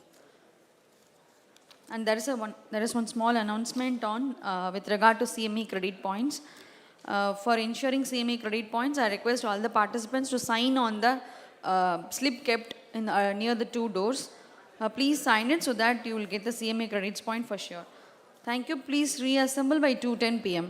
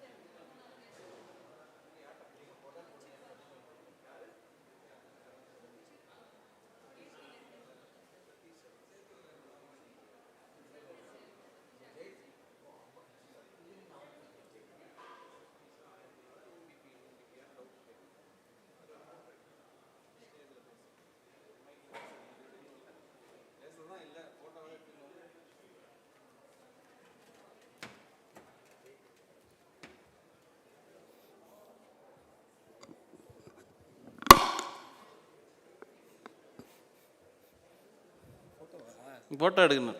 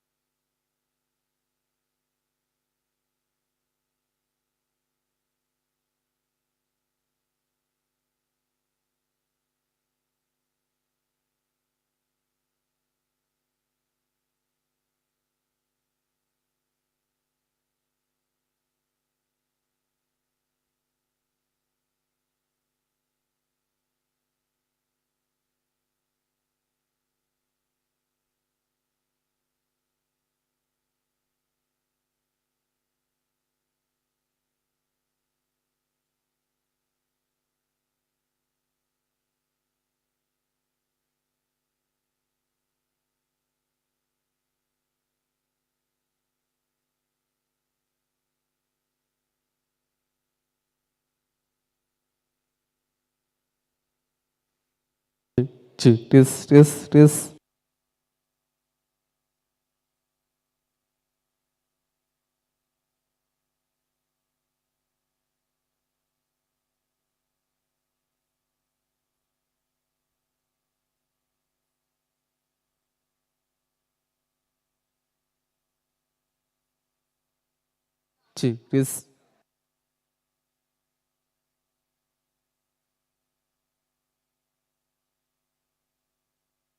Test. Test.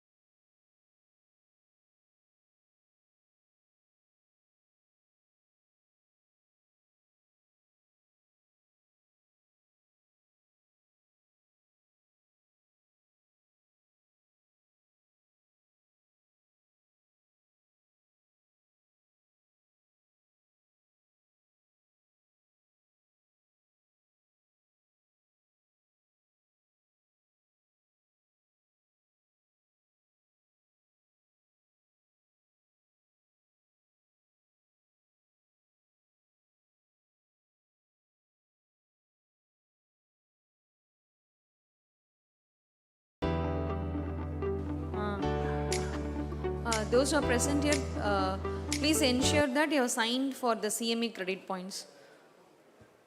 The attendance is kept near the doors. Sir, எங்க இருக்குன்னு கேக்குறேன். எங்க sir? இது பக்கத்துல. It is kept near both the doors. Please sign to ensure your CMA credit points.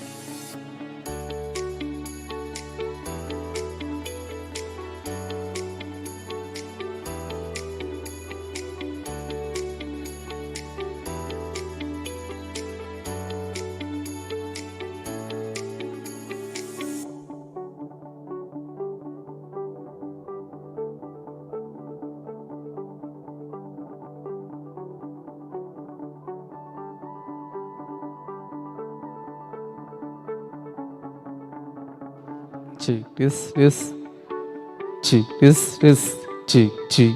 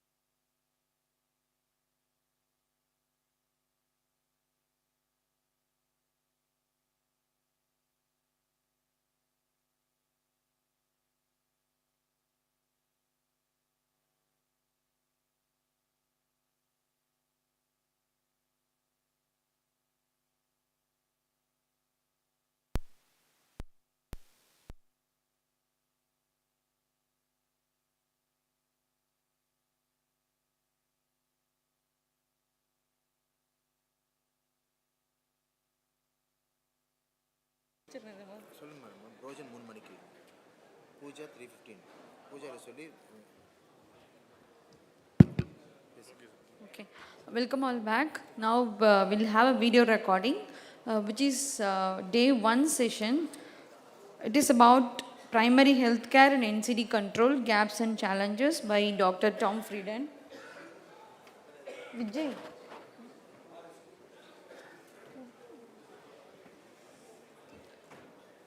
So, Dr. Tom Frieden is a physician trained in internal medicine, infectious disease, public health, and epidemiology. He is a former director of US CDC, and now he is with Resolve to Save Lives, looking after NCD interventions program across India and also across different parts of the world. Now we'll move on to the video recording.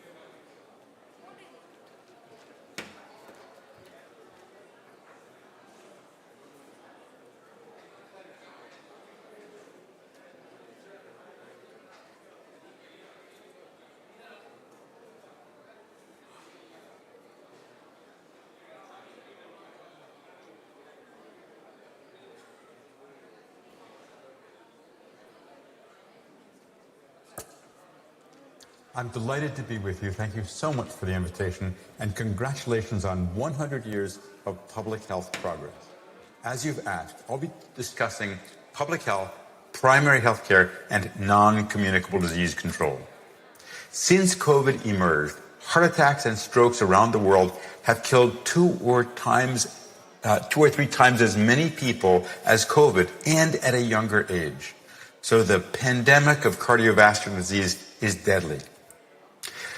Many factors affect health. At the base are socioeconomic factors. Above that, issues where we affect the default value. Above that, long-lasting protective interventions. Above that, clinical interventions, and then counseling and education. The most effective, the highest impact are things like reducing poverty, increasing education, increasing access to health care. But there are also critically important things that can affect the context for health, such as taxes on tobacco and alcohol and junk food, or eliminating trans fat. How is the world doing? There is, as you know, the Sustainable Development Goal of reducing death from the non-communicable diseases by 1/3 by 2030. That's just 7 years from now. The red line shows how the world is actually doing. It's going down, but not nearly fast enough. We'll have to double the pace of progress if we're, as a world, going to achieve the global SDG of 3.4.1, which is the core issue of how many people die from non-communicable diseases at a young age. We've analyzed what it would take to achieve that SDG. Not enough to just say we have a goal. We have to say, what's the plan to achieve it? This is what the world can do to achieve that 1/3 reduction. A big reduction in tobacco use, big reduction in sodium consumption, prevention of certain cancers, primarily through vaccination, treatment of hypertension, elimination of artificial trans fat, reduction of indoor air pollution, and reduction of harmful alcohol use. And in asterisk on this slide are items which qualify as a World Health Organization, quote-unquote, best buy. And what you can see is that overall tobacco control accounts for more than a third of the reduction. Tobacco remains the leading cause of death around the world. If you take together sodium reduction and hypertension treatment, it's over 10% reduction, the next highest. Then cancer, then trans fat, air pollution, and harmful alcohol use. India has made substantial progress reducing tobacco use. This is data from the global gold standard, what's called GATS, the Global Adult Tobacco Surveillance Surveys, in 2009-10 and 2016-17. Very substantial decreases in smokeless tobacco use, media use, and even more in cigarette use. So, as every country does, more to do, but lots of progress on tobacco control in India. India is also a leader eliminating artificial trans fat from the food supply. It's gaining independence from trans fat in food. It's the first lower income country to protect its people from this toxic chemical additive. Trans fat India by 2022 was the goal of the food safety entity, and that is being achieved with strengthening of existing regulations. And the next step is to ensure effective implementation of the government policy. In terms of use of solid fuel for cooking, the goal is a 25% reduction by 2030. What you can see, these are the global rates. And what you can see, there wasn't much progress going into about 2015. And then with India's substantial progress, expanding use of LPG through a public program, not only did that help India a lot, that actually was big enough to change the trajectory of this for India as a whole, for the world as a whole. And it's possible the world will meet this target in terms of reduction of use of solid food for cooking, fuel for cooking, but more progress is needed all over the world on this. Changing the context to make the default choices the healthy choices is the most effective way to promote health. That includes ending the tobacco epidemic, protecting people from unhealthy food by promoting wholesome, low-sodium, sustainable, farmer-supportive food production and distribution, promoting healthy physical activity, including community design to make it safer for people to walk and bicycle, reducing air and water pollution, reducing harmful alcohol use, and protecting our children from addiction to tobacco, alcohol, drugs, and predatory marketing from junk food companies. Robust, epidemic-ready primary health care needs to be the center of our healthcare system.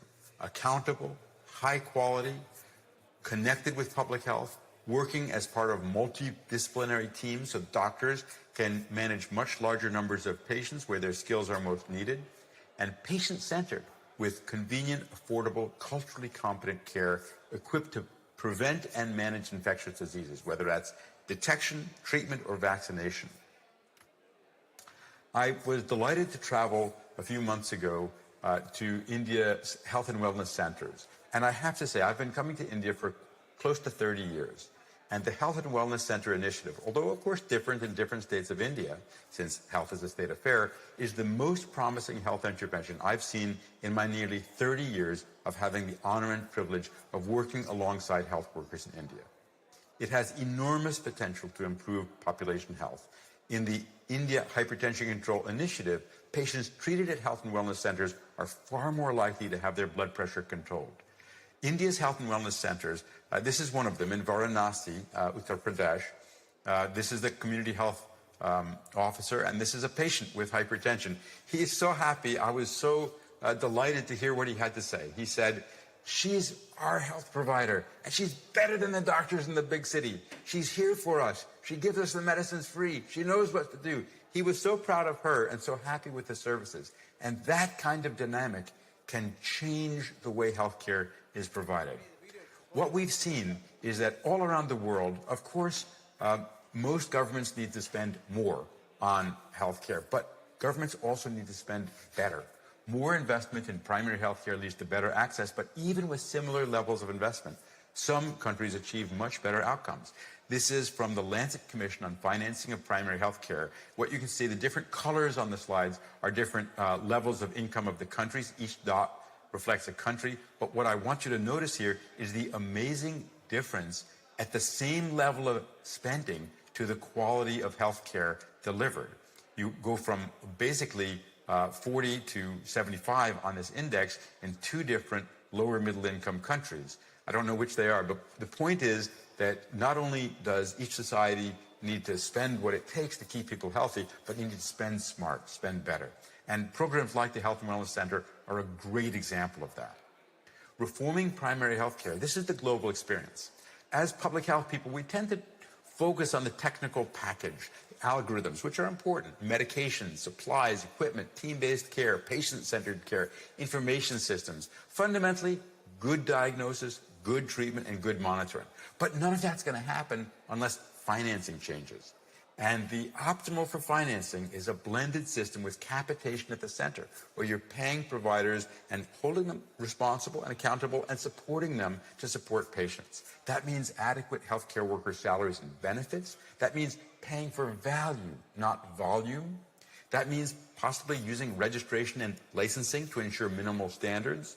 And patients should understand and see, and the reality be, that they're going to get same or better quality care at lower cost in primary health care, just like that situation I described in Varanasi. But that financing isn't going to change unless political will changes, so that primary care has the same or higher priority than specialty and hospital care, that rural, isolated, and disadvantaged populations are focused on, that there is the ability to withstand pressures from the specialists and hospitals that will always want more, so that primary health care can provide the services needed so that fewer specialist services are needed, and they can be provided for the people who really need them. But this political will won't happen unless there's advocacy by political leaders, organizations, activists, healthcare workers, demonstration projects showing how it works, and monitoring with public accountability of how healthcare is doing. That is the global experience on strengthening primary healthcare. And what we see in countries like China is a virtuous cycle. There are more primary healthcare services. The community values and appreciates those services.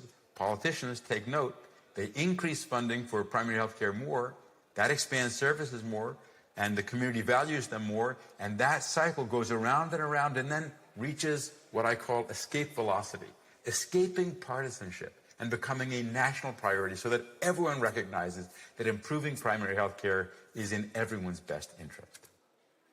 High blood pressure, hypertension, kills more people than any other condition and more than all infectious diseases combined. More than 10 million deaths a year. Every 20 millimeter increase in systolic blood pressure, starting at 115, doubles vascular mortality between the ages of 35 and 69.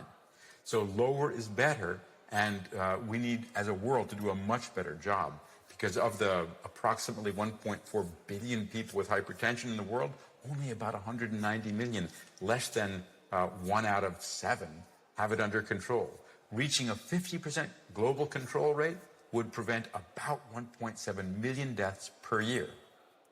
We looked at all adult primary healthcare interventions and found that controlling blood pressure in the US, and this is true in most countries in the world, would save more lives than any other adult primary healthcare intervention, and by a large margin.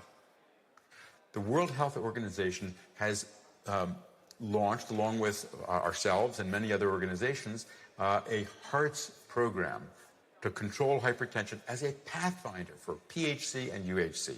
It has 5 essential components: a drug and dose-specific protocol, quality-assured drugs and equipment, team-based care, patient-centered services, and systematic monitoring for continuous program improvement. This may be the single most important thing: to track performance, identify and solve problems, share positive lessons, encourage healthy competition among health facilities and areas, ensure the accuracy and up-to-date data so that there can be continuous, data-driven, patient-centered improvement based on feedback loops, supporting patients, supporting healthcare workers, empowering everyone to work together to improve health.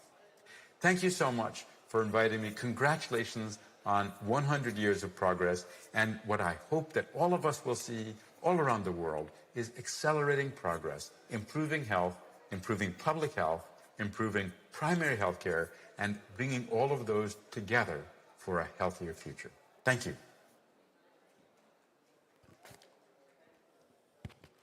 We thank Dr. Tom Frieden for a wonderful I'm presentation. delighted to be with you. Thank you so much for the invitation, and congratulations on 100 years of public health progress. We thank Dr. Tom Frieden for a wonderful presentation. Though he cannot be here, he has helped us with this video presentation. Once again, thank you, sir. And now moving on to the next session. It is on artificial intelligence and machine learning systems in public health. I welcome Ms. Aparna Krishnan, Project Director, JPAL, to present on this topic. And about ma'am, she serves as a research advisor to the Global Alliance for Mass Entrepreneurship India. Apart from her work at JPAL, she has engaged as an independent consultant on monitoring and evaluation systems with the World Bank and other international organizations and non-profits. She has also worked at the Madras Institute of Development Studies and Center for Microfinance at IFMR in India and at the Institute of Southeast Asian Studies in Singapore. Aparna has a master's in international policy from University of California, San Diego, and a master's in economics from Gokhale Institute, India. Currently is a project director at JPAL. Welcome you, ma'am. Thank you very much for this kind invitation, and it's really a pleasure and an honor to be here. I think it speaks to the vision and the goal of DPH to first organize a conference like this and have a topic that is on artificial intelligence and machine learning, where the world is still learning about these concepts. So congratulations from our side. And we've been engaged with the department for more than 7-8 years now. So we're looking forward to continuing to strengthening our collaboration. So I'll talk to you today a little bit about one of the projects we're doing with DPH. And your own director of DPH is also very closely involved in the study, so you'll hear more about it shortly. And I also want to thank the previous speaker. I was not looking forward to being the first speaker after lunch, so thanks to the virtual speaker, we can jump right into slides. Great. So let me see. Yes. Sorry. So I think a little bit better. Sorry. Great. So from the morning, I think we've heard data, artificial intelligence, machine learning. I was trying to count. Almost every speaker has made a mention of it. One thing all of us know is it is helping us read text faster. It is able to process images. During COVID, we saw things like cough sounds were being recorded to try and estimate what is the extent of pulmonary or lung damage. So it is really the ability to accelerate human capabilities to work with large volumes of data. It is by no means a replacement for what individuals can do. It is really the combination of how all of you in this room as doctors, practitioners, policymakers are able to leverage the advantages of artificial intelligence and machine learning and the advances in computing and statistical power. I think Dr. Soumya Swaminathan made this point really nicely in the morning, saying it is the clinical work matching with behavioral sciences and data as the underlying infrastructure. It is this combination of all these three things that will really help change how we respond as a society, as governments, to the emerging challenges of pandemics, of new vector-borne diseases, and all of the new types of health challenges that we may be facing in the near future. So very quickly, you can see AI, ML applications in public health across a number of sectors, a lot more now in the spread of diseases, in screening and testing particularly. And over time, I think there's work with genomics, with new forms of data, and understanding risk factors and how doctors can make decisions, especially with critical care patients. I like using this one infographic to make this point, essentially, that there's a lot of information and data that we have, and AI and ML and all of these fancy-sounding statistical techniques give us a way to organize the data. But it is the last two boxes, the insights and the wisdom, comes from people like you in this room. It is the 100 years of public health knowledge and public health practice that can actually use and interpret and apply the knowledge that we find. Why do people hesitate from getting vaccinations? Could networks play a role? Data helps you understand where the problems are and where you need to target solutions. But the kinds of solutions that are designed, what you learn from it is how we as individuals apply it. So three critical things, and you'll see a bit of this as I go forward as well, is on how to make data useful. Right, so I'm going to skip a little bit because I think I've seen many people in this room who I'm familiar with. You would have heard about JPAL, but just one line about the Poverty Action Lab. It's a research center. So unlike doctors, we are economists. It's an economics research group, but that has borrowed a methodology from medicine. We use randomized controlled trials to test whether new ideas are working, what is the impact, and what is the cost effectiveness of the impact. So 3 things go together, along with our research, is to work very closely with practitioners and policymakers to understand where the problems are, and also build capacity to use data and evidence better. So we'll go through RCTs. I don't have to explain to this audience. So you know that. So you'll see our health work actually goes across many areas. One side on maternal and child health and improving neonatal early childhood development. And on the other hand, non-communicable diseases, another topic we've heard from everybody this morning on how it is important to address NCDs coming up. So taking you back to a few years ago, I remember talking to many DPH officials saying one of the problems that the Tamil Nadu government has identified is a growing proportion of elderly, people over 65 years, and that proportion is only growing and will become at least 20% by 2050. Right. So at that point, while we knew that policy response has to address the changing demographic situation, we did not have enough data to understand what are the kinds of problems being faced by the elderly. We were hearing things from the public health system on inability to access healthcare, special kinds of geriatric care that would be needed.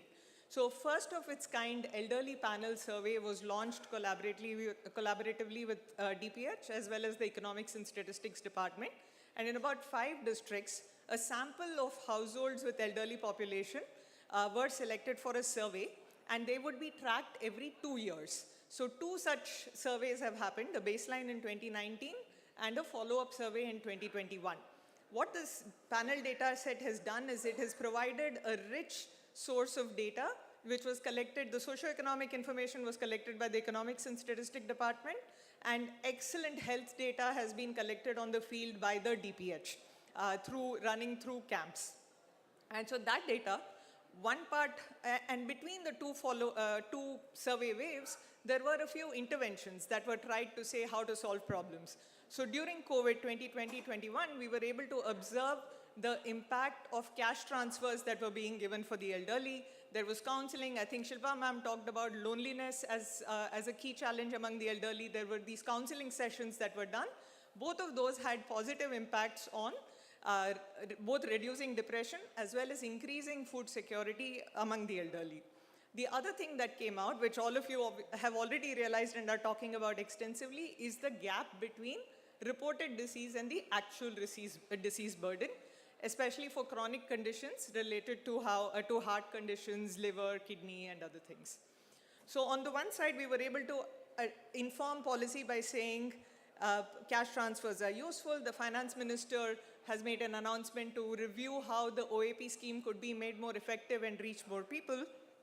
And on the other hand, the second point was to say, can we actually explore the idea of machine learning? And this is the advantage of DPH's history of collaborating with research.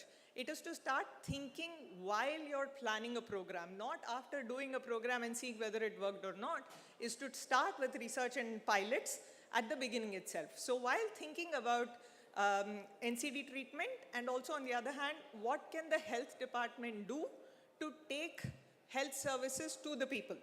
Right? So despite extensive public infrastructure in Tamil Nadu with hospitals, primary healthcare center, we find, especially among elderly, that people don't come to test as proactively. So what can we, so Makkal Thedi Marthuvam is essentially saying we will go to people. But it's, how do we do this most efficiently? Because it's also an expensive program. You can't do door-to-door entries all the time everywhere. So what is the most effective way of reaching people? And through that, through the discussions with the department and some of our researchers, the idea came up on saying, could we try using machine learning for health screening? Could a simple set of mobile tests become better or at least as good as what we call the gold standard tests to detect underlying non-communicable disease conditions? So just a quick insight from the survey, the elderly panel survey that was done, and this should not come as a surprise to most of you who are in the field and in the business of providing healthcare. I don't know if you can see the colors, but it essentially shows that people's own understanding, or if you ask them, do you have cataract? 30% people reported yes, but when you actually tested for it, it was actually 50% of the sample that had cataract issues. So people may not even know unless it starts bothering them. Okay. So then the question comes to, and the other problem with elderly, but also the larger population, is the inability or unwillingness to be able to go to a healthcare center for testing until it becomes too late. So that is the problem which the study is trying to solve for. So collaborating with DPH officials, as well as Professor Esther Duflo and others from around the world, there is this one question we are asking on, can we detect cardiac, lung, and liver ailments? Why these three conditions? Because detection and testing for these three conditions requires infrastructure. It requires going to healthcare centers. Could we use machine learning here to try and predict who is most at risk? So what the project is, it will start this year or in 2023. What it attempts to do is to try and use about 6,000 as a sample, where the collaborations have been set up, where both the gold standard test, which I'll show you in a minute on what that is, as well as the mobile test. So just measuring, say, height, weight, arm circumference, or doing blood prick, HemoQ tests, BP tests, combination of those, when it is run through a machine learning algorithm, can it actually predict as much as your gold standard tests? So mobile tests are cheap to do, but they're not as specific. Gold standard tests are absolutely accurate, but expensive to do, right? It cannot be in every village, even though we may want to do that. So can we combine these two? And this is really a research study. If we do this on multiple iterations, the machine learning algorithm will get better and better at testing and at predicting who will be most at risk. What happens after that is some of those people you can send to actually get the echo or the ECG. Some people can actually do the liver function tests to be able to validate the result. If the prediction is highly accurate, they can immediately be sent for treatment protocols. So that's essentially the principle of this study. What happens is a few months has to be spent on looking at collecting existing data. So you look at both the mobile tests and the actual tests and validate the two results. And then based on that, you develop the algorithm which the department can then use. So if MTM, as it goes forward, could integrate some of these models to say, along with delivering medicines, could we also improve our testing capabilities on the field? And then you can do multiple studies with it to see where should you deploy it most, who will it be most useful for. So just to conclude, as the department thinks about using artificial intelligence and machine learning, there are 3 or 4 principles that I'd like to highlight, and this is across sectors, but more so for health. Data quality is paramount. Right from the field frontline worker who's collecting data needs to see the importance of how that data is used, and there need to be measures for ensuring reliability of the data. Second is data privacy and data protection. Health data is extremely sensitive. Tamil Nadu already has a data policy and an AI and ethics policy, which is quite advanced. But the real test of those policies come when departments like health actually use it and apply it. So there need to be safeguards, guidelines for how the data will be collected and stored securely and shared for further use, which is for public good.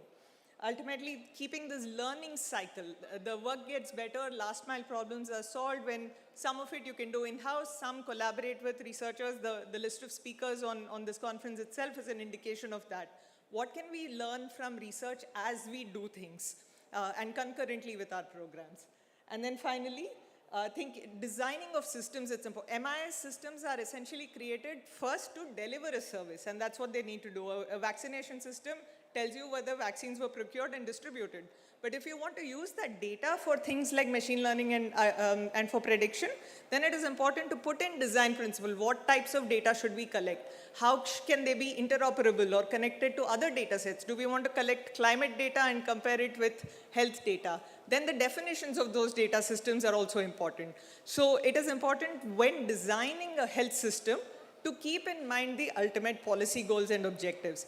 That then makes the data ultimately usable, because these algorithms are only as good as the data that we collect. So if there is incomplete data or poor quality data, then those systems are not going to work. So there needs to be a fundamental change in both the process and the mindset of how we think about data.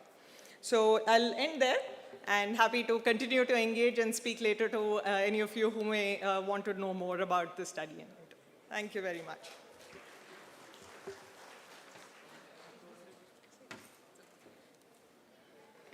We thank you, ma'am, for introducing us to the concept of machine learning, and we thank Jaypal in this situation for taking up the research related to machine learning in our state.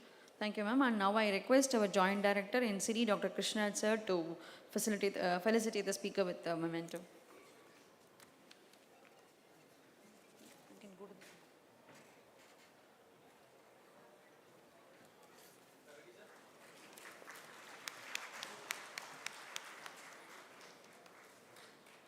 Thank you, sir. Thank you, ma'am. And the next session is on ethical dilemma and ethical considerations in decision making in implementing public health interventions. Please join me in welcoming Professor Brogan Singh Koijam for delivering a presentation on this.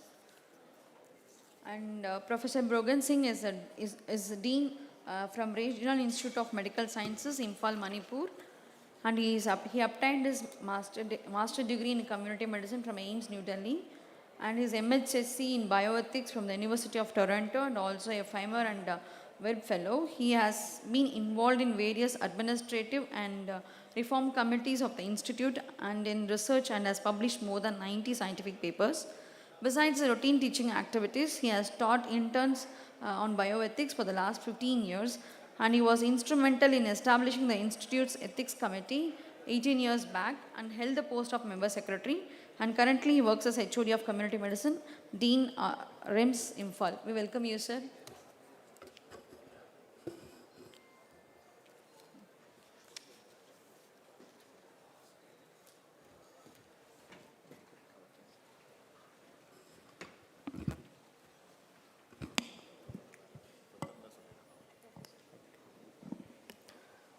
Thank you for the elaborate introduction.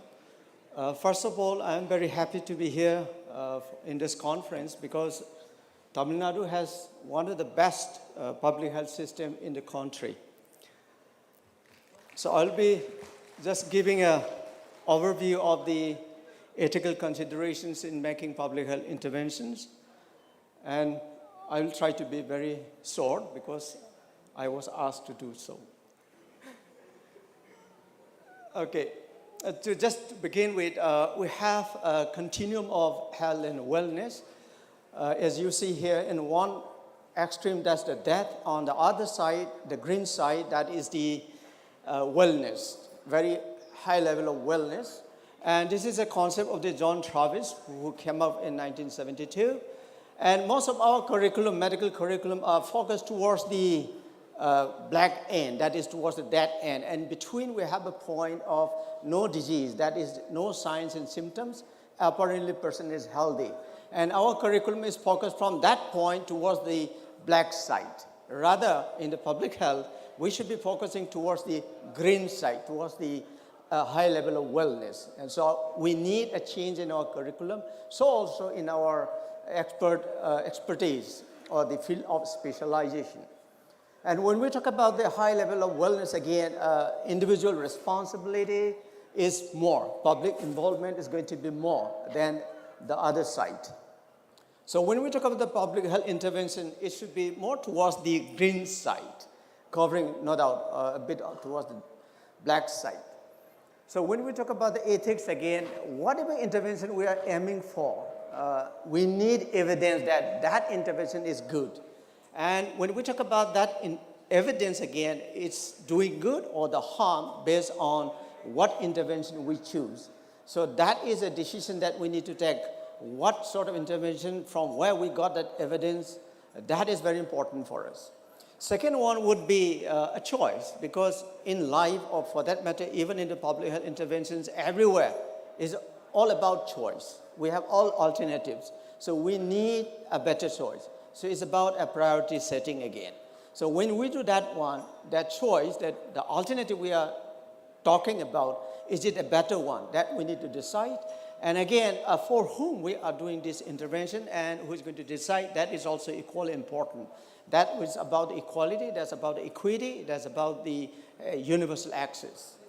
And then we have individual liberty on the other side. For example, in quarantine, we keep people confined to a place, so that's about individual liberty and the privacy and confidentiality when we talk about the data sharing and all. So that point is also important decision that we have to make. And on the whole, again, the decision, when we take it, the process, the procedure of taking that decision becomes very important, because why that decision needs to be taken, and who is going to take that decision, and what factors, what conditions, under what conditions we are taking these decisions, and how we are going to do it. All this procedure becomes very important. So having said that one now, in terms of the decision making in public health or the healthcare, from some premises I just want to put it. First one is, it has always been a problem, because the evidence that we're talking about, there is lack of strong evidence that intervention is good. For example, even during the COVID time, we talk about the vaccines, we talk about the COVID appropriate behaviors, all are questionable. Many people were questioning about the usefulness of these interventions. So lack of strong evidence is always a problem in public health. Second one is about the transparency, accountability, and the clarity of the procedure is there, because public are not knowing what things are going on. So that clarity, that transparency, and accountability is important. And there are a whole lot of conflict of interest in terms of the ethical values, in terms of the politics, for example, and the evidence we got, and the politics, and in terms of the legal and ethical issues. And we need to address this one. And secondly, this public health intervention is akin to health technology assessment. In the health technology assessment also we have science part, and then we have the society, economics, and ethics. On the background of that, we have to decide which is the better one. And of course, again, the procedure is very important. And one more problem is ethics is supposed to be sort of universal. That is, what is good is supposed to be good everywhere, but it is not in ethics. It is very contextual. What is good in my place may not be good in Tamil Nadu, for example. So it's very contextual. So that has been always a problem for all over the world. And again, many sectors, many organizations have come out, many of the models and the framework for decision making. Some of them are given here, great evidence to decision, WHO integrate, and accountability for reasonableness. These are some of the models, so I'll be talking a bit about the last one, is A4R, that is accountability for reasonableness. So in accountability for A4R, how decisions are made and why decisions are ethical are being dealt with. And in this one, there are 5 components.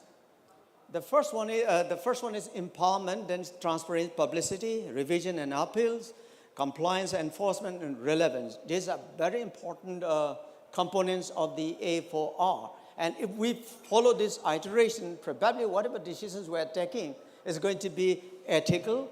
And one of the things, if we make it very transparent and accountable, the questions that has been asked since the last 2 days, I suppose that government is thinking something else, we are thinking something else, so decision making is very difficult. And that can also be, to some extent, overcome. So the first one is about the empowerment. So we need to facilitate effective participation of all affected stakeholders. That includes not only the scientists, not only the doctors, the politicians, the public, whoever is affected by that phenomenon or by that disease or condition, we need to involve in decision making. And we need to provide our staff, we need to provide training and support the staff so that we follow this method all the time. Now, coming to the transparency and publicity, it's all about making the whole process transparent. So here, a formal communication plan is very important, why decisions are to be made, and then how decisions are going to be made, and who is going to take the decisions, and which criteria we are going to use this to make this decision. All has to be made public. That has to be publicized. Of course, there are a few questions again. If we make, this must be transparent, whether will it be a problem for us in making a decision. That has not been there from the experience of the other countries. Now coming to the revision and the appeals again, whatever decision we are making, there should be some mechanism to revise and revisit the decisions, because once taken a decision doesn't mean that it's to be there all the time. It's not that way. We have to have a mechanism to revisit and revise whatever decisions that have been taken, and there should be, stakeholders should also be involved in doing so. When the time goes by, again, new evidence and arguments may be brought forward, and we need to think of it, we need to incorporate it, and again, we need to revise. Now coming to the relevance, when we talk about the relevance, whatever decisions that we are going to take has to have an aims and scope and a priority setting. The priority setting that we have to see whether it is aligned to that priority setting, the priority we have in our hand.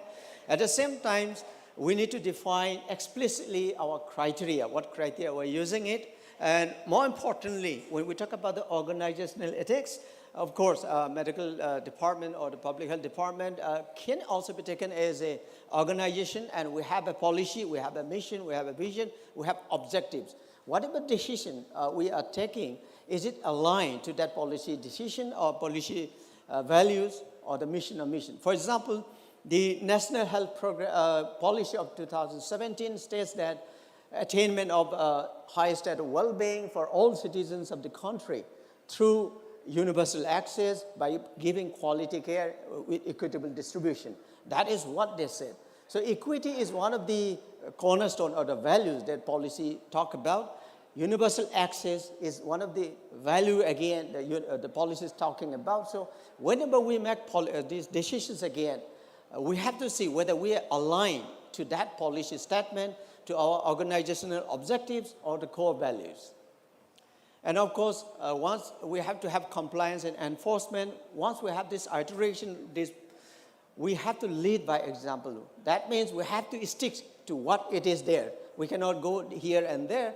And again, we have to have a formal evaluation plan so that we can see whether it is working or not. If it is not working again, we need to review it and go for another one. So these are the iteration in the accountability for reasonableness. Now, to make it effective, again, we were talking about the political milieu. Politics and ethics, they are in loggerhead many a times.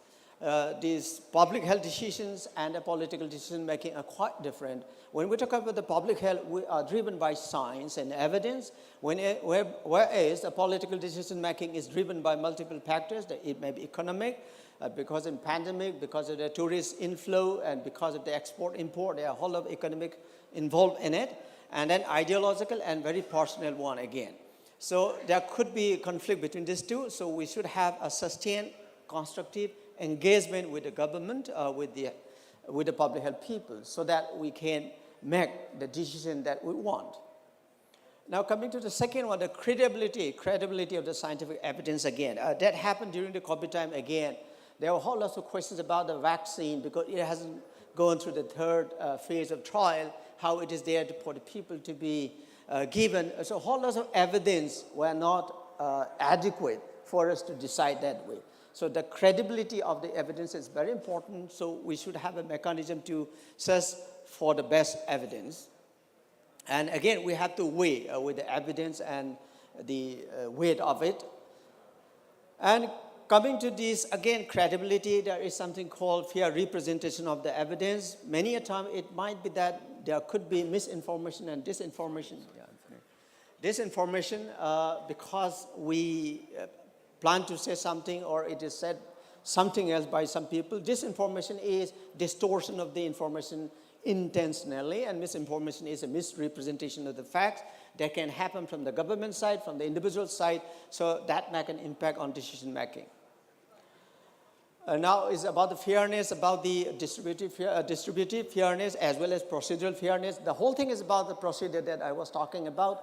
When we make a procedure in this way, make it accountable, transparent, that is going to be fair because it is subject to the scrutiny of the people. Now coming to consensus, that is about the solidarity. That is one of the things that we have seen. At the beginning we didn't see it, but at the end we saw it. Solidarity is an ethical value, which is very important. It's about the equity of duty. Everyone has an equal duty to perform in public, be it the science person or be it the public.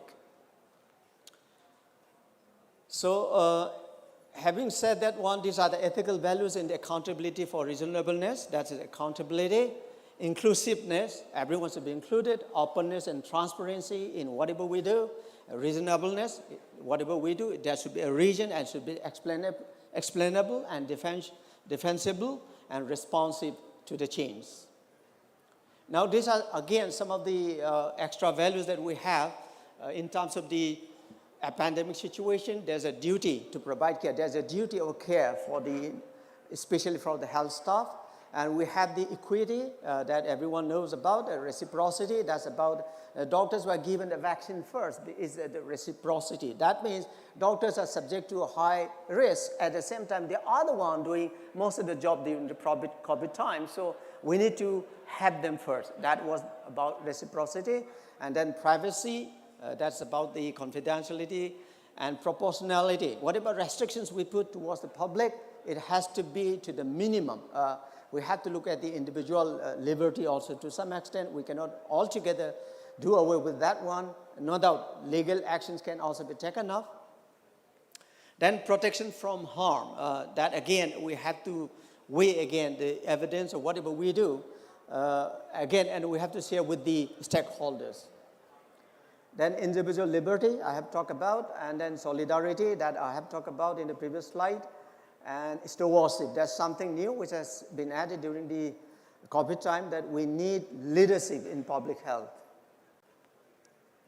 And lastly, of course, the trust. So these are the 10 extra ethical values that we need to consider while making a decision.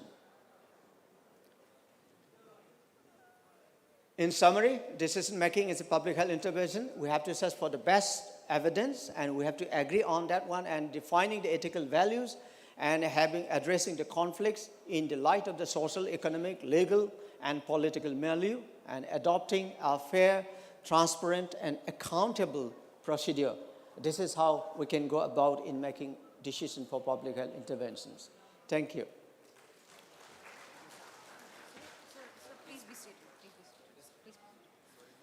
Thank you for a much insightful presentation, sir. Now I request our Joint Director, Communicable Diseases, Dr. Sampath sir, to felicitate the speaker with the memento.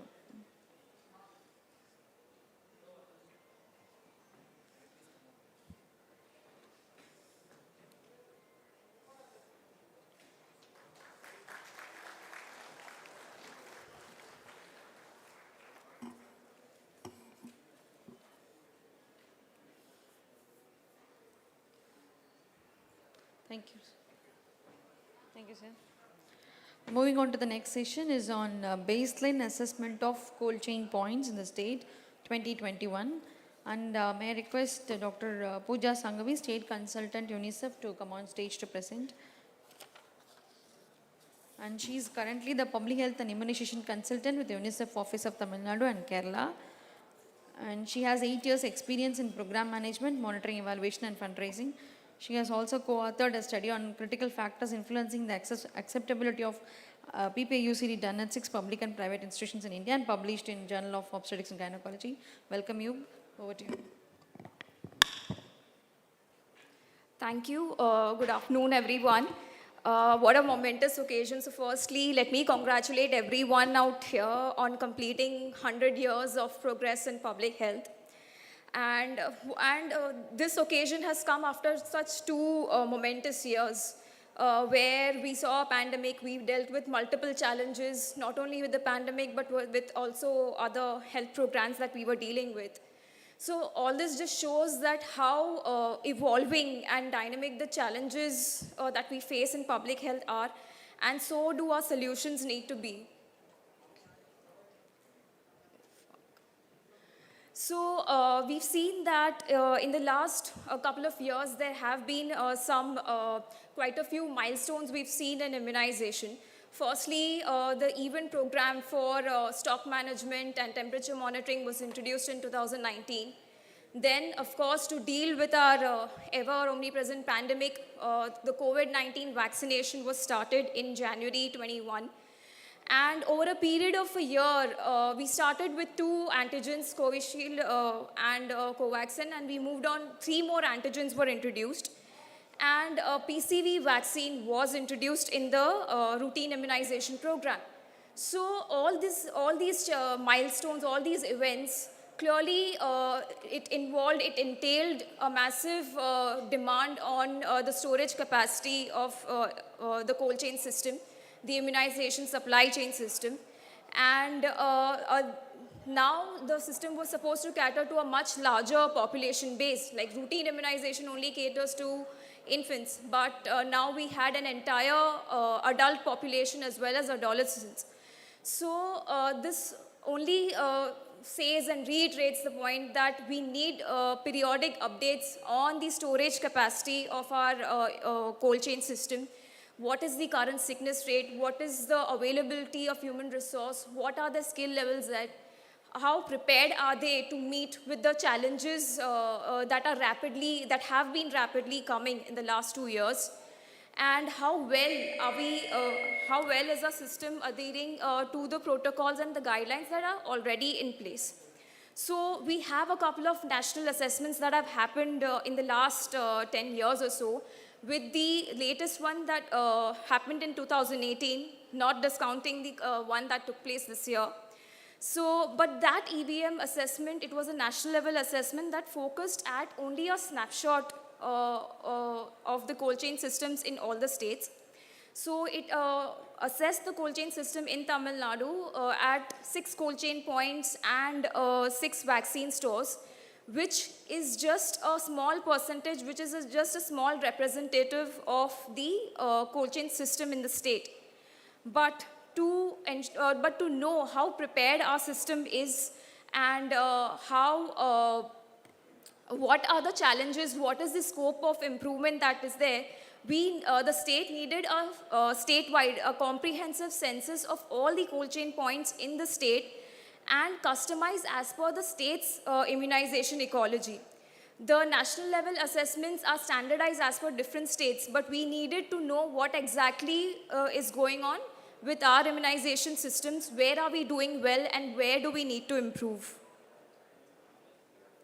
So to understand the preparedness of the existing cold chain system, we basically needed to this baseline assessment looked at all the essential components of the cold chain system. So what is the availability, what is the health of the equipment, how well placed are our human resource at all the levels of the cold chain system, what are the skill levels, what is the quality of our infrastructure and where do we need to improve, how is the equipment being maintained, and of course the most important bit is temperature monitoring. We all know that for a vaccine to be delivered safely from the manufacturer to the beneficiary and it needs to be effective, it needs to maintain its temperature throughout its journey. And so apart from that, how well the stock is being managed, how the vaccines are being stored at the cold chain points, how is the distribution mechanism, and after everything, how well are the practices being complied with and how they're being documented at the cold chain points. So this is what we studied. And where did we study? Now, since this was a comprehensive statewide census, we essentially looked at all the cold chain points in the state, starting with the state vaccine store at the top, the 10 regional vaccine stores, all the 43 vaccine stores in the health unit districts, and 2,632 cold chain points across 42 HUDs. And how did we go about it? So the tool that we essentially used to do this assessment was based on the NCC VMRC and the EVM assessment tool, which is a standardized tool and a globally recognized tool. We also used a digital method, a mobile application-based method to conduct our assessment to avoid any human errors. The checklist was in English as well as Tamil so that information could be gathered accurately and completely. And multiple quality assurance protocols were also set in place. The assessors that were part who made this assessment possible were all experienced ones, and they were given hands-on training on how to collect the data. And a pilot was done at 16 cold chain points before we extended this assessment across the state. Now, the unique part of this assessment was that not only did we collect the data through a mobile application, but we also photo documented all the data that we collected.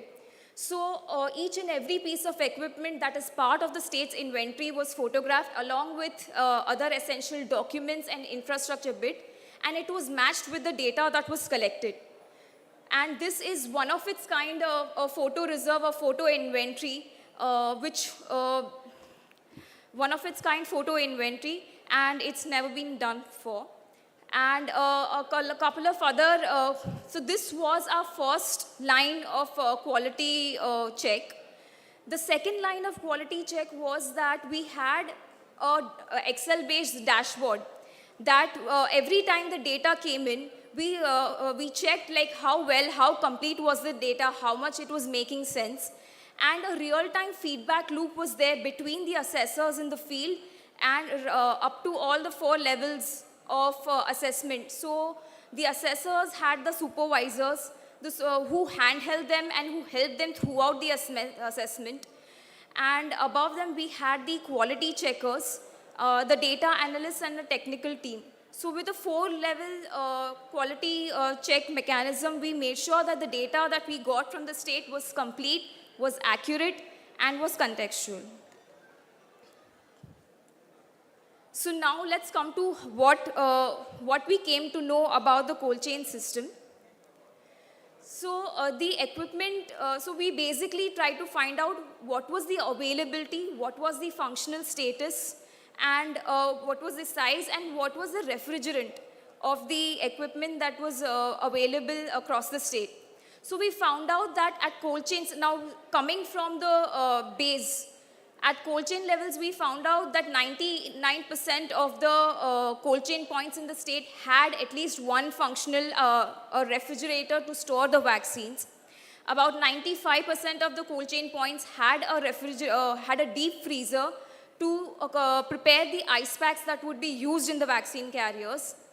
And 88% of the cold chain points had at least one large cold box to transport the vaccines and to serve as a backup in case of any equipment failure. About 66% of the cold chain points.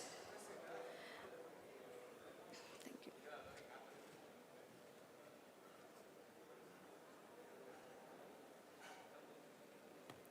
So apart from that, we also found out that 60% of the equipment in the state was CFC free. We know that the state is in the process of phasing out the equipment to more sustainable refrigerants. And we found out that, up to the level of district level cold chain points, the process has already made a lot of progress. More than 85% of the cold chain equipment is CFC free across all the vaccine stores. And now we are about to also extend the process at the cold chain points. Now coming to the human resource, we know that the last 3 years have been extremely challenging. There was a long gap in training, and because of the restrictions imposed, it was not possible to conduct any trainings. And there was a lot of turnover also in terms of the staff coming in and out and new staff being come into place. Across, we also studied the adherence to cold chain practices, vaccine management, temperature monitoring, how well the equipment was being maintained and what was the response, how well the cold chain handlers and the cold chain technicians responded in the event of breakdown, and how well the documentation of the processes was done. And when we looked at infrastructure across the cold chain points, we saw that did each and every cold chain point and vaccine store have the space earmarked for storing equipment, for storing electrical equipment, dry goods, for repair and so on. And we also assessed what was the adequacy of the space at all the levels, what was the quality of the infrastructure, and what was the availability and preparedness of the equipment supporting infrastructure. And last but not the least, we know that of late urban health program is becoming an area of interest. Extension of programs to the urban population is becoming our prime concern now. So we also extended our assessment to urban cold chain points. There are about 811 cold chain points in the state, which form about 31% of the cold chain points. And looking at them separately with a different eye is very important, because there are certain challenges that the urban cold chain points face which are unique to them. Being situated in an urban or a peri-urban area, these cold chain points cater to a much larger population base. Although the quality of infrastructure is better, but the space constraints is also a reality, and human resource and practical challenges are also unique to urban cold chain points. So coming to looking at all the challenges that we faced, the state has already started the process of utilizing this information and implementing solutions to address them. First challenge was regarding the availability and getting periodic updated information on the equipment. So these equipment related the information that was derived from the assessment, it has been utilized, it has been rationalized with the existing inventory bases that the state has, being the NCC, MIS and the EVIN. And this information is being utilized to guide deployment of any new equipment that is coming into the state.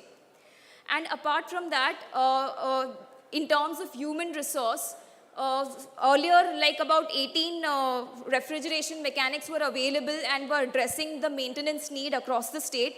And now their deployment has been extended to 32. And the first batch of their training in cold chain management and maintenance is underway. And more importantly, this process has been set in motion. So now that the baseline assessment has been done, we know that we will continue to need information periodically, dynamically, to tell us where is the cold chain preparedness at. So the supportive supervision mobile application that was launched in April earlier this year, it's already yielding action. About 750 cold chain points have already been visited since then, from April to November. And these cold chain visits are yielding updated information about the cold chain points. And they're also proving to be a very useful platform for on-the-job training. So whenever officials like you, they go for a visit, you can use this opportunity to find out the gaps, discuss the gaps with the cold chain staff, and use this platform to give them on-the-job training and strengthen the practices. Apart from this, resources are also being developed on what are the essential and what are the desirable cold chain requirements at all the levels of the cold chain system.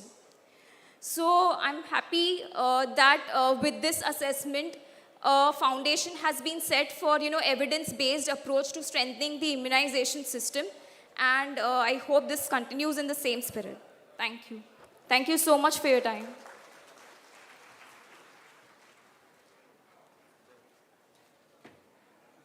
Thank you, Pooja, for the assessment and also for your presentation. We also thank UNICEF for their continuous support in improving ourselves in all our maternal child health services, especially immunization activities. And now I request our additional director, Dr. Deva Parthasarathy sir, to present a memento to the speaker.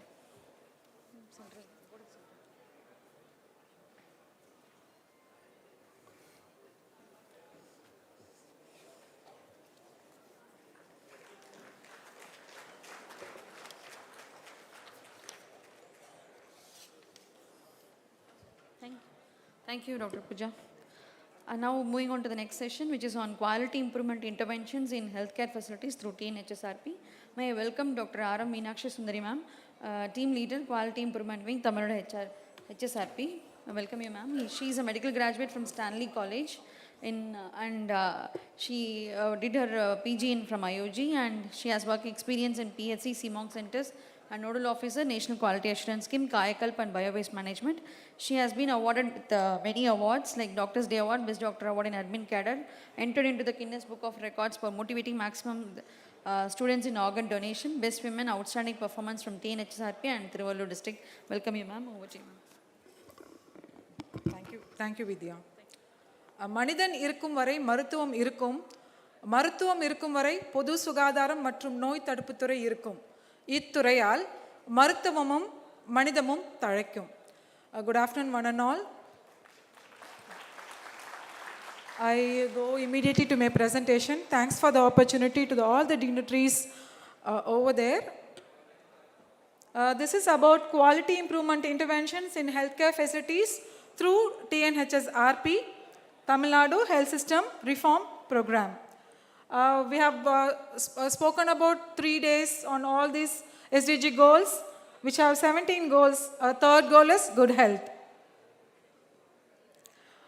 As our project director pointed out in the morning, we have to work towards the targets to be achieved, which are marked in red, the non-communicable diseases, mental health and trauma, with also a special emphasis on towards the target communicable diseases also. So this is Tamil Nadu's definition of health, quality of care in health, people-centered. People are our bosses, so people-centered, safe. Any health service should be very safe to the healthcare provider as well as the healthcare seeker. Timely, if time is of so much essence, even a microsecond matters in healthcare, and integrated health services in line with established quality standards. Here we have benchmarking. We do have NHSRC standards as of now. The culture of quality. Tamil Nadu Health System Program is calling something a culture of quality. The difference between a habit and a quality you all know. We are there committed to build a culture of quality. That is through transparency, teamwork and leadership for quality at all levels, and also with the active feedback loop for improvement, with meaningful engagement between staff, service user and the community. And also we believe in empowering individuals while also recognizing complex health system. I'll be explaining more in the future slides to come. The 4 pillars which we have as interventions, that is prioritized interventions, is universal action number 1, governance for quality. Henceforth, it was all in bits and pieces. The 3 directorates and all the other support systems were working in silos, wherein we built in a governance for quality. And the second thing is redesigning service delivery to optimize quality. For example, the CMOG and THAI system which we had, we already were doing all those services prior, but we have a nomenclature of redesigning everything into a single plane. The next thing is transforming the health workforce. Like we give special trainings, we have dedicated people for NCD, we have dedicated people for CMOG, so that the vertical programs will be carried simultaneously along with the other services we render.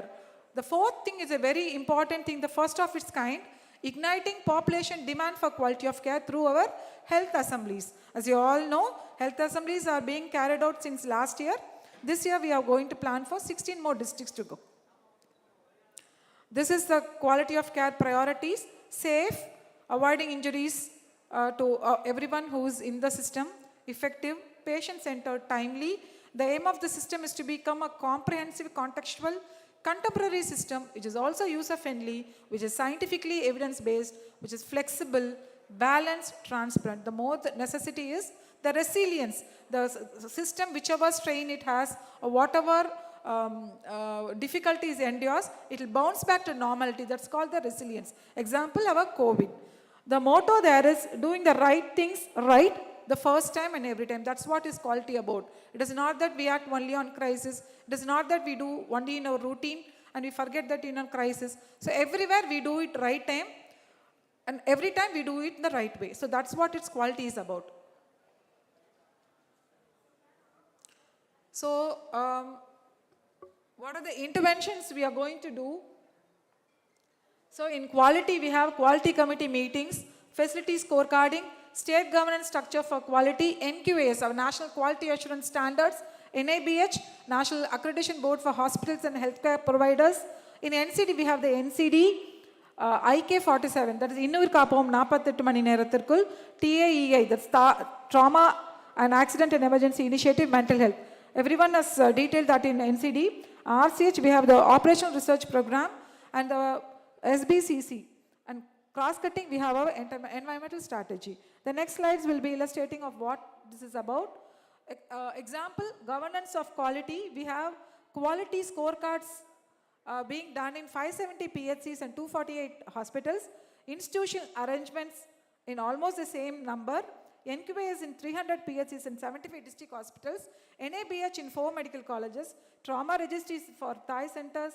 All districts we are going to conduct health assemblies, and also a state health assembly will be there. NCD, we have a social behavior change strategy being studied upon. And for improve work environment, we have the TANQUAS, the Tamil Nadu Quality Enhanced Structured Training. So these are all the targets there, and what are we are going to read there. And the governance for quality at all the different levels in the state, the district committees and the facility committees there are for you all to see. So these are all the red colored ones in terms of quality certification in NQAS, pre-TNHSRP, that is before the project period. We had only 4 primary health centers and 6, only a total of 10 were there. In 2019, we had this 28 more. So you can see the one in green, that's our target. And the grand total, we have achieved 122. Remember, we had COVID and almost 1.5 years were lost. Nothing was done in those periods, but even then, our system picked up, and these 122 institutions are being accredited in the project period. So that's a great achievement there. And NABH in the 4 medical colleges. So these are all the activities, other things which are completed. All the green ones are completed. The mid ones are ongoing and upcoming. And quality managers, we never had a cadre of quality managers in any of our institutions. Because of TNHSRP, quality managers were there in 14 medical colleges, and 22 the other left out medical colleges will also be having quality managers.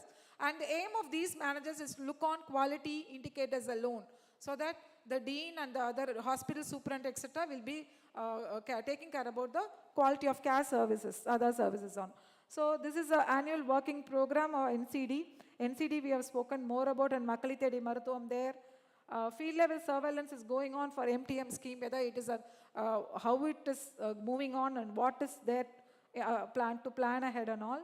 So these are all the things which are there, and this is the emergency department which is being created in 25 medical colleges.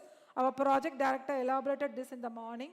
So establishment of trauma registry, which was not there before, the quality service is being done there in creating 90 trauma registries across the state in 36 medical college institutions and 2 medical college attached institutions, and also 52 secondary healthcare institutions. These are all placed in the grid of the golden quadrilateral, so that the trauma centers will be strategically placed to take care of this.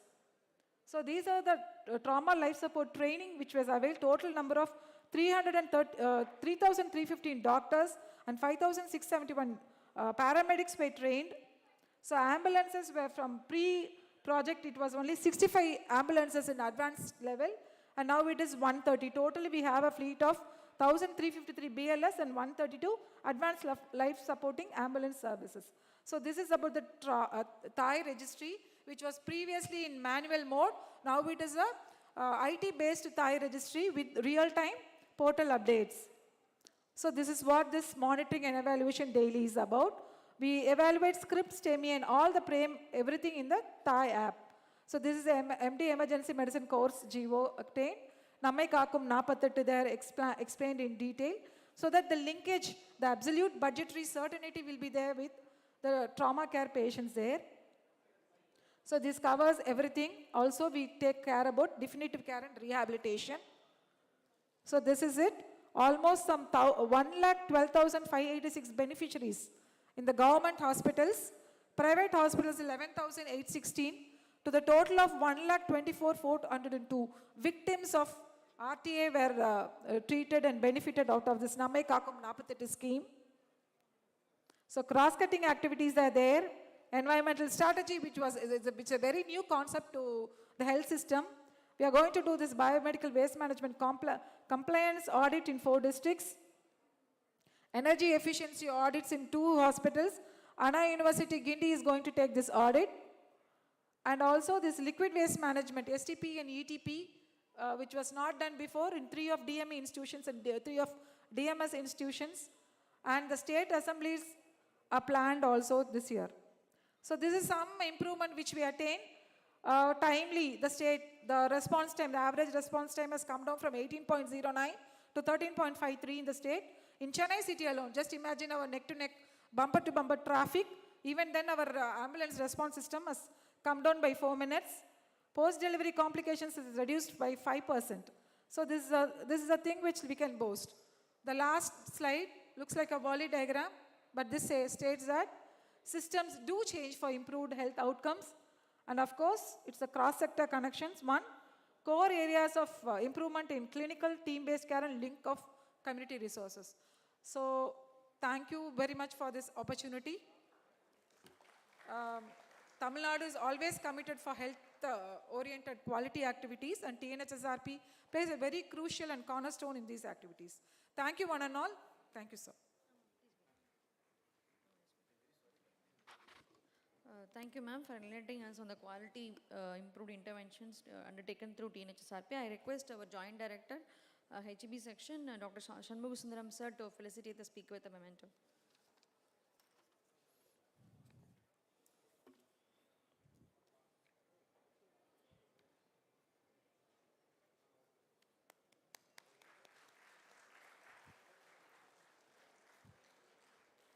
Thank you, sir. Thank you, ma'am. And next session is the final session of the day. It is a session for media, for which Tamil Nadu Model of Public Health என்ற தலைப்பில் பேசுவதற்காக week பத்திரிகையிலிருந்து மூத்த பத்திரிகையாளர் திருமதி லக்ஷ்மி சுப்பிரமணியம் அவர்களையும், பொது சுகாதாரம் மகளிர் நலன் என்ற தலைப்பில் பேசுவதற்காக விகடன் குழுமத்திலிருந்து சீஃப் ரிப்போர்ட்டர் திருமதி ஜெனி ஃப்ரீடா அவர்களையும், பொது சுகாதாரத்தின் ஆணிவேர் ஆரம்ப சுகாதார நிலையம் என்ற தலைப்பில் பேசுவதற்காக வின் டிவியிலிருந்து திரு அன்பழகன் அவர்களையும், பொது சுகாதாரம் காலநிலை மாற்றம் என்ற தலைப்பில் பேசுவதற்காக இந்து தமிழ் திசை இருந்து திரு கண்ணன் அவர்களையும் மேடைக்கு வருமாறு அழைக்கிறேன்.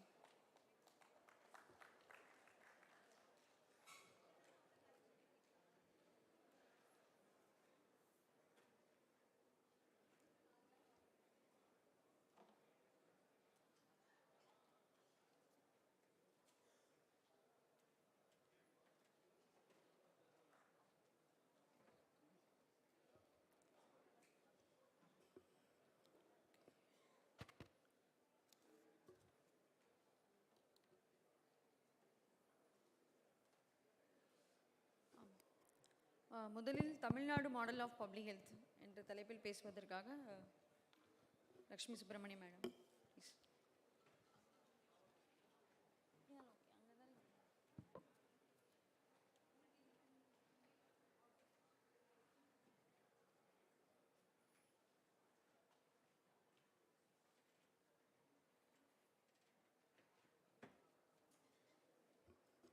Good evening, everyone. Thank you for inviting me to speak among you.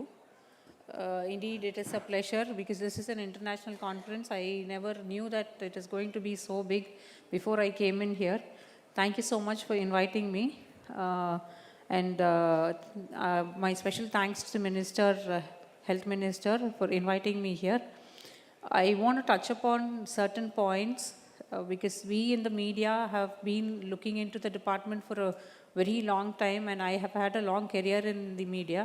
So I've been looking into it from a different perspective because you all have been working in the department and you all know what actually is happening. But for us, it is a different experience looking at it critically, and also at times we look at it with different perspective. So I just want to touch upon certain things which I felt is important. Please pardon me if I'm wrong or if I make any mistakes. Thank you. With that disclaimer, I just start my speech. Actually, in 2001, Nobel laureate Amartya Sen, in his book Development as Freedom, he mentioned about Tamil Nadu's healthcare model. And today, Tamil Nadu has come, is among the lowest, Tamil Nadu has the lowest maternal mortality rate, leave alone the infant mortality rate. As Professor Sen said or wrote in his book, the same factors, an active but cooperative family planning program is what stands out. Most people might not understand it, but it is the result of a well-crafted policy. Among emergency obstetrics and newborn centers are our own centers are fully equipped with operation theaters, blood storage units, and they are staffed by obstetricians, pediatricians, anesthetists, and other specialists. Our schemes like Dr. Muthulakshmi Reddy Maternity Assistance Scheme, Ramamardam Ammayar Nenevu Marriage Assistance Scheme, these are the most basic two schemes that help the health intakes grow. The other, I would say, is the efforts of the successive Dravidian governments in instituting strong accountability measures at grassroots level, that is the well-built infrastructured public health centers. The PHC network in Tamil Nadu is one of the best, as Dr. Meenakshi Sundari was mentioning here. Ours is the best model and it is being celebrated across the globe. The PHC network is established well. I understand that there are about 1,200 to 2,000 PHCs which are serving us, and they are serving a population of around 30,000 people in each block. These PHCs provide round-the-clock services also. And very recently, Niti Aayog also ranked Tamil Nadu as one of the best performing states in terms of health index. More than all this, I would like to touch upon reservation and its social implications in the health sector to say how and why Tamil Nadu has been successful. The introduction of scheme reserving 50% of the postgraduate and super specialty medical seats for government doctors ushered in a tectonic shift in providing tertiary health care in government hospitals. As a result, in the expansion of public health infrastructure in the state, we have grown so much. This progressive reform paved way for ensuring the availability of all specialists in multidisciplines in such as gynecology, anesthesia, general medicine, pediatrics, orthopedics, and general surgery. This was unthinkable of in any other department, and this was unthinkable or sparse in our own state for till 4 decades ago. That is in the 1960s or the 70s, we would have never thought of this. And then came super specialty departments like urology, neurology, nephrology, cardiology, etc. This came up in the late 70s and in the this came up in the late 60s and in the early 70s. It came in our Madras Medical College, if I'm correct. So the provision of reservation actually helped our health sector grow, and our government doctors in the super specialty hospitals also make a mark. And it also made a steady rise in the expert doctors available in the multi-specialty hospitals. This was in the late 80s. But slowly in the tier 2 cities also, and then later even in the smaller towns also, we got specialists at every level. Today our public health system has more than 900 super specialty specialists in different disciplines, if I'm right.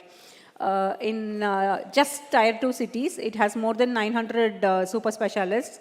This number, I would say, can't be compared with any of the European model of healthcare system. Our policymakers in Tamil Nadu are always far-sighted, which is why we have come a long way ahead of every other state in India.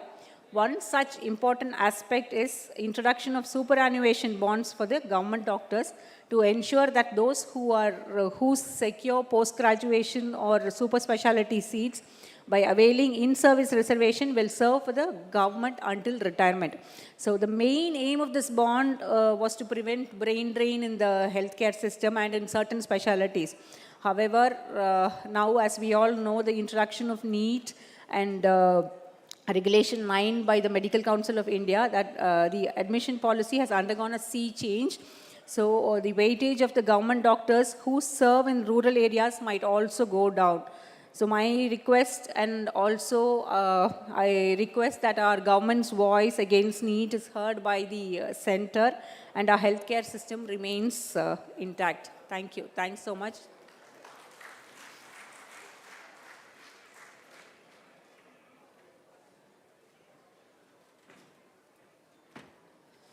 Thank you, ma'am. Thank you for your motivational and appreciative speech. Next, I request Chief Reporter Jenny Frida, madam, for delivering a speech on Podu Sugadaram Magalir Nalan.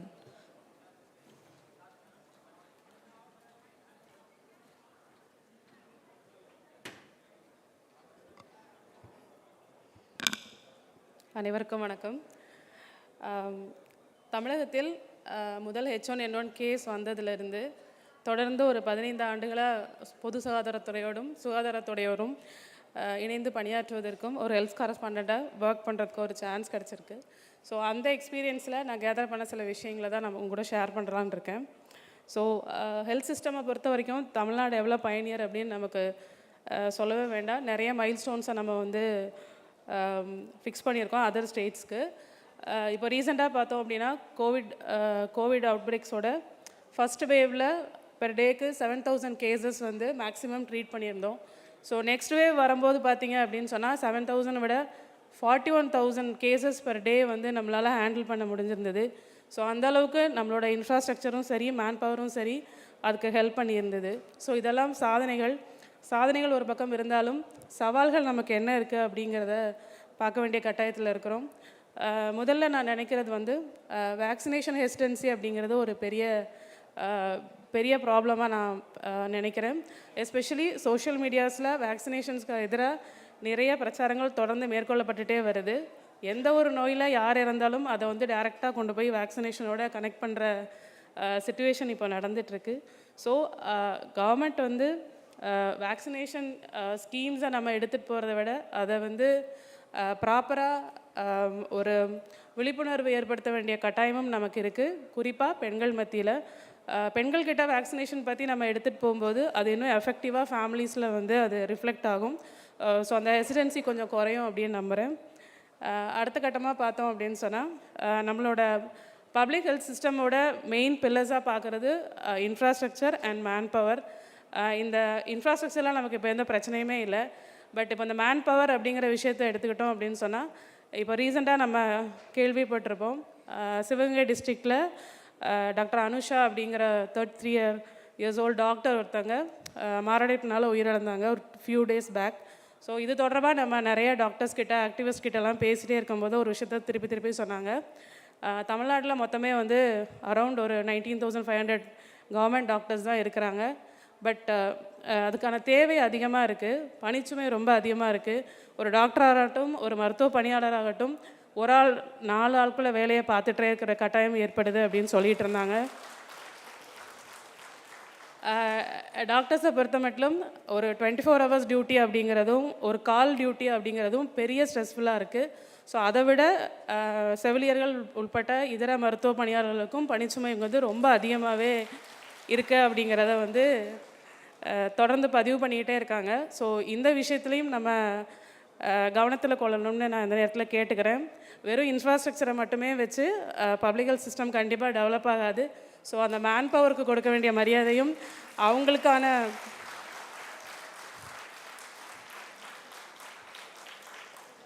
அவங்க பக்கங்களில் என்ன தேவைகள் இருக்குது அப்படிங்கிறதையும் நம்ம பார்த்து அதுக்கான விஷயங்களை சரி பண்ணணும்னு நினைக்கிறேன்.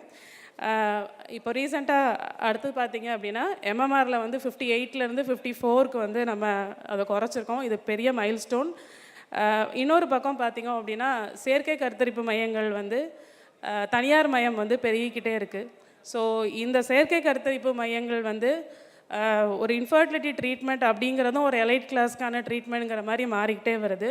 சாமானியர்களுக்கான ட்ரீட்மெண்ட் வந்து கவர்மெண்ட்டில் இன்னும் இந்த இன்ஃபர்டிலிட்டி ட்ரீட்மெண்ட் ஆகட்டும் ஐவிஎஃப் போன்ற விஷயங்களாக இருக்கட்டும் கவர்மெண்ட் செக்டரில் நம்ம இன்னும் எஃபெக்டிவாக எடுக்கணும்னு நினைக்கிறேன். கீழ்பாக் மெடிக்கல் காலேஜ் அப்படி ஃபியூ மெடிக்கல் காலேஜஸில் இதுக்கான இனிஷியேட்டிவ் ஸ்டார்ட் பண்ணியிருக்காங்கன்னு தெரியும். பட் ஆல் ஓவர் தமிழ்நாடு இது இன்னும் எஃபெக்டிவாக கொண்டு போகணும் நல்லாயிருக்கும்னு ஃபீல் பண்ணுறோம். அடுத்ததாக பெண்களுக்கு பார்த்தோம் அப்படின்னு சொன்னால் ஹார்மோனல் இம்பேலன்ஸ்ங்கிறது ஒரு பெரிய இஷ்யூவாக இருக்குது. தைராய்டாக இருக்கட்டும் பிசிஓஎஸாக இருக்கட்டும் அவங்களுக்கு வந்து அவங்களோட குழந்தை பேராகட்டும் எல்லாத்துக்கும் இது ஒரு பெரிய இஷ்யூஸாக இருக்குது. என்சிடி ப்ரோக்ராம்ஸ் நம்ம நிறைய முன்னெடுத்துட்ருக்கோம், அதில் மாற்றுக்கருத்து இல்லை. ஆனால் பெண்களுக்கு மையப்படுத்தி இந்த தைராய்டு, பிசிஓடியான அந்த மாதிரியான ஹார்மோனல் இம்பேலன்ஸ்க்கான திட்டங்களை அறிவித்து அதுக்கான விஷயங்களே முன்னெடுக்க வேண்டிய கட்டாயமும் இருக்குது அப்படின்னு நினைக்கிறேன். கடைசியாக ஒரே ஒரு பாயிண்ட் சொல்லிக்கிறேன். நான் லாஸ்ட் மந்த் வந்து கர்நாடகாவில் கஸ்தூரி அப்படிங்கிற தமிழகத்தை சேர்ந்த ஒரு பெண் வந்து அந்த மாநிலத்துக்கான ட்ரீட்மெண்ட் கார்டு இல்லை அப்படின்னு சொல்லிட்டு அவங்கள ஹாஸ்பிட்டலில் அட்மிட் பண்ணல, கர்நாடகாவில் கவர்மெண்ட் ஹாஸ்பிட்டலில். அதனால் அவங்களும் அவங்களோட இரட்டை குழந்தையும் வந்து இறந்துட்டாங்க. ஸோ தமிழகத்தில் இருக்கிற மக்களை பாதுகாக்கிற அரசு அதுக்கான முன்னெடுப்புகள் எடுக்கிறவங்க வெளிநாடுகளில் இருக்கிற நம்மள மாதிரி தமிழ் மக்களுக்கான சிகிச்சைக்கான முன்னெடுப்புகளையும் எடுக்கணும் அப்படின்னு நான் கேட்டுக்கிறேன். நம்ம பயணியராக இருக்கோம், அதில் மாற்றுக்கருத்தே இல்லை. சாதனைகளே சரித்திரம் பேசட்டும், சவால்களை நோக்கி நம்ம வீர்நடை போடுவோம் அப்படின்னு கேட்டுக்கிறேன். தேங்க்யூ.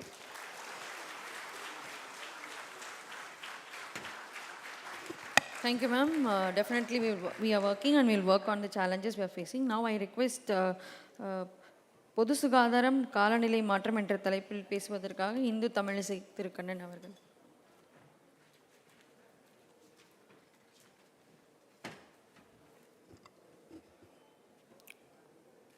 சுகாதாரத்துறை அமைச்சர் அவர்களுக்கும் அனைத்து பொது சுகாதாரத்துறை ஊழியர்களுக்கும் இந்த நூற்றாண்டு தினவாற்றில் என்னுடைய வாழ்த்துக்களை தெரிவித்துக் கொள்கிறேன்.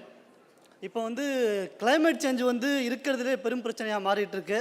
இங்கே இருக்கிற எல்லா டாக்டர்ஸும் கிளைமேட் சேஞ்சை பற்றி பேசியிருப்பீங்க, பண்ணியிருப்பீங்க, பழகியிருப்பீங்க. ஆனால் நான் வந்து ஃபீல்டில் இது பண்ண 2 எக்ஸ்பீரியன்ஸில் நான் ஷேர் பண்ணலான்னு நினைக்கிறேன். நான் ஒரு 5 வருஷமாக சென்னை கார்பரேஷன் வந்து கவர் பண்ணிக்கிட்டு இருக்கேன். போன வருஷம் செகண்ட் வேவில் கோவிட்டில் வந்து ஒரு எஸ்ஐட்ட நாங்கள் டெய்லி ஒரு எஸ்ஐ கால் பண்ணுவோம்.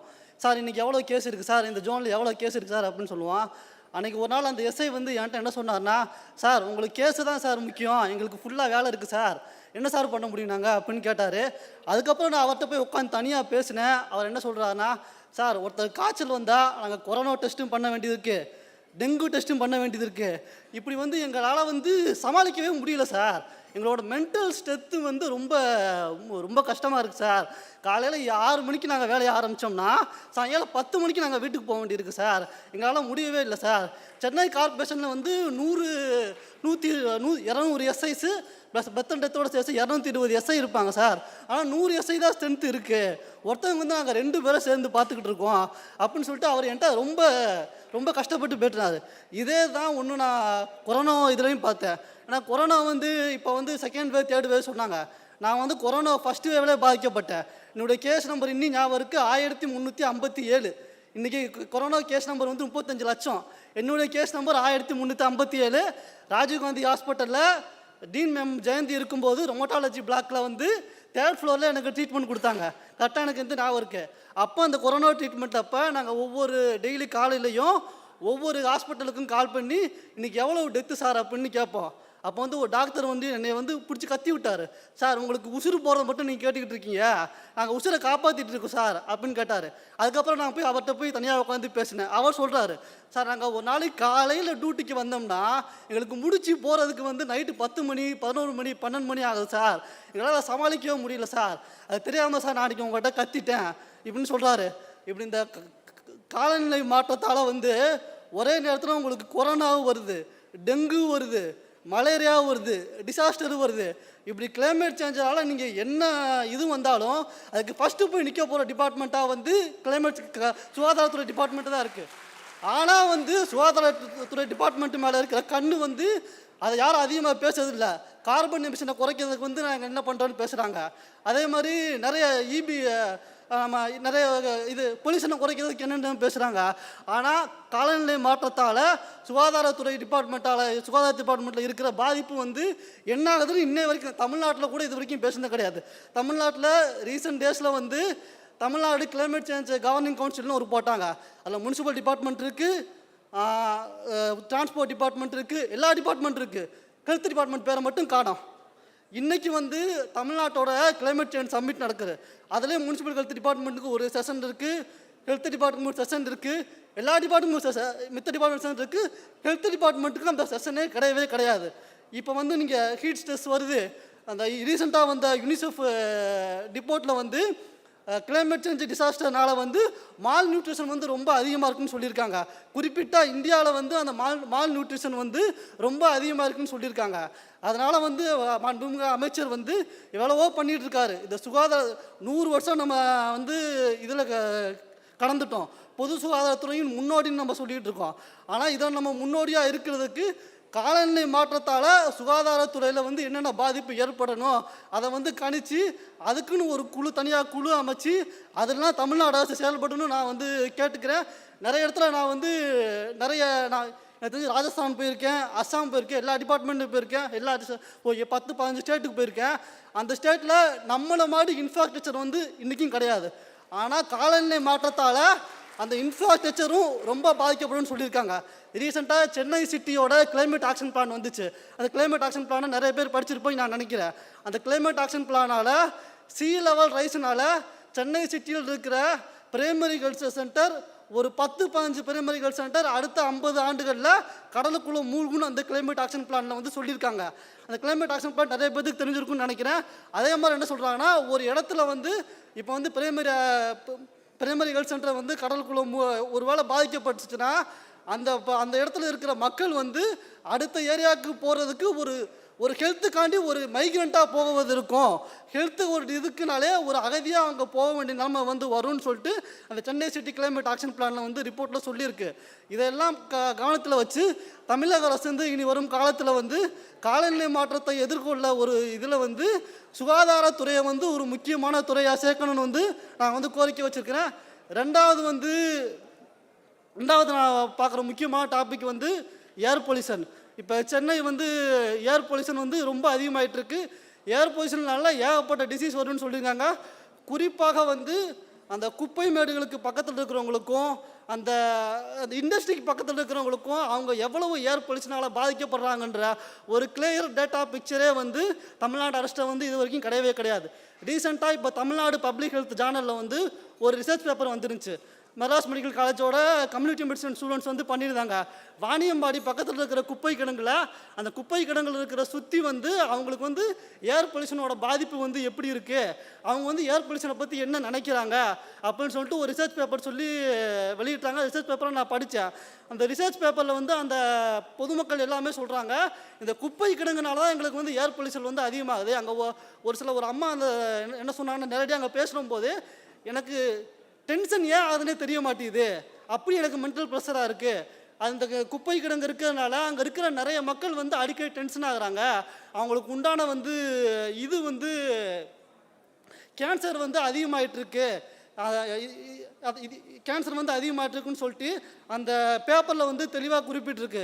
எனவே சுகாதாரத்துறை அமைச்சர் வந்து இந்த குப்பை காற்று மாசால இருக்கிற பாதிப்பை வந்து குறைக்கிறதுக்கு நடவடிக்கை எடுக்கணும்னு கேட்டுக்கினேன். முக்கியமாக குப்பை கிடங்குகளுக்கும் இந்த இண்டஸ்ட்ரிக்கும் பக்கத்தில் இருக்கிற மக்களுக்கு வந்து காற்று மாசால குறைக்கிற பாதிப்பை வந்து நடவடிக்கை எடுக்கணும்னு கேட்டுக்கிறேன். அந்த பேப்பர்லேயே வந்து ஒரு குறிப்பிட்ட என்ன சொல்லியிருந்தாங்கன்னா, குப்பை கிடங்கு இருக்க பக்கத்தில் இருக்கிற மக்களோட வந்து மக்களுக்கு வந்து ஒரு மந்த்லி ஒன்ஸ் வந்து ஒரு ஹெல்த் ஸ்க்ரீனிங் பண்ணணும், வீக்லி ஒன்ஸ் ஒரு ஹெல்த் ஸ்க்ரீனிங் பண்ணணும், அவங்களோட இதை வந்து கண்டினியூஸாக வந்து மானிட்டர் பண்ணணும் அப்படின்னு வந்து சொல்லியிருந்தாங்க.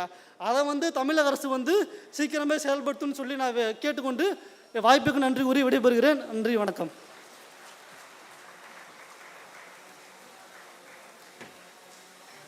Thank you, sir. Thank you for sharing your views. And now I request Anbalagan sir to deliver speech on Podu Sugadharathin Aniver Aramba Sugadhara Nilayam.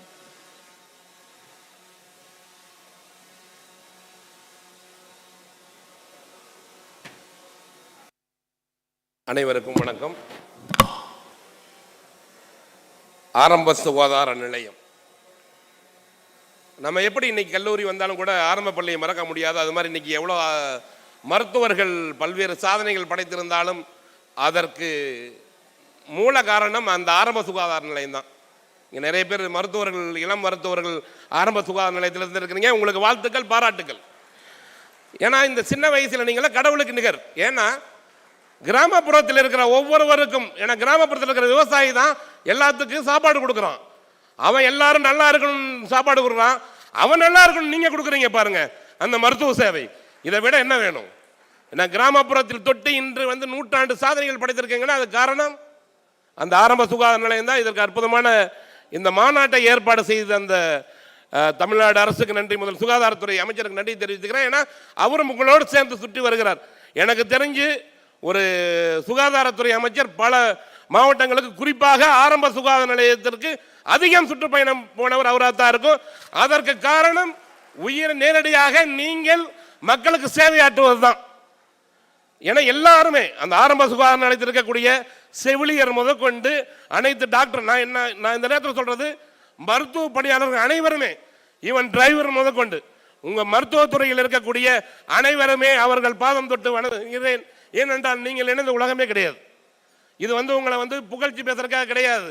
நான் அனுபவபூர்வமாக தொடர்ந்து உங்களோட பயணிச்சுட்டு இருக்கிறேன். நிறைய பேருக்கு தெரியும், அதிகமாக கேள்வி கேட்பவன் நான் சுகாதாரத்துறையில். நான் வந்துட்டாவே போதும், அங்கே என்னடா பிரச்சனைன்னு தான் பார்ப்பாங்க. ஏன்னா ஆரம்ப சுகாதாரம், நான் ஒரு கிராமத்தில் வீட்டில் பிறந்தேன். எனக்கு வந்து எங்கள் வீட்டில் எங்கள் அம்மாவுக்கு பிரசவம் பார்த்தது யாரு? ஒரு கிராமம், இந்த மேட்டன் சொல்லுவாங்களே அந்த அம்மா, அவங்க தான். அதுவும் இல்லாமல் உங்கள் சேவை வந்து பல்ஸ் போலியோவில் வந்து பெரிய பெரிய லைன்ஸ் கிளப் ஆகட்டும், நானும் லைன்ஸ் கிளப் இருந்தேன். நாங்கள்லாம் வந்து இந்த பல்ஸ் போலியோ போட்டு ரோட்டரி கிளப்பில் வந்து பல்ஸ் போலியோ வந்து ஒரு கேம்ப் போட்டோ போட்டு, அதாவது சொட்டு வந்து விட்டு போட்டோ எடுத்துகிட்டு போயிடுவோம்.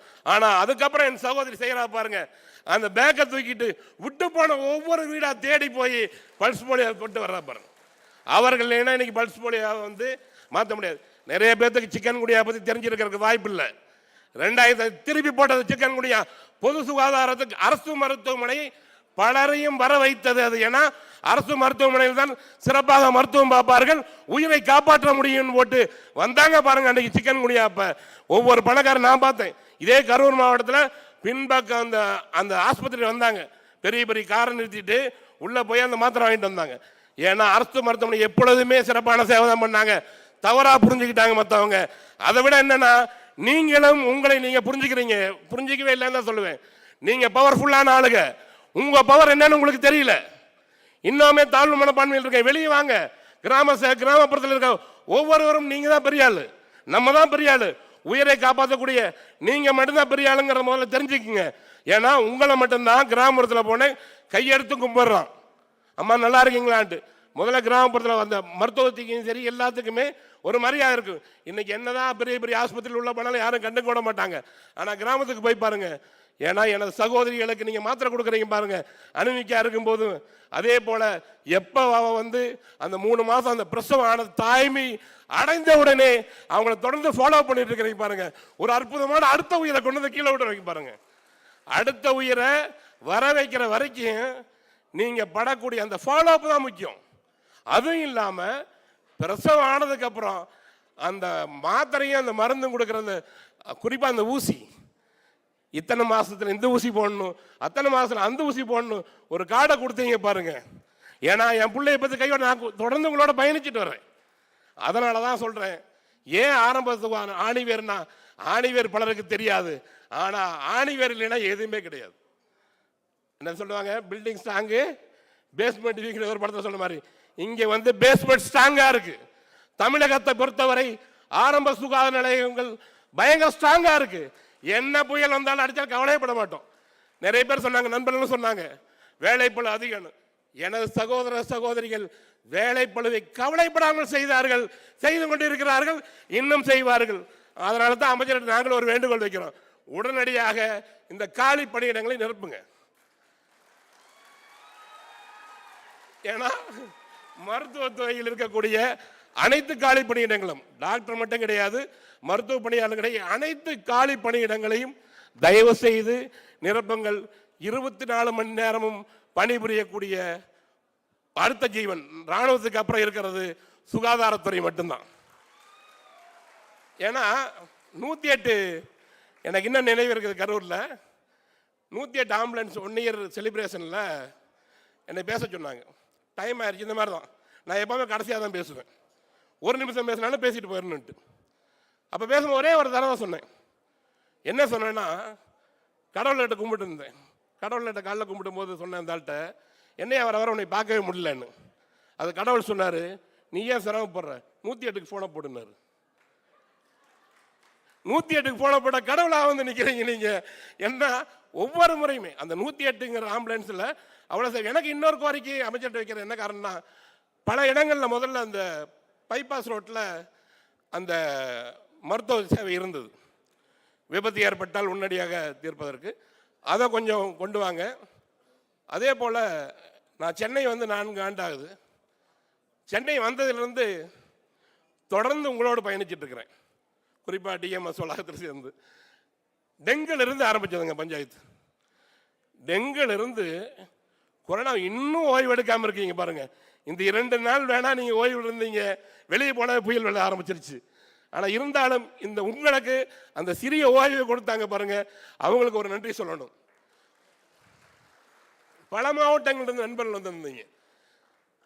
எல்லோருக்கும் குறிப்பாக இளம் மருத்துவர்களுக்கு ஒரு வேண்டுகோள் என்னன்னா, நிறைய பேர் கிராமப்புறத்துக்கு போகிறதுக்கு வந்து வருத்தப்படுறதா சொல்கிறாங்க. எல்லாம் அப்படிலாம் நினைக்காதீங்க, எல்லாருமே கிராமத்திலேருந்து வந்தவர்கள் தான். அங்கே இருக்கிற மரியாதை எங்கேயும் இல்லை. அதை தயவு செய்து கிராமப்புறத்திற்கு பணியாற்றுங்கள். இங்கெல்லாம் 101 தான் இருப்பீங்க, அங்கே நீங்கள் தான் ராஜாவாக இருப்பீங்க. ஆரம்ப சுகாதார நிலையத்துக்கு வேணுங்க, அடிப்படை வசதி வேணுமா நம்ம கேட்டுருவோம். கேட்கலையா சொல்லுங்கள், நாங்கள் கேட்குறோம். கேள்வி கேட்குறோம், அதையும் கேட்டு வைக்கிறோம். ஆரம்ப சுகாதார நிலையத்துக்கு எப்படி வந்து நகர்ப்புறத்தில் இருக்கக்கூடிய ஆரம்ப சுகாதார நிலையங்களில் மருத்துவ அறுவை சிகிச்சைலாம் கொண்டு வந்தீங்களா, அது மாதிரி இன்னும் கிராமப்புறத்தில் கொண்டு வாங்க. கிராமப்புறத்தில் ஒரு 24 மணி நேரம் இருக்கக்கூடியதில் மட்டும் அறுவை சிகிச்சை இருக்குது. ஆரம்ப சுகாதார நிலையம், பகுதி நேர ஆரம்ப சுகாதார நிலையத்திலையும் மீண்டும் அங்கேயும் போதுமான வசதி கொண்டு வாங்க. போதுமான வசதி கொண்டு வரும்போது அதுக்கு தேவை ஆட்கள் பலம், அந்த பலத்தையும் கொடுங்க. எத்தனையோ செவிலியர்கள் காத்திருக்காங்க, மருத்துவர்கள் காத்திருக்காங்க, மருத்துவ பணியாளர்கள் காத்திருக்காங்க. உடனடியாக காலி பண்ணுங்களை நிரப்புங்க. எப்படி இந்த மாநாடு நடத்துனீங்களோ அது மாதிரி நடத்தணும். மீண்டும் மீண்டும் கோரிக்கை வைப்பது என்னவென்றால், அதாவது குழந்தை பிறக்கும் போதிலிருந்து, பிறப்பதற்கு முன்பிருந்து கல்லறை சேரும் வரை அனைவரையுமே ஒரு கண்காணிப்போடு நீங்கள் பார்த்துட்டு இருக்கிறீங்க. கருத்து என்ன சொல்கிறேனே தெரியல உங்களெல்லாம். நான் மீண்டும் ஏன்னா நான் பேசும்போது பவர் பாயிண்டில் வச்சுருந்தேன். அப்புறம் தான் யோசிச்சு பார்த்தேன், இதுக்கு எதுக்கு பவர் பாயிண்ட்? பவர்ஃபுல் பாயிண்டாக பேசுமே, எதுக்கு பவர் பாயிண்ட்? நமக்கு பவர் பாயிண்ட்டை போட்டு அது பொம்மை மாதிரி யாரும் அவனுக்கு பிடிக்காது. எண்ணத்தில் மனசில் என்ன தோணுதோ பேசிட்டு போயிட்டே இருக்கணும். ஏன்னா உங்களோட பயணிச்சு எல்லா பிரச்சனையும் அனுபவிச்சு சொன்னேன். கொரோனா தொற்றப்போ கூடவே வந்து என்னை பார்த்தாங்க, பார்த்து போங்க சீக்கிரம் போயிடுவீங்க என்னாங்க. ஏன் உடம்பு செய்து எப்போ சத்தாலும் சுடுகாடு தான், எப்போ போனால் தான் என்ன. ஆனால் என்னை பொறுத்தவரை உங்களோடு பயணிக்கிறதில் பெருமையாக உள்ளது. உங்களோடு சேர்ந்து நாங்களும் இன்று வந்துள்ளோம் என்று நினைக்கும் பொழுது என்ன சொல்கிறேனே தெரியல. இருந்தாலும் மீண்டும் நீங்கள் பல்வேறு சாதனைகள் படைக்க வேண்டும். உங்களுக்கான அனைத்து வசதியும் கண்டிப்பாக மருத்துவத்துறை அமைச்சு செய்து தருவார். ஏனென்றால் பல்வேறு பணிகளை அவர் தொடர்ந்து செஞ்சிட்டு இருக்காரு. மீண்டும் உங்களுக்கு ஒரு முறை மனமார்ந்த நன்றியையும் பாராட்டுகளையும் வாழ்த்துக்களையும் தெரிவித்து விடைபெறுகிறேன். நன்றி, வணக்கம். Thank you, sir, for the encouraging speech. Now I request our OSD Dr. Chitra ma'am and OSD Dr. Vadivelan sir on stage to honor the speakers.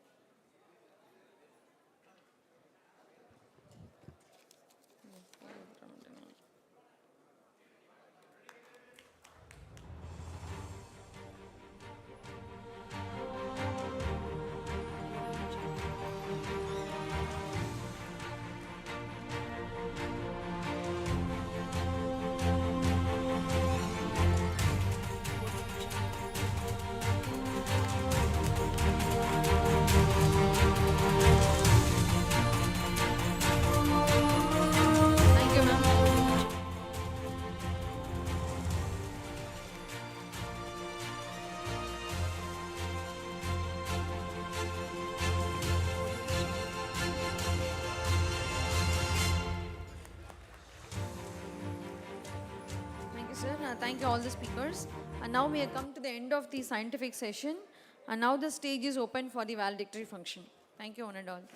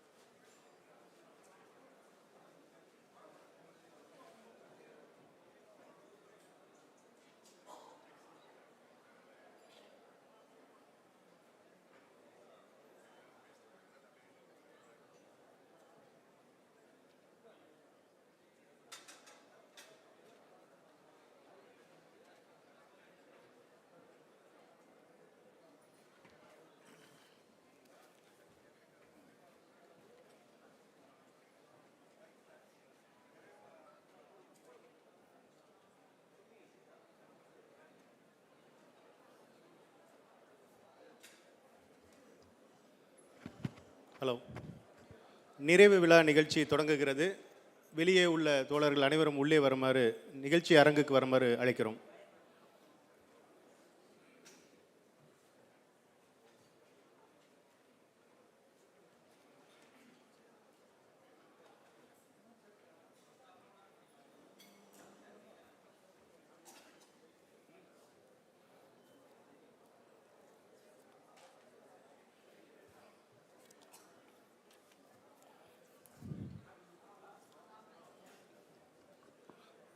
அனைவருக்கும் வணக்கம்.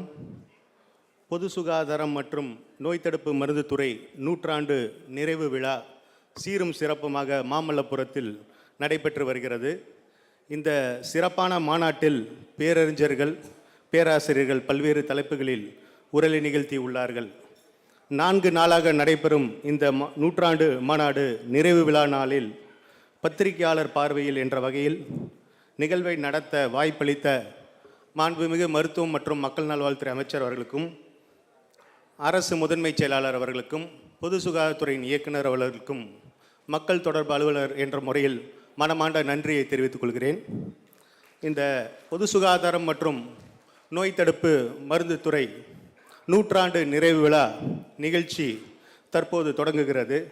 இந்த இனிய நிகழ்ச்சிக்கு பொது சுகாதாரத்துறை இயக்குனர் அவர்கள் தலைமையில் நடைபெறும் இந்த இனிய நிகழ்ச்சி விழா பேருரையாற்ற மாண்புமிகு மருத்துவம் மற்றும் மக்கள் நல்வாழ்வுத்துறை அமைச்சர் அவர்கள் வருகை புரிந்துள்ளார்கள். இந்த இனிய நிகழ்ச்சி தமிழ் தாய் வாழ்த்துடன் தொடங்குகிறது.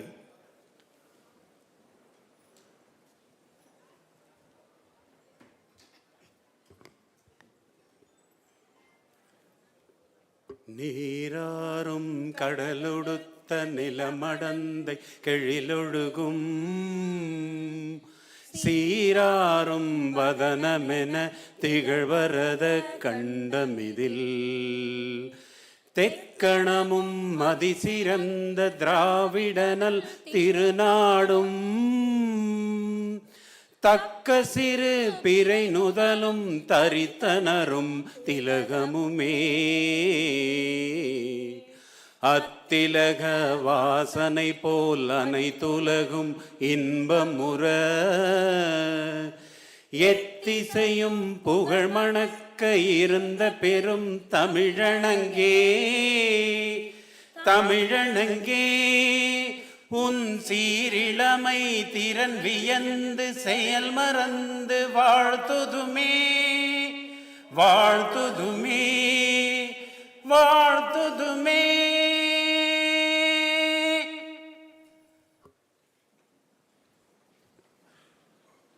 பொது சுகாதாரத்துறையின் இணை இயக்குனர் மருத்துவர் சண்முக சுந்தரம் அவர்கள் வரவேற்று பேசுமாறு அழைக்கிறோம்.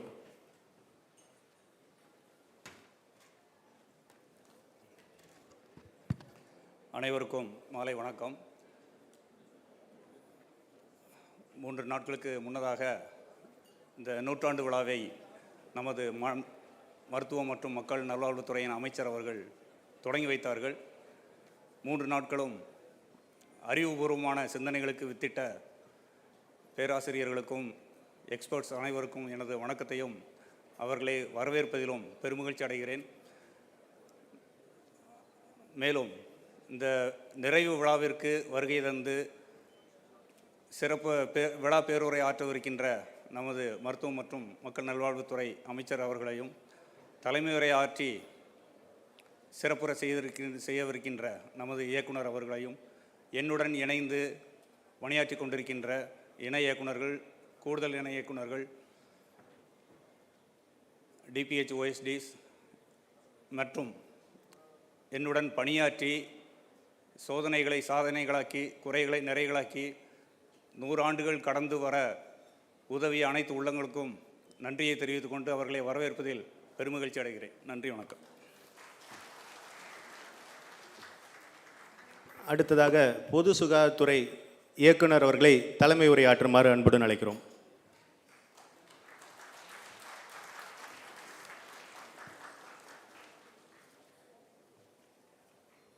மாண்புமிகு மருத்துவ மற்றும் மக்கள் நல்வாழ்வுத்துறை அமைச்சர்களுக்கும், எங்களோட என்டையர் ஓஎஸ்டி, ஜேடி, டிடி எல்லா அஃபிஷியல்ஸ்க்கும், இது என்னென்னா, நம்ம ஏற்கனவே சொன்ன மாதிரி நம்மகிட்ட ஒரு 184 கேடர் அஃபிஷியல்ஸ் இருக்காங்க, ஒரு 75,000.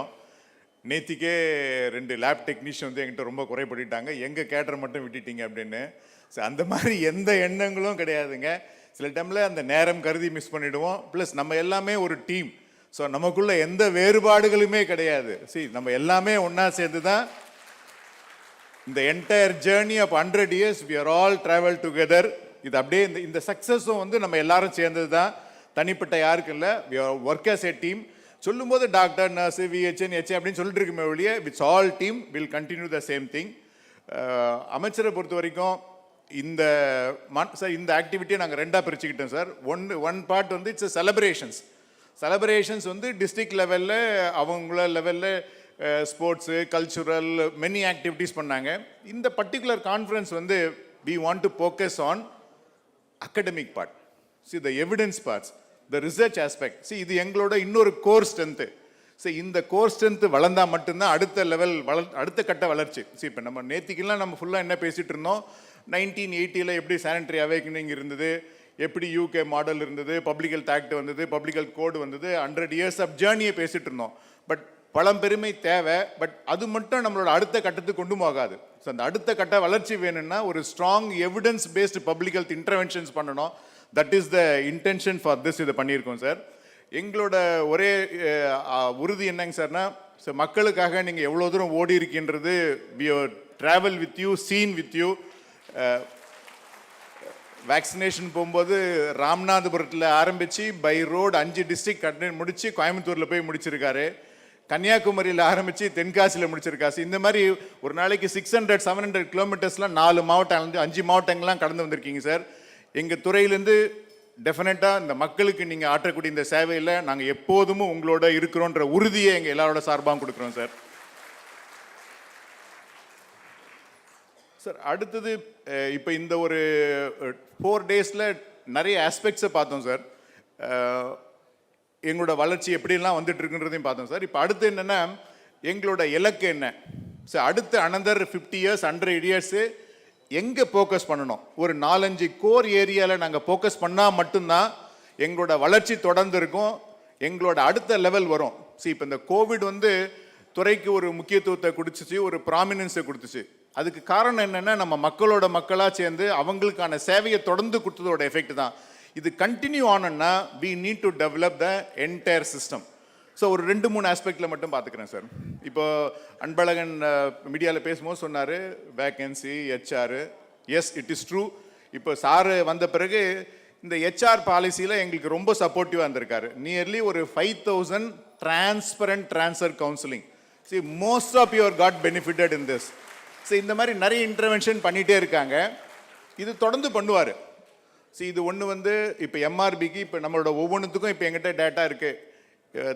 1021 medical officer vacancy, 1451 VHN vacancy, 677 HI வேகன்சின்னு எடுத்துட்டு இன்ஃபேக்ட் இது அமைச்சர் ரிவ்யூ பண்ணிகிட்டே இருக்காரு. Very soon this HR part will be taken care. அடுத்து இப்போ எங்கள் அமைச்சரோட என்னன்னா நம்ம கேட்கறதுக்கு முன்னாடி சொல்கிறாரு, உங்களுக்கு இன்னும் கூடுதலாக தேவை இருக்கா, அடுத்து எப்படி இதை எக்ஸ்பேண்ட் பண்ண போகிறீங்க. ஸோ அதுக்கு அமைச்சரே டீட்டெயில் கொடுப்பாரு. பட் எங்களோட ஒரே ரிக்வஸ்ட் என்னென்னா, இதுவரையும் நம்ம இத்தனை வேணும் அத்தனை வேணும் அப்படின்னு தான் கேட்டுட்ருக்கோம். வெறும் வேணும்னு சொன்னால் கவர்மெண்ட்டில் கிடைக்காது. So we should have a evidence, we should have a norms for it. So இப்போ மெடிக்கல் காலேஜ்லாம் என்எம்சின்னு ஒரு நார்ம்ஸ் இருக்குது. அவங்க அந்த நார்ம்ஸ் போட்டு எனக்கு காலேஜ் வேணும்னா இவ்வளோ ப்ரொஃபஸர் வேணும், இவ்வளோ அசிஸ்டன்ட் வேணும், இவ்வளோ ஃபேக்கல்ட்டி வேணும் கேட்குறாங்க.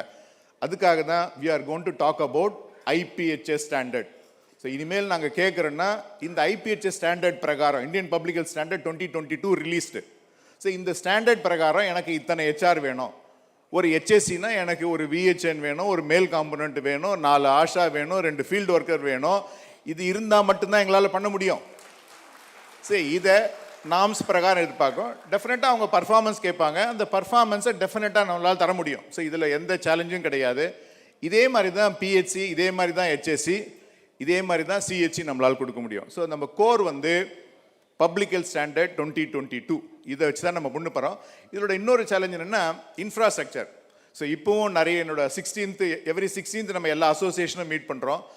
பெரும்பாலோட குறைபாடுகள் என்ன, நான் தங்கணும்னு நினைக்கிறேன் சார், எனக்கு போதுமான கோட்டஸ் இல்லை, சரியான இல்லாத கோட்டஸில் நான் வாடகை கட்டுறேன், என்னோட இந்த குறைஞ்ச சம்பளத்தில் இது ஒரு 2000 ரூபா 3000 ரூபா கூடுதலாக செலவாகுது.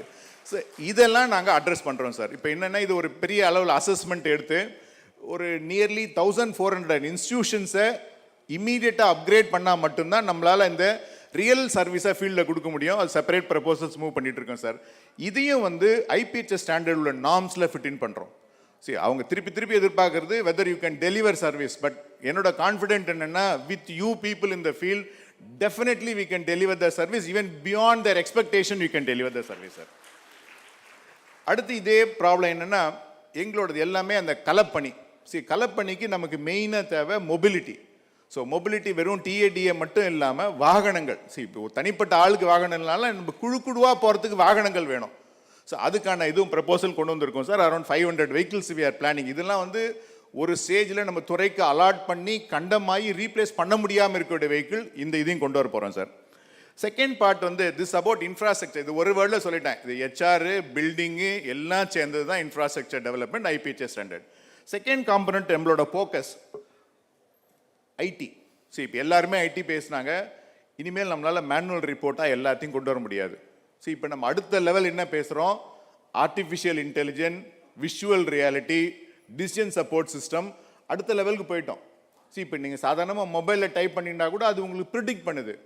ஸோ இந்த மாதிரி நீங்கள் பண்ணுற ஒவ்வொரு ஆக்டிவிட்டியும் நம்ம மெஷினில் கொண்டு போக ஆரம்பித்தோம்னா this will give a decision support. இதெல்லாம் ஈஸியாக அடாப்ட் பண்ண முடியும். So this is our next level. இது ஏன் பண்ண முடியுமானா தாராளமாக பண்ண முடியும். இப்போ 2 வருஷமாக அமைச்சர் வந்த உடனே நம்மளோட டிபிஹெச்சோட நியூஸ் லெட்டர் ரிலீஸ் பண்ணார். 15 நாளைக்கு ஒரு முறை ரிலீஸ் பண்ணுறோம். உங்களோட ஆக்டிவிட்டி தான் ஃபோக்கஸ் பண்ணுறோம். Now it is 2 years successful it is running. இதே மாதிரி நிறைய விஷயங்கள் நம்மளால் பண்ண முடியும். And another easiest reach is the social media. இந்த ஐடியை நம்ம யூட்டிலைஸ் பண்ணோம். நம்மக்கிட்ட 2 தான் இப்போதைக்கு இருக்குது. நம்ம தாய்மைன்ற ஒரு application to track the mother and your CRS. So இதை தாண்டி நம்ம பண்ணணும். இதில் நமக்கு அட்வான்டேஜ் என்னென்னா, எல்லாரும் இப்போ மொபைல் யூஸ் பண்ணுறாங்க, ஆண்ட்ராய்டு இருக்குது, பெனட்ரேஷன் இஸ் பெட்டர். வாட்ஸ்அப்பில் எல்லா அப்ளிகேஷன் யூஸ் பண்ணும்போது அந்த எம்பவர்மெண்ட். சரி, ஃபார் எக்ஸாம்பிள் உன்னோட ஏன் மதர்ஸை எப்பப்பெல்லாம் செக்அப் பண்ணணும், எப்பப்பெல்லாம் உனக்கு கவர்மெண்ட்டோட பெனிஃபிட்ஸ் கிடைக்கணும், இது கிடைக்கலன்னா என்ன பண்ணணும், எங்கெங்கெல்லாம் உனக்கு டேஞ்சர் சைன், இது இருந்தால் யார் அப்ரோச் பண்ணணும், இந்த மெசேஜ் வந்து அவங்க மொபைலில் ஆட்டோமேட்டிக்காக தேவையான நேரத்தில் வர வச்சுட்டோம்னா தட்ஸ் எண்ட் ஆஃப் இட். ஈஸியாக நம்மளால் பண்ண வைக்க முடியும், பண்ணலாம். ஸோ அடுத்த லெவல் வந்து ரிசர்ச், எவிடன்ஸ் பேஸ் தான். இப்போ ஒவ்வொரு துறையும் வளர்றதுக்கு காரணமே அவங்கக்கிட்ட அந்த ஸ்ட்ராங் எவிடன்ஸ் பேஸ் இருக்குது. நம்மக்கிட்ட நிறைய டேட்டா இருக்குது, பட் நம்மளால் அதை இன்டெலிஜென்ட்டாக கன்வெர்ட் பண்ண முடியல. ஸோ இந்த பார்ட் தான் அக்செப்ட் பண்ண முடியும். இன்ஃபேக்ட் நம்மளோட துறையோட அமைச்சரும் சரி, செக்ரட்டரியும் சரி, உங்களோட எந்த கேட்டகரி ஆஃப் லெவல் ஸ்டாஃபாக இருந்தாலும் இப்போ இவங்க ரிசர்ச் ஆர்டிகல் சப்மிட் பண்ண போனாவோ இல்லை ஏதாவது ஒரு ஆக்டிவிட்டி டெவலப் பண்ண போனாவோ, even if it is for a foreign travel, definitely he said he will accept it. ஸோ இதுக்கு அடுத்த வளர்ச்சி என்னென்னா, நாமளும் இதை டாக்குமெண்ட் பண்ணோம். ஸோ இப்போ இன்றைக்கி நாங்கள் எதிர்பார்த்தோம் ஏதோ ஒரு 50 பேர் வருவாங்கன்னு, ஆயிரக்கணக்கில் வந்தாங்க. ரிசர்ச் பேப்பர் யார் போட போகிறாங்க அப்படின்னு நினச்சோம். It has crossed 250 or 280. So இது ரெகுலர் ஸ்பெஷாலிட்டி கான்ஃபரன்ஸில் கூட இவ்வளோ வராது. அதுவும் நாங்கள் ரொம்ப ஷார்ட் டைம் தான் கொடுத்தோம். இப்போ இன்னும் டைம் கொடுத்து இன்னும் கொஞ்சம் மோட்டிவேட் பண்ணி ஃபெசிலிட்டி பண்ணியிருந்தோம்னா our numbers could have been exceptional. So இதை நம்ம எப்படி ஃபர்தராக டேப் பண்ணுறதுன்னா, இப்போ அமைச்சரோட ரிக்வஸ்ட் எங்களுக்கு என்ன கொடுக்க போகிறோம்னா, எவ்ரி இயர் இது ஒரு ஆனுவல் ஈவெண்ட்டாகவே வைக்கணும். So it need not to be 4 நாள் 5 நாள் இல்லைன்னாலும் ஈவன் ஃபார் 2 days அந்த அகடமிக் இன்ட்ரெஸ்ட் உருவாக்கணும். அண்ட் இன்னொரு பெரிய விஷயங்கள்னா, இது ஒரு இடம் தான் நம்ம எல்லாரும் ஒன்றா சேர்ந்து ஒரு 24 hours நம்மளால் ஃப்ரீயாக பேசி எக்ஸ்சேஞ்ச் பண்ணி ஒரு டீமை பில்ட் பண்ண முடியும். இந்த ஆப்பர்ச்சுனிட்டியை we will see to that we are having it on every year. அடுத்து இன்னும் ஒரு ஏரியா வந்து நமக்கு நல்ல எலிமினேஷனுக்கு நல்ல ஒரு பிளாட்ஃபார்ம் இருக்குது. Whether it is measles, rubella or leprosy or TB. சரி, நமக்கு கிடைச்சிக்கிற இந்த ஆப்பர்ச்சுனிட்டி நமக்கு சுச்சுவேஷன் மட்டும் இல்லை, ஒரு பெரிய பொலிட்டிக்கல் அட்வான்டேஜ் இருக்குது. சரி, என்ன ஒரு ஹெல்த் அஜெண்டாவை மூவ் பண்ணனாலும் you need a political support, you need a ministerial support. இப்போ நம்ம கூட வந்து நம்ம அமைச்சர் வந்து தொடர்ந்து செயல்படுறாரு, ஊக்குவிக்கிறார். இந்த மாதிரி ஒரு opportunity you will not get it. We will tap this opportunity for this elimination. அடுத்து இன்னும் 2-3 ப்ரோக்ராம் இருக்கிறதால I just simply want to say that நம்மளோட துறையோட முக்கியத்துவம் நம்ம கஷ்டப்பட்ட 2 வருஷம் இல்லைன்னு சொல்லலை. But this is what is given to the front line. உங்களோட டிஸ்ட்ரிக்டில் நீங்கள் எல்லாம் பார்த்தீங்கன்னா you can simply call up on the collector and have a tea with him. So இந்த அக்சசிபிலிட்டி வந்தது காரணம் நம்ம செஞ்ச வேலை. ஸோ இது இந்த வேலையை நம்ம வேலையாக நினைக்காம if you are able to keep up your prominence by continuously focus on public service. So அந்த பப்ளிக் சர்வீஸ், பப்ளிக் ரீச் மட்டும் தொடர்ந்து பண்ணிகிட்டே இருந்தோம்னா we can do wonders. So இப்போ நம்ம வெளியில் நம்ம ட்ராவல் பண்ணி வரோம்ல, அவங்க எல்லாரும் என்ன கேட்குறாங்க, எனக்கு மெடிக்கல் காலேஜ் வேணும்னு யாரும் கேட்க மாட்டாங்க. எல்லாரும் எனக்கு ஹெச்எஸ்சி வேணும், பிஹெச்சி வேணும். இதுதான் வந்து எவரிஒன்ஸ் டிமாண்ட். ஏன்னா you are the one who are reaching the public. உங்கள்கிட்ட தான் அந்த மக்களோட தொடர்பு இருக்குது. பொலிட்டீஷியன் நல்லா தெரியும் எது எதெல்லாம் மக்கள் தொடர்பு இருக்கோ அதுதான் தேர் டிமாண்ட். ஸோ இது நல்ல சுச்சுவேஷனை வில் யூஸ் இட். அப்புறம் finally just to complete it, இதெல்லாம் நிறைய விஷயங்களாக தெரியலாம், but all possible if you do it. இது எனக்கு ஜஸ்ட் ஒரு மெசேஜ் அனுப்பிச்சிருந்தார் ஒரு ஃப்ரெண்டு. சி, வானளவு லட்சியம், கடலளவு நம்பிக்கை, மலையளவு முயற்சி, இதெல்லாம் தொடர்ந்து பண்ணோம்னா விண்ணை தாண்டி வரும் வெற்றி உனக்கு. வாழ்த்துக்கள். தேங்க்யூ.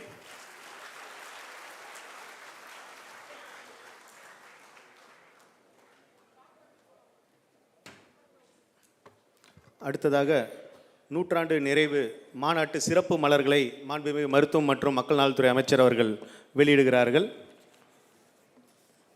முதலாவதாக மருத்துவம் மற்றும் மக்கள் நல்வாழ்வுத்துறை தமிழகத்தில் பிறப்பு இறப்பு பதிவு செயல்பாடுகள் குறித்த வரலாற்று பதிவு பற்றிய புத்தகத்தை மாண்புமிகு அமைச்சர் அவர்கள் வெளியிடுகிறார்கள்.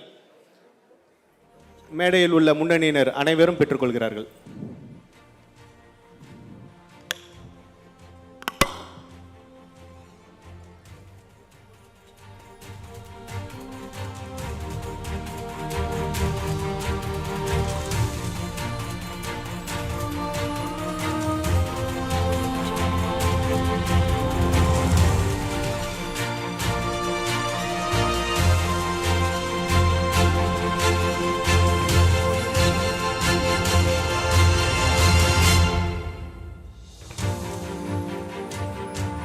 அடுத்ததாக 2013-2022 முதல் பிறப்பு இறப்பு பதிவு தொடர்பான அரசு மற்றும் பொது சுகாதாரத்துறையின் செயல்பாட்டு நடைமுறைகள் ஆணைகள் அடங்கிய தொகுப்பு 1 மற்றும் தொகுப்பு 2 புத்தகங்களை மாண்புமிகு மருத்துவம் மற்றும் மக்கள் நல்வாழ்வுத்துறை அமைச்சர் அவர்கள் வெளியிட மேடையில் உள்ள முன்னணியினர் அனைவரும் பெற்றுக்கொள்கிறார்கள்.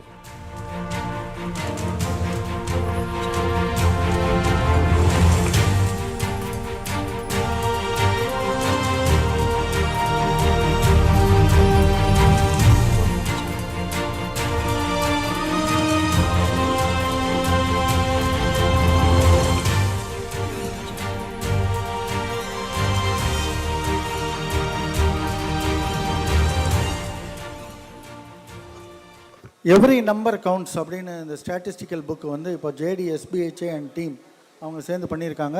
5 வருடங்களாக நம்ம மாநிலத்தில் என்னென்ன நடந்ததோ அதை வந்து நம்பர்ஸும் கிராஃப்ஸ் இன்ஃபோகிராஃபிக்ஸாக அவங்க போட்டிருக்கிறாங்க. அதான் இந்த புக்கு.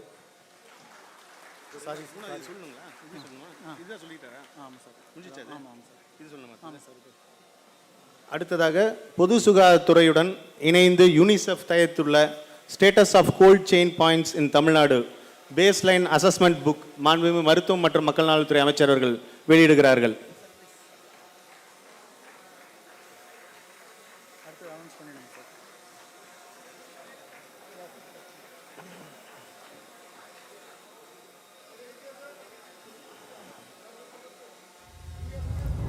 அடுத்ததாக தமிழகத்தில் கோவிட்-19 தொற்றை எதிர்கொண்டு அதனை கட்டுப்படுத்திய செயல்பாடுகள் பற்றிய பதிவு ப்ராசஸ் டாக்குமெண்ட் அடங்கிய ஆவணத்தை மாண்புமிகு மருத்துவம் மற்றும் மக்கள் நலத்துறை அமைச்சர் அவர்கள் வெளியிடுகிறார்கள்.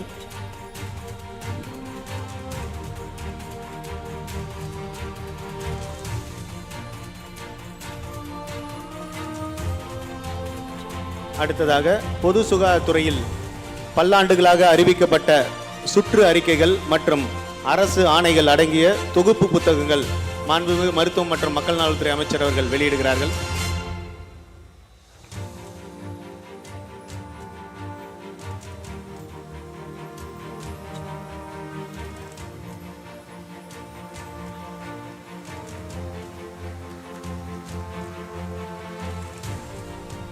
அடுத்ததாக பொது சுகாதாரத்துறையில் செயல்படுத்தப்படும் திட்டங்கள் பற்றிய 1 பேஜர் என்ற திட்டங்களின் தொகுப்பு புத்தகத்தை மாண்புமிகு மருத்துவம் மற்றும் மக்கள் நலத்துறை அமைச்சர் அவர்கள் வெளியிடுகிறார்கள்.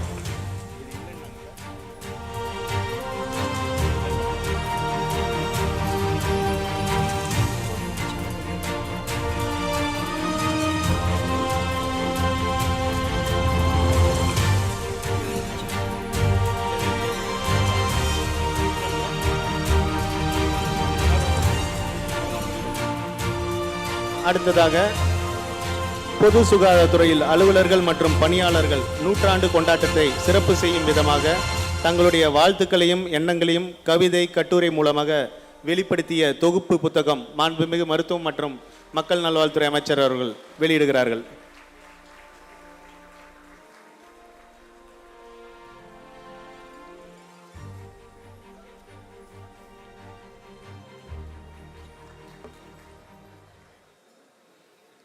அடுத்ததாக மாண்புமிகு அமைச்சர் அவர்கள் DPH icon 2022 winners list oral பிரசன்டேஷனில் சிறப்பாக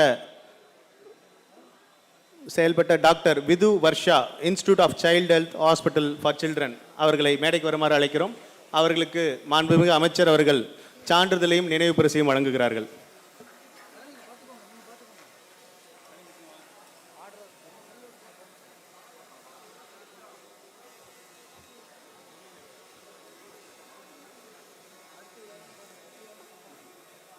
செஷன் 2 டிஆர் செந்தில் டிபிஹெச் அவர்களை மேடைக்கு வருமாறு அழைக்கிறோம்.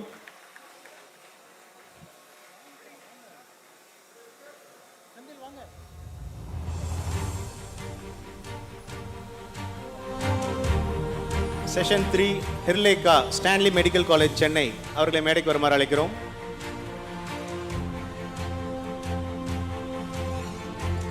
Session 4 doctor B Nirmala Devi Tirunelveli medical college அவர்களை மேடைக்கு வருமாறு அழைக்கிறோம்.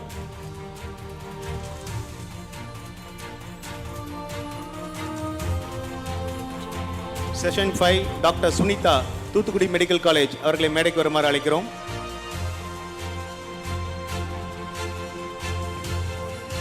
Session 6 Sudhakar Natarajan ICMR national institute of research in tuberculosis அவர்களை மேடைக்கு வருமாறு அழைக்கிறோம்.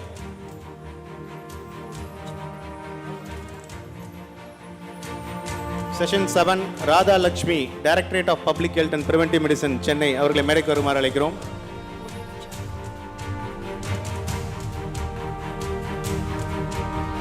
Session 8 Emmanuel Joshua Banaras Hindu university Varanasi அவர்களை மேடைக்கு வருமாறு அழைக்கிறோம்.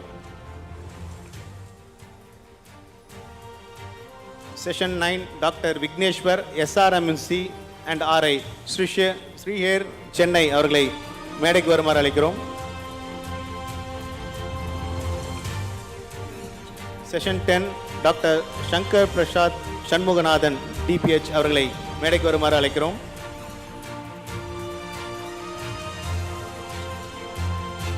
Session 11 doctor Bhagyalakshmi DPH Villupuram அவர்களை மேடைக்கு வருமாறு அழைக்கிறோம். அடுத்ததாக DPH icon 2022 witness list poster பிரசன்டேஷனுக்கான விருதுகள் சிறப்பிக்கப்படுகிறது. Doctor Shahana Sri Bangalore medical college and research institute அவர்களை மேடைக்கு வருமாறு அழைக்கிறோம்.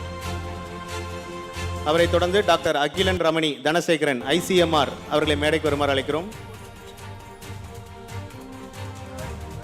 Asgar Dastagir national institute for research in tuberculosis Chetpet அவர்களை மேடைக்கு வருமாறு அழைக்கிறோம். டாக்டர் மகாதேவன் ஜிப்மர் அவர்களை மேடைக்கு வருமாறு அழைக்கிறோம்.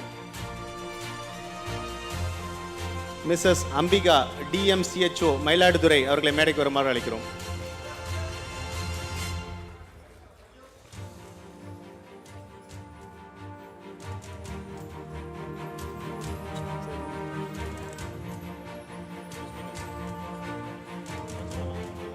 Quiz Winners PG டாக்டர் கொஸ்டான்ஷியா டுபிட்டா MMC டாக்டர் கீர்த்தனா ஆகியோரை மேடைக்கு வருமாறு அழைக்கிறோம்.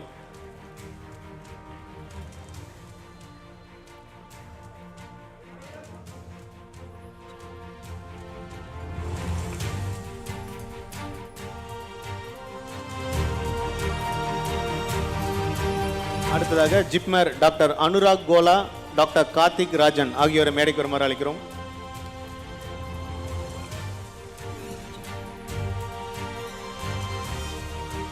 MMC doctor Sarath doctor Vinodkumar அவர்களை மேடைக்கு வருமாறு அழைக்கிறோம்.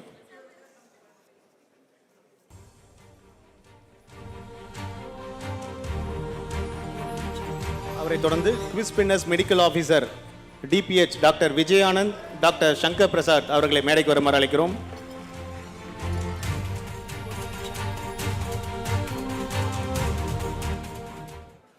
அவர்களை தொடர்ந்து DPH doctor A Prasanna doctor M Maniratnam அவர்களை மேடைக்கு வருமாறு அழைக்கிறோம். அடுத்ததாக டிபிஹெச் டாக்டர் பொன் பார்த்திபன் டாக்டர் தினேஷ் பாபு அவர்களை மேடைக்கு வருமாறு அழைக்கிறோம்.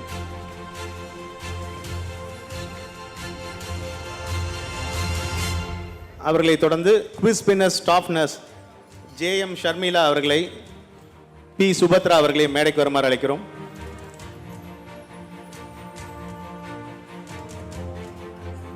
ஜே சௌபகையா சரஸ்வதி அவர்களை மேடைக்கு வருமாறு அழைக்கிறோம்.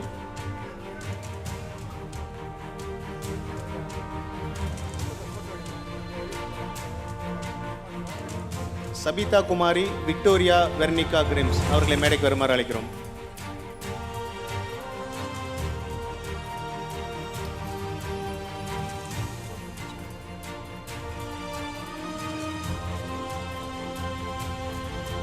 அடுத்ததாக குவிஸ் பின்னஸ் ஹெல்த் இன்ஸ்பெக்டர் ரகுபதி அவர்களை மேடைக்கு வருமாறு அழைக்கிறோம்.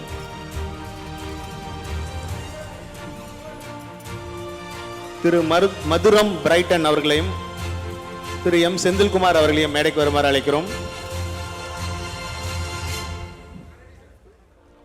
அடுத்ததாக திரு என் பாலாஜி திரு சிவசங்கர் அவர்களை மேடைக்கு வருமாறு அழைக்கிறோம்.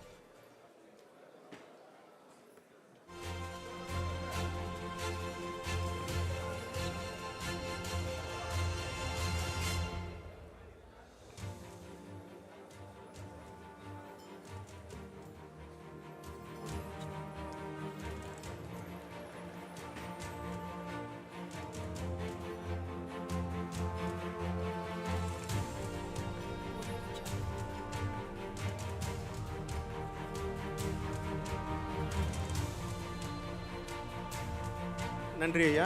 தற்போது நூற்றாண்டு நிறைவு கொண்டாட்டம் 101வது பிறந்த நாளை பொது சுகாதாரத்துறை கொண்டாடும் வகையில் மாண்புமிகு அமைச்சர் அவர்கள் பொது சுகாதாரத்துறை சார்பாக கேக் வெட்டி கொண்டாடும் தருணம் இது.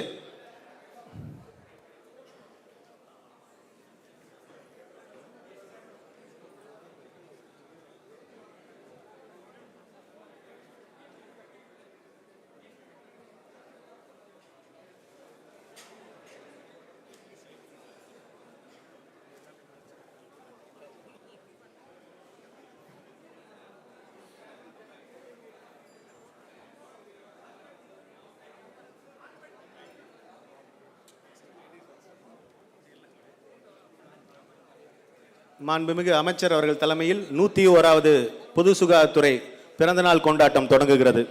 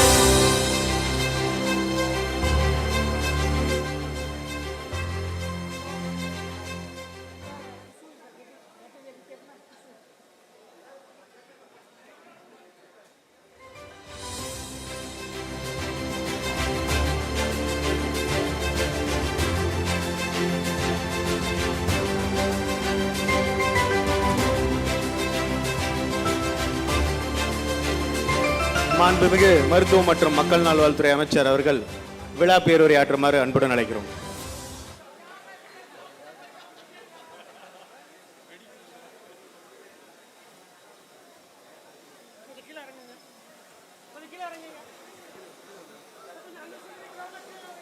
பொது சுகாதாரம் மற்றும் நோய் தடுப்புத்துறை நூற்றாண்டு நிறைவு விழா நிகழ்ச்சியின் நிறைவு பகுதிக்கு நாம் வந்திருக்கிறோம். கடந்த 4 நாட்களாக மிகுந்த எழுச்சியுடனும் ஆரவாரத்துடனும் மிக சிறப்பான வகையில் நடைபெற்ற நிகழ்வுகளின் இறுதி பகுதி. இந்த நிகழ்ச்சிக்கு வருகை தந்து இங்கே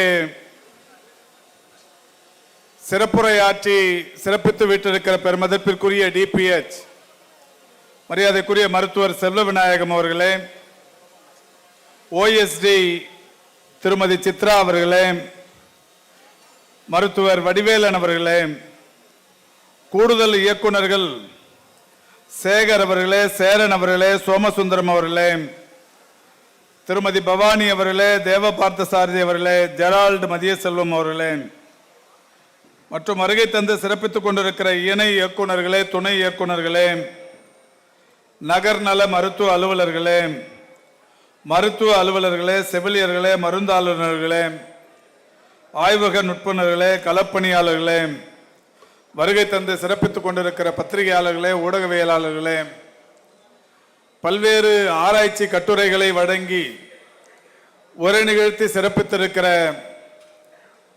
பெருமதிப்பிற்குரிய துறை சார்ந்த அலுவலர் பெருமக்களே, உங்கள் அத்துணை பேருக்கும் முதற்கண் என்னுடைய நன்றி கலந்த வணக்கத்தினை தெரிவித்துக் கொள்கின்றேன்.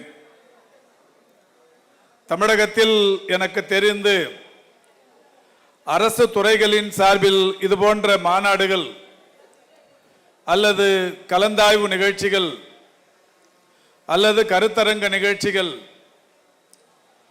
அல்லது துறை சார்ந்த விவாதங்கள் என்கின்ற வகையில் பலவற்றை நான் நேரிலும் பார்த்திருக்கிறேன், கேட்டறிந்தும் கொண்டிருக்கிறேன். ஆனாலும் கூட ஒரு 4 நாட்கள் 1586 பேர் பதிவு செய்து ஒரு துறையை சார்ந்தவர்கள் மட்டுமே, மருத்துவர்கள், செவிலியர்கள், மருந்தாளுநர்கள், சுகாதார ஆய்வாளர்கள், தன்னார்வலர்கள், WHO, யுனிசெஃப், உலக வங்கி, CDC போன்ற பல்வேறு அமைப்புகளைச் சேர்ந்த இவ்வளவு பேர் ஒருங்கிணைந்து ஒரு நிகழ்ச்சியை நடத்துவதென்பது சாதாரணமான விஷயம் அல்ல.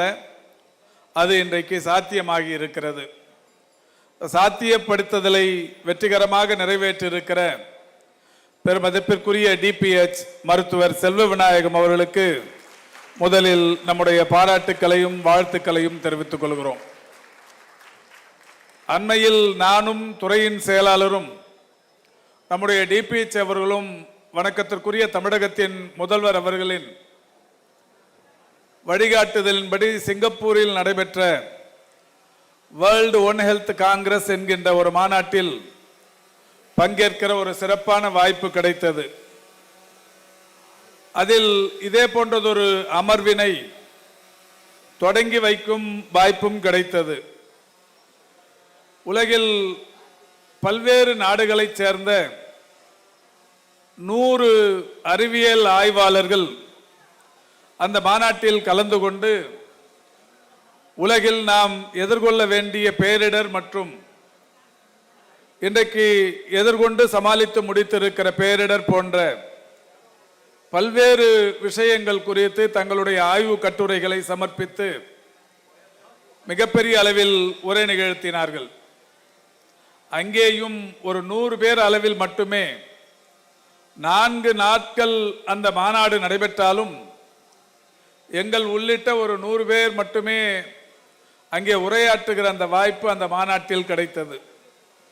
உலக அளவில் பல நாடுகளைச் சேர்ந்த பிரதிநிதிகள் பங்கேற்ற அந்த மாநாட்டிலேயே 100 பேர் மட்டுமே கலந்து கொள்ள முடிந்தது, பேச முடிந்தது. ஆனால் இன்றைக்கு நம்முடைய இந்த மாநாட்டில் இந்த டிபிஎச்சின் 100ஆண்டு நிறைவு விழா நிகழ்ச்சியில் 81 அமர்வுகள் நடைபெற்று முடிந்திருக்கிறது. 81 செஷன்ஸ் என்று சொல்லக்கூடிய அமர்வுகள் இன்றைக்கு நடைபெற்று முடிந்திருக்கிறது. இந்த 81 அமர்வுகளிலும் 154 பேச்சாளர்கள் உரை நிகழ்த்தி இருக்கிறார்கள். நான் சொன்னதைப் போல உலகளாவிய மாநாட்டிலேயே 100 பேர் மட்டுமே உரை நிகழ்த்திருக்கிறார்கள்.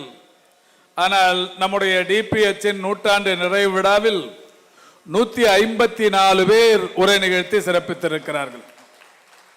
அதோடு மட்டுமல்லாது நம்முடைய டிபிஹெச் அவர்கள் இங்கே பேசும்போது எடுத்து சொன்னதைப் போல 283 ஆராய்ச்சி கட்டுரைகள் சமர்ப்பிக்கப்பட்டிருக்கிறது.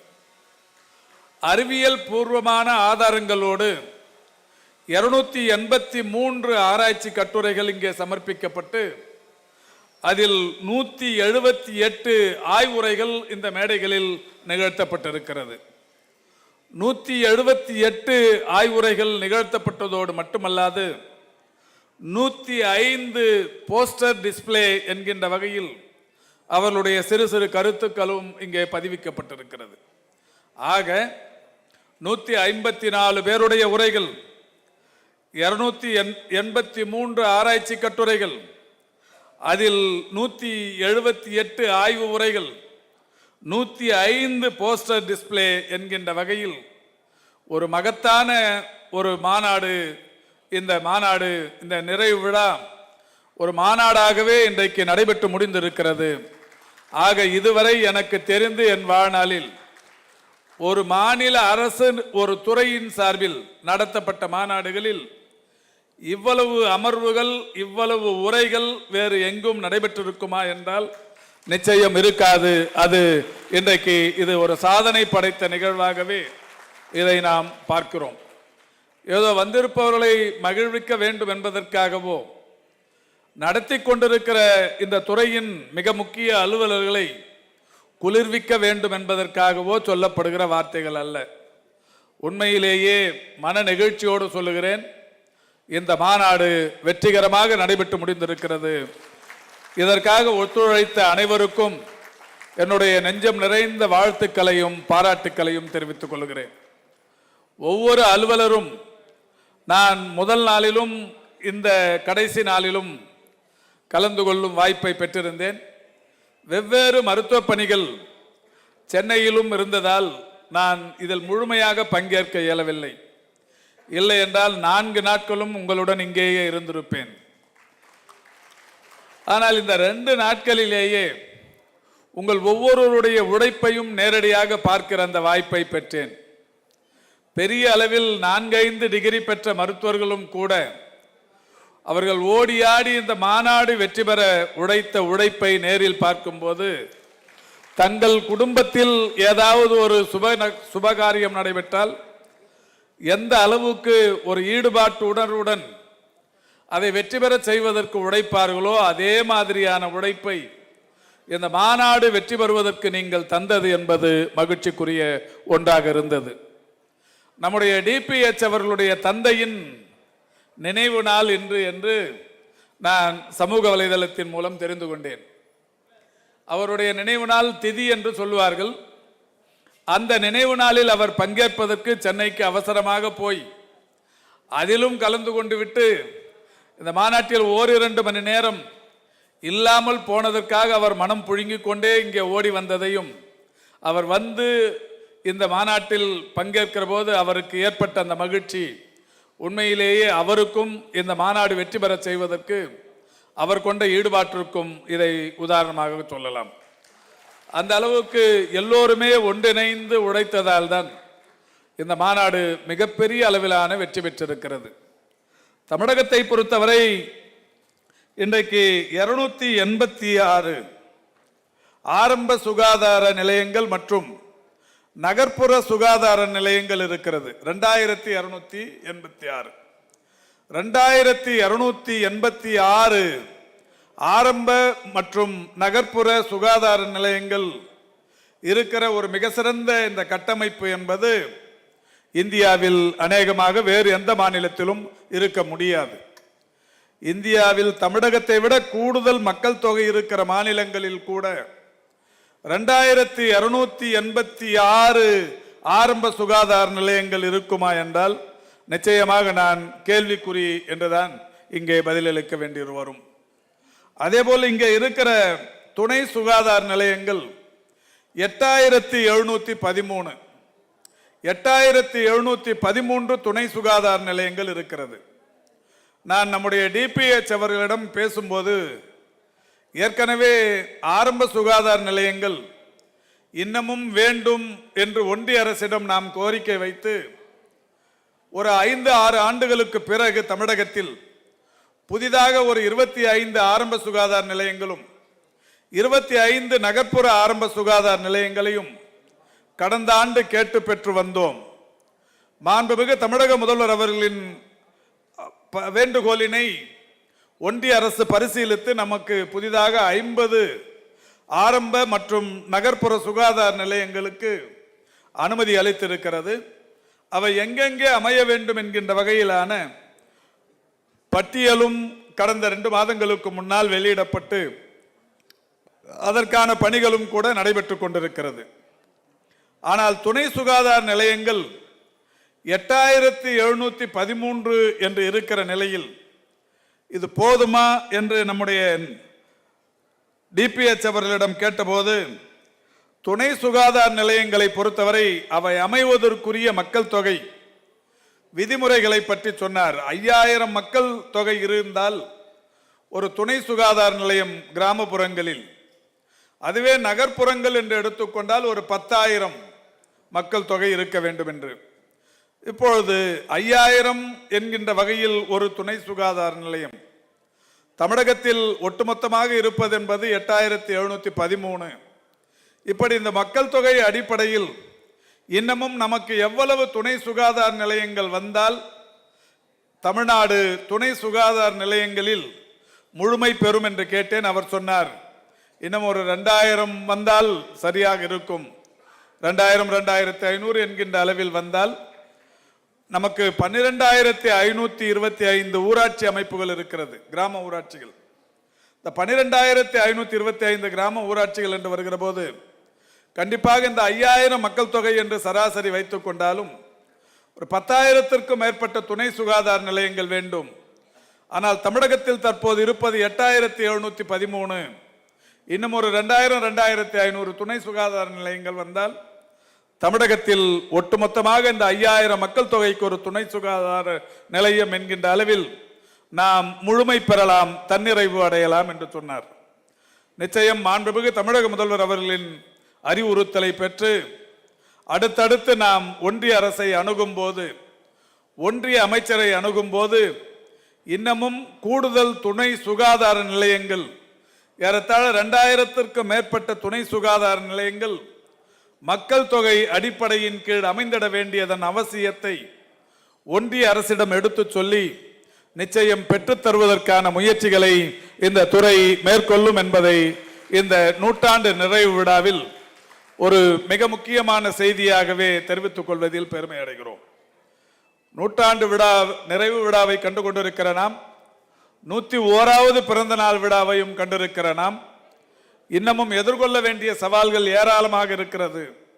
எனவே இதனுடைய கட்டமைப்பை மேம்படுத்துவது என்பது அவசியமான ஒன்று என்பதாலே தான் இந்த 8713 என்பது 10,000 தொட வேண்டும், 10,000 தாண்டியும் போக வேண்டும் என்கின்ற வகையில் நம்முடைய கோரிக்கையை ஒன்றிய அரசிடம் வைக்கவிருக்கிறோம்.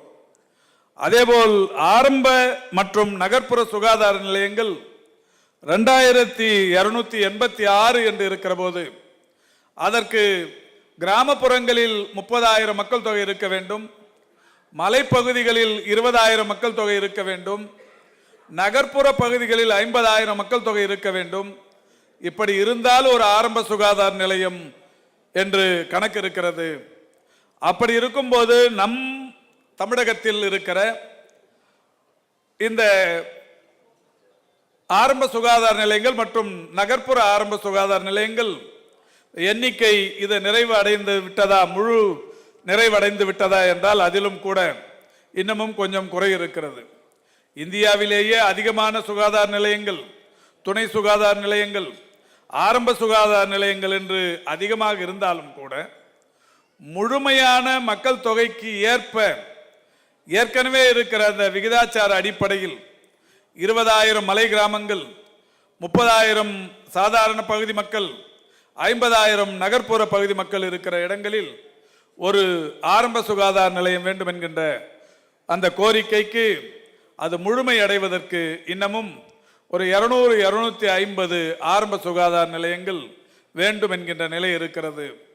கடந்த ஆண்டு நமக்கு ஒரு 50 கிடைத்திருக்கிறது. நிச்சயம் இந்த ஆண்டும் நாம் டெல்லிக்கு போகிற போது வணக்கத்திற்குரிய தமிழகத்தின் முதல்வர் அவருடைய அறிவுறுத்தலை பெற்று எதிர்வரும் ஆண்டுக்கும் இந்த 200-250 புதிய ஆரம்ப மற்றும் நகர்ப்புற சுகாதார நிலையங்கள் தமிழகத்தில் அமைவதற்குண்டான நடவடிக்கைகள் மேற்கொள்ளப்படும் என்பதை இங்கே தெரிவித்துக் கொள்ள கடமைப்பட்டிருக்கின்றேன். தமிழகத்தின் மருத்துவ கட்டமைப்பு நான் தொடக்க விழாவிலேயே சொன்னேன். தினந்தோறும் 6 லட்சம் புறநோயாளிகள் தினந்தோறும் நம் மருத்துவ சேவையை பயன்படுத்தி கொண்டிருக்கிறார்கள். 70,000 பேர் உள்நோயாளிகளாக இன்றைக்கு பயன்பெற்று வருகிறார்கள். தினந்தோறுமான அறுவை சிகிச்சைகள் சற்றொப்ப 10,000 என்கின்ற அளவில் இருந்து கொண்டிருக்கிறது. எனவே ஒவ்வொரு நாளும் 10,000 அறுவை சிகிச்சைகளும் 70,000 பேர் உள்நோயாளிகளாக இருந்து பயன்பெறுவதும் ஒவ்வொரு நாளும் 6 லட்சத்திற்கும் மேற்பட்டவர்கள் புறநோயாளிகளாக வந்து மருத்துவ சேவையை பயன்படுத்திக் கொள்வது என்பதும் இந்தியாவில் தமிழகத்தில் மட்டும்தான் இந்த மிகப்பெரிய மகத்தான மருத்துவ சேவை என்பது உங்களால் இன்றைக்கு சாத்தியமாகி இருக்கிறது. இந்த விஷயத்தில் இங்கே எனக்கு முன்னால் பத்திரிகையாளர்கள் உரையாற்றினார்கள், மாணவர்கள் பேசியிருக்கிறார்கள், தன்னார்வலர்கள் பேசியிருக்கிறார்கள், உலக சுகாதார மையத்திலிருந்து வந்து பேசியிருக்கிறார்கள், யுனிசெஃபிலிருந்து வந்து பேசியிருக்கிறார்கள், centre for disease centre control என்று சொல்லப்படுகிற அமெரிக்க நாட்டு அட்லாண்டா பகுதியிலிருந்து வந்த பிரதிநிதி பேசியிருக்கிறார். நம்முடைய மருத்துவர் பெருமக்கள் ஆய்வு கட்டுரைகளை சமர்ப்பித்து பேசியிருக்கிறீர்கள். ஏராளமான பேர் பேசிய போதும் எல்லோரிடத்திலுமிருந்து ஒரு கருத்து சிறப்பாக வெளிப்பட்டது என்பது தமிழகத்தில் கொரோனா பேரிடர் மிக திறமையாக கையாளப்பட்டது. கொரோனா பேரிடரில் நம்முடைய மருத்துவர்களும் செவிலியர்களும் மருத்துவம் சார்ந்த களப்பணியாளர்களும் மிக திறமையாக பணியாற்றி அந்த பேரிடரிலிருந்து இன்றைக்கு நாம் மீண்டு வந்திருக்கிறோம் என்கின்ற அந்த செய்தியை சொன்னார்கள். முதல் கொரோனா நோயாளி எப்பொழுது தமிழகத்தில் கண்டறியப்பட்டார் என்றால் 2020 மார்ச் 7ஆம் தேதி முதல் நோயாளி தமிழகத்தில் கண்டறியப்பட்டார். முதல் தொற்று உடையவர் மார்ச் 7, 2020 அன்றைக்கு கண்டறியப்பட்டார். அதுதான் முதல் அலையின் தொடக்கம். முதல் நபர் கண்டறியப்பட்ட நாள். அது எப்பொழுது அந்த முதல் அலை ஒரு கடைசியான ஒரு பெரிய அளவில் பல்லாயிரக்கணக்கானோர் தினந்தோறுமாக பாதிக்கப்பட்டு கடைசியாக அந்த அலை எப்பொழுது முடிவுக்கு வரும், கடைசியா லோயஸ்ட் அந்த பாதிப்புக்குள்ளானவர் எவ்வளவு பேர் என்று சொன்னபோது பிப்ரவரி 20, 2021 பிப்ரவரி 20 அன்றைக்கு 438 பேர் முதல் அலையில் 2020 மார்ச் 7 அன்றைக்கு முதல் நபர் கண்டறியப்பட்டு 2021 பிப்ரவரி 20 ஏறத்தாழ 11 மாதங்களுக்கு பிறகு அது 438 என்கின்ற அளவில் ஆயிரக்கணக்கில் ஏறி கடைசியாக 438 குறைந்தபட்ச எண்ணிக்கையாக இருந்தது. பிறகு 2வது அலையின் தொடக்கம் தொடங்கி 2வது அலையும் கூட உங்களுக்கு நன்றாக தெரியும், மிகப்பெரிய அளவில் உயர்ந்து நாளொன்றுக்கு 30,000 25,000 என்கின்ற அளவில் போய் அது கடைசியாக 2021 டிசம்பர் 24 அன்றைக்கு 597 என்பது லோயஸ்ட் நம்பர் என்கின்ற அளவிலே இருந்தது. 2வது அலையிலும் கூட 597 தான் அந்த கடைசியாக குறைந்தபட்ச அளவில் தொற்று பாதிப்புக்குள்ளானவர்கள் எண்ணிக்கை என்று இருந்தது. இப்பொழுது 3வது அலையின் இறுதியில் இருக்கிறோம். இன்றைக்கு கொரோனா தொற்றின் பாதிப்பு எண்ணிக்கை எவ்வளவு என்றால் நீங்கள் மகிழ்ச்சி அடைவீர்கள். ஏனென்றால் தினந்தோறும் நம்முடைய துறையின் செயலாளர் இந்த எவ்வளவு பேர் பாதிப்புக்குள்ளாகி இருக்கிறார்கள், எந்தெந்த மாவட்டத்தை சேர்ந்தவர்கள் பாதிப்புக்குள்ளாகி இருக்கிறார்கள், எவ்வளவு பேருக்கு RT-PCR பரிசோதனை மேற்கொள்ளப்பட்டது என்று அவர்கள் கணக்கெடுத்து அந்த விவரங்களை அனுப்புகிற போது நாங்களும் தினந்தோறும் பரீட்சை எழுதுகிற மாணவனைப் போல் நாம் எழுதிய தேர்வுக்கு கிடைத்த மதிப்பெண் என்னவாக இருக்கும் என்று தினந்தோறும் பார்க்கிற ஒரு கடைநிலை மாணவனைப் போல் நானும் தினந்தோறுமாக பார்த்து கொண்டிருக்கிறேன். இன்றைக்குத்தான் அது ஓர் இலக்கமாக மாறி இருக்கிறது. 9 என்கின்ற அளவில் இன்றைக்கு இந்த தொட்டின் பாதிப்பு வந்திருக்கிறது. நேற்றைக்கு 11ஆக இருந்தது ஈரிலக்கம், இன்னைக்கு அது 9ஆக மாறி இருக்கிறது. ஆக இன்னைக்கு கொரோனா தொற்றின் பாதிப்பு எண்ணிக்கை 9. ஆக இப்பொழுது நாம் ஒரு மனநிலைக்கு வரலாம். 2020 மார்ச் 7 எப்படி ஓர் இலக்கமாக தொடங்கியதோ அது இன்றைக்கு 3 அலைகளை கடந்ததற்கு பிறகு மீண்டும் ஓர் இலக்கத்திற்கு வந்து ஒரு முடிவுக்கு வந்திருக்கிறது. இன்னும் 4வது அலையெல்லாம் வருமா வராதெல்லாம் தெரியாது, வரக்கூடாது, வராது. ஏன்னா அது ஒரு பெரிய அளவிலான பாதிப்பு 3ஆம் அலையில் இல்லை. ஆல்ஃபா முதல்ல கொரோனா என்று தொடங்கி ஆல்ஃபா வந்தது, பீட்டாவும் நமக்கு வந்தது, லண்டனிலிருந்து வருகிற ஒருத்தருக்கு பீட்டா வந்தது, அப்புறம் டெல்டா யூகேலிருந்து வந்தவருக்கு தான் வந்தது, டெல்டா ப்ளஸ் யூஎஸ்லேருந்து ஒருத்தருக்கு வந்தவருக்கு இங்கே நம்ம தமிழ்நாட்டில் கண்டுபிடிச்சோம். அது மாதிரி கொரோனா, அதுக்கப்புறம் alpha, beta, delta, delta plus, gamma, kappa, omicron, ஒமிக்ரான்லேயே ஒரு 7-8 வகைகள். இவ்வளவு அந்த கொரோனாவுடைய உருமாற்றங்கள் நிகழ்ந்ததற்கு பிறகும் இன்றைக்கு நாம் நிம்மதி பெருமூச்சு விட்டுக் கொள்ளலாம் என்கின்ற வகையில் 9 என்கின்ற எண்ணிக்கையில் நாம் இன்றைக்கு இருந்து கொண்டிருக்கிறோம். இது மிகப்பெரிய அளவில் மகிழ்ச்சி. நீங்கள் 1526 பேர் அமர்ந்திருக்கிற அரங்கில் ஓரிருவரை தவிர மற்ற யாரும் முகக்கவசங்கள் அணியவில்லை என்கின்ற பாதுகாப்பு நிலை இன்றைக்கு நமக்கு ஏற்பட்டிருக்கிறது. ஆனால் இதுக்காக நான் சொல்லிட்டங்கிறதுக்காக முகக்கவசங்கள் அணியவே வேண்டியது இல்லை என்பது இல்லை. ஜப்பான், நான் இந்த கொரோனா வருவதற்கு முன்னால் 2020 மார்ச்சில் தான் முதல் பேஷண்ட் நாம் இங்கே பார்த்தோம். 2019 இறுதியில் நான் ஜப்பானில் இருந்தேன். நானும் நண்பர்களும் ஜப்பானில் ஒரு 3-4 நாட்கள் அங்கே இருந்தோம். அப்போது அங்கே இருக்கிற அந்த ஜப்பான் பன்னாட்டு தமிழர் சங்கம் அவங்களோடு நிகழ்ச்சிகளில் கலந்து கொண்டோம். நாங்கள் மட்டும்தான் அப்போ மாஸ்க் இல்லாமல் இருந்தோம். இப்போ கொரோனா பாதிப்பே இல்லாமல் தான் இருந்தது. கொரோனான்னா என்னன்னு யாருக்கும் தெரியாது. 2019 இறுதியில் அப்போதுதான் ஊகானில் தொடங்கி இருந்தது, ஜப்பானில் எல்லாம் பரவவில்லை. அந்த நேரத்திலும் கூட அவர்கள் எல்லோருமே முகக்கவசம் அணிந்து கொண்டு தான் இருந்தார்கள்.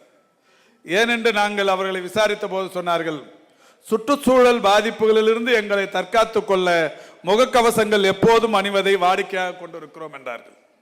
எனவே கொரோனா போன்ற தொற்றுகளிலிருந்து பாதிப்பதற்கு மட்டும் முகக்கவசம் பாதுகாப்பு கவசம் அல்ல, சுற்றுச்சூழல் பாதிப்புகளிலிருந்தும் நம்மை தற்காத்துக் கொள்வதற்கு இந்த முகக்கவசங்கள் அவசியமான ஒன்றுதான். எனவே சுப்பிரமணியே சொல்லிவிட்டார் முகக்கவசம் அணிய வேண்டியதில்லை என்று என்கின்ற ஒரு விமர்சனம் நாளைக்கு வரக்கூடாது என்பதால் முகக்கவசம் அணிவது என்பது எப்போதுமே எல்லோருக்குமே பாதுகாப்பு என்பதை இந்த நேரத்தில் மகிழ்ச்சியோடு தெரிவித்துக் கொள்வதில் நான் பெருமை அடைகிறேன். இன்றைக்கு நம்முடைய இந்த மாநாடு என்பது மிகப்பெரிய அளவிலான வெற்றியினை பெற்றிருக்கிறது. இந்த மாநாட்டின் இறுதி செய்தியாக நாம் மகிழ்ச்சியோடு இங்கே பெருமையோடு நான் ஏற்கனவே சொன்னதைப் போல 101வது ஆண்டை தொடங்கி இருக்கிற இந்த பொது சுகாதாரத்துறை இன்னமும் ஒரு 2000 துணை சுகாதார நிலையங்கள் கேட்டு பெற வேண்டியிருக்கிறது. அதேபோல் இன்னமும் ஒரு 200க்கும் மேற்பட்ட ஆரம்ப சுகாதார நிலையங்கள் கேட்டு பெற வேண்டியிருக்கிறது.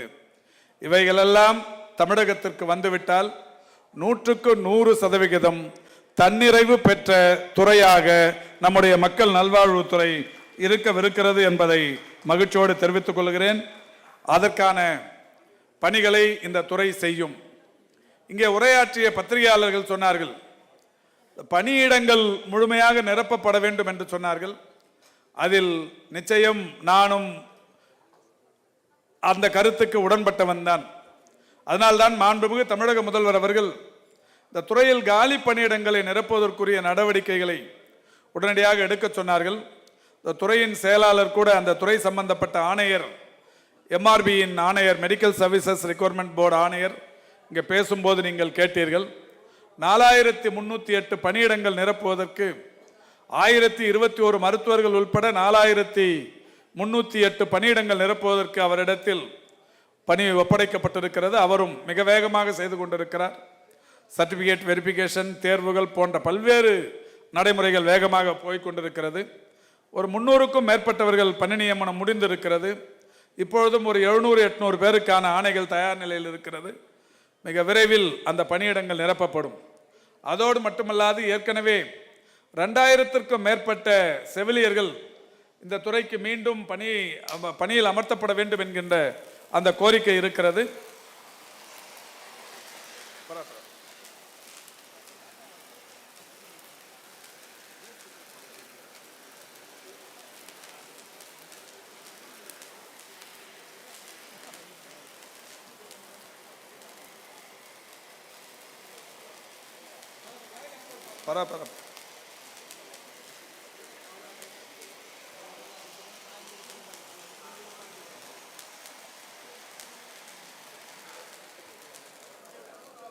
ஒன்றும் இல்லை. முதல்ல வெடிச்சது நூற்றாண்டு நிறைவு, இது 101க்கு. இது 101க்கான தொடக்கம். இப்ப அந்த 4308 இந்த 2000 செவிலியர்களையும் கடந்து எவ்வளவு காலி பணியிடங்கள் இருக்கிறது என்கின்ற பட்டியல் துறைகளின் சார்பில் தயாரிக்கப்பட்டு கொண்டிருக்கிறது.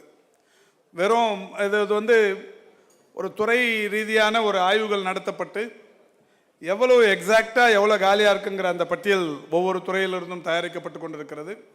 நிச்சயம் தயாராக ஆக இந்த காலி பணியிடங்கள் முழுமையாக நிறைவேற்றும் பணியினை இந்த துறை மேற்கொள்ளும்.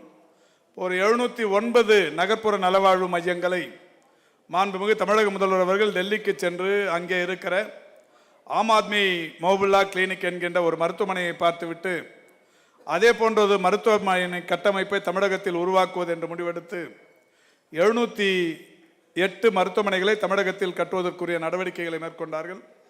அதில் 21 மாநகராட்சிகளிலும் 63 நகராட்சிகளிலும் அந்த பணிகள் நடைபெற்று கொண்டிருக்கிறது.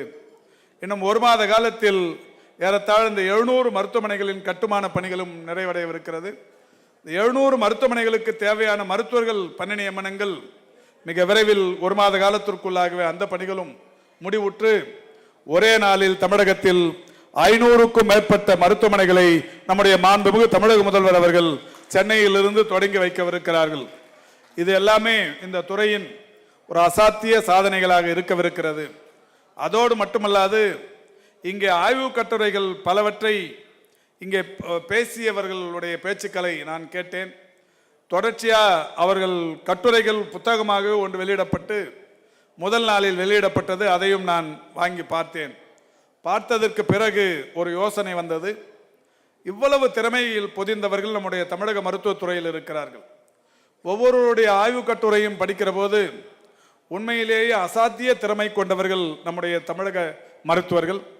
உலக மருத்துவர்களுக்கு சவால் விடுகிற அளவுக்கு மருத்துவ நிபுணத்துவம் வாய்ந்தவர்கள் நம்முடைய தமிழகத்தின் மருத்துவர்கள்.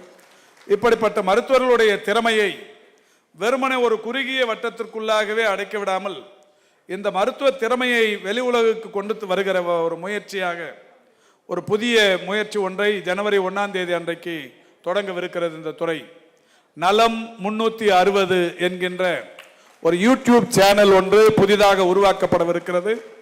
அந்த நலம் 360 என்கின்ற யூடியூப் சேனல் நம்முடைய டிபிஎச் அலுவலகத்திலிருந்து தான் இயங்கவிருக்கிறது. அந்த நலம் 360 என்கின்ற யூடியூப் சேனலில் இங்கே இப்பொழுது நீங்கள் 283 பேர் ஆய்வு அறிக்கைகளை தந்திருக்கிறீர்களே, ஒவ்வொரு துறையின் வாரியாக தந்த இந்த ஆய்வு அறிக்கைகள், உங்களுடைய உரைகள் தினந்தோறும் லைவாகவே நேரடியாகவே மக்களை போய் சென்றடைகிற வகையில் இன்றைக்கு சமூக வலைதளங்கள் தான் இன்றைக்கு ஒவ்வொரு சமூகத்தையும் நல்லது கெட்டதுகளை நிர்ணயிக்கிற ஒரு அமைப்பாக இருக்கிறது.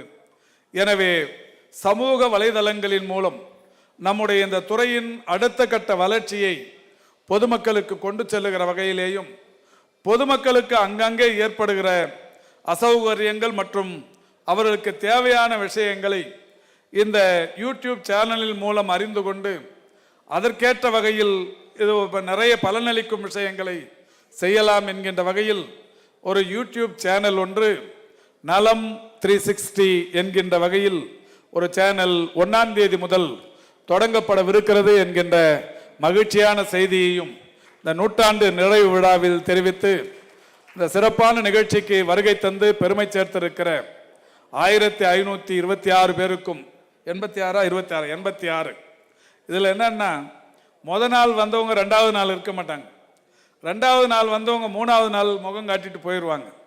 ஆனால் இங்கே நம்ம பார்க்குறோம், முதல் நாள் தொடங்கி வைக்கும்போது யாரெல்லாம் இருந்தீங்களோ கடைசி நாள் முடிகிறப்போ எல்லாரையும் பார்க்க முடியுது. இது ஒரு மகத்தான வெற்றி, இந்த மாநாட்டுக்குரிய ஒரு மிகப்பெரிய சிறப்புக்குரிய வெற்றி. இவ்வளோ பேர் பேசுனாங்கிற கணக்கு மட்டும் நான் சொன்னேன், எவ்வளோ பேர் நீங்கள் கேள்வி கேட்டீங்கிற கணக்கு நான் சொல்லலை. அதை நிறைய பேர் கேட்டிருக்கிறீங்க, அந்த கணக்கு இங்கேயே இல்லை.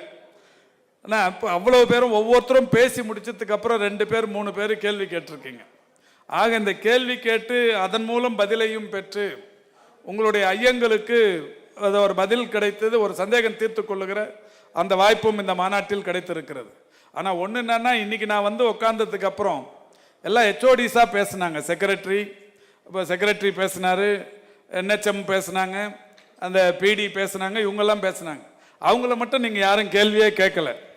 அப்போ நானும் சொன்னேன் வந்தவங்க கையில், ஏன் உங்கள் கையில் நீங்கள் கேள்வி கேட்கணுன்னா நாளைக்கு திரும்பவும் அவங்க ஆஃபீஸில் போய் அவங்கள நீங்கள் பார்க்க வேண்டியது இருக்கும், அதனால அவங்கள கேள்வி கேட்கலையான்னு கேட்டேன். சிரிச்சுக்கினே நம்ம VHNலாம் சொன்னாங்க, அதெல்லாம் இல்லை, நாங்கள் கேள்வி கேட்கறதுக்கு முன்னாடியே எங்கள் செக்ரட்டரிங்கெல்லாம் அதை பண்ணி கொடுத்துட்றாங்க, அதனால நாங்கள் அவங்கள கேள்வி கேட்கலன்னு சொன்னாங்க.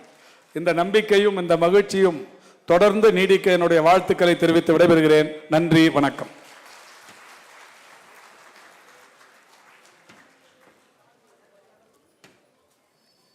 கூடுதல் இயக்குனர் பொது சுகாதாரம் மருத்துவர் சோமசுந்தரம் அவர்கள் நன்றி தெரிவிப்பார்கள்.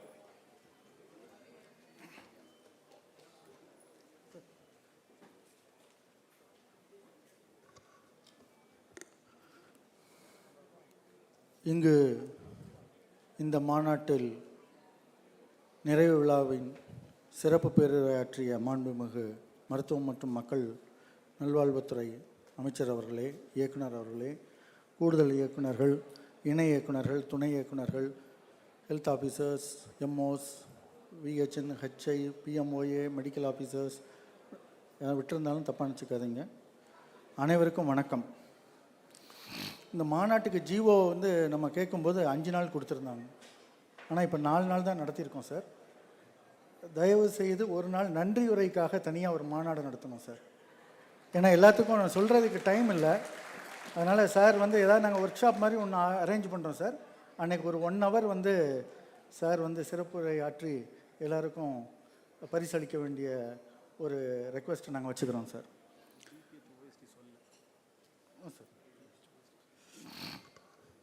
இந்த ப்ராஷர் போடும் பொழுதும் இந்த லோகோ அப்புறம் வெப்சைட் ப்ராஷர் போடும் பொழுது அதுக்கு நாங்கள் வந்து சேர்மன் வந்து நம்மளுடைய DPH, OSD இருவரும் வந்து வைஸ் சேர்மனாக இருந்து மற்ற எல்லோரும் உங்கள் எல்லாத்துக்குமே தெரியும், கமிட்டிஸில் எல்லாருடைய மெம்பர்ஸ் எல்லாத்தையும் போட்டிருந்தோம். இந்த லோகோ வெப்சைட் ஸ்டார்ட் பண்ணுற அன்னைக்கு மினிஸ்டர் சார் சொன்னாங்க, இந்த மாநாடை சிறப்பாக நடத்தி தர வேண்டியது ஏன் பொறுப்பு, நான் பல்வேறு மாநாடுகளுக்கு போயிருக்கிறேன் அப்படின்னு சொல்லி கிட்டத்தட்ட ஒரு 4-5 மாதத்துக்கு முன்னால் நம்ம ஹோட்டலில் வச்சு சொன்னாங்க. சொன்னதுக்கப்புறம் DPH வந்து என்கிட்ட சொன்னார், பார்த்துக்கோ மினிஸ்டர் சொல்லிட்டாரு, அதுக்கப்புறம் உன் பொறுப்பு தான் அப்படின்னு சொன்னார்.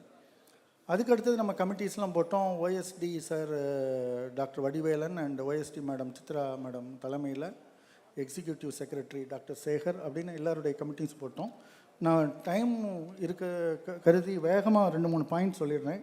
டாக்டர் தேவா, பார்த்தசாரதி, அனுராதா மேடம் கொஞ்சம் கை தூக்கி மட்டும் நீங்கள் வந்து இது பண்ணால் போதும். எனக்கு இல்லை, சாருக்கு எல்லாத்துக்கும். ஏன்னா அவங்க இல்லைன்னா இந்த ஹோட்டலில் நடத்த முடியாது, இந்த உணவை நம்ம கொண்டு கழித்துக்க முடியாது. அடுத்தது டாக்டர் நிர்மல்சன் அண்ட் டீம். அந்த டீம்னு சொல்லும்போது தயவு செஞ்சு எல்லாரும் வந்து அதை ஏற்றுக்கொள்ளுங்கள், தனியாக சொல்ல டைம் இல்லை.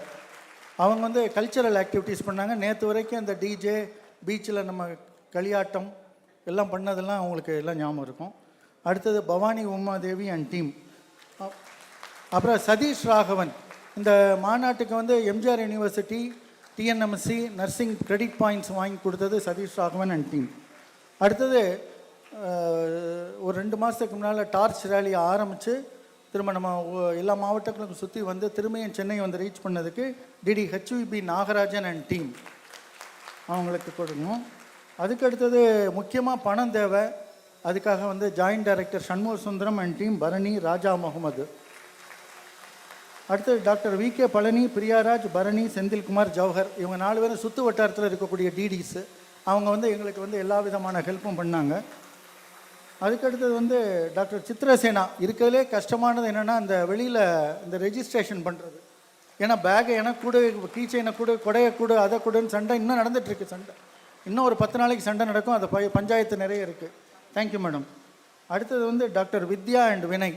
இந்த ஸ்டேஜில் எல்லாரும் வந்து இப்போது ஹானரபிள் ஹெல்த் மினிஸ்டர் வந்து இந்த நம்பர் கணக்கு சொன்னாங்க. இத்தனை பேர் பேசுனாங்க, இத்தனை பேர் கேள்வி கேட்டாங்க, இத்தனை பேர் வந்து ப்ரெசன்டேஷன் பண்ணாங்க, இத்தனை செஷன் நடந்ததுக்கு. அதுக்கு வந்து முழு காரணம் ஒன்று ஜெரால்டு ஆரம்பித்து வச்சாங்க, doctor Gerald sir.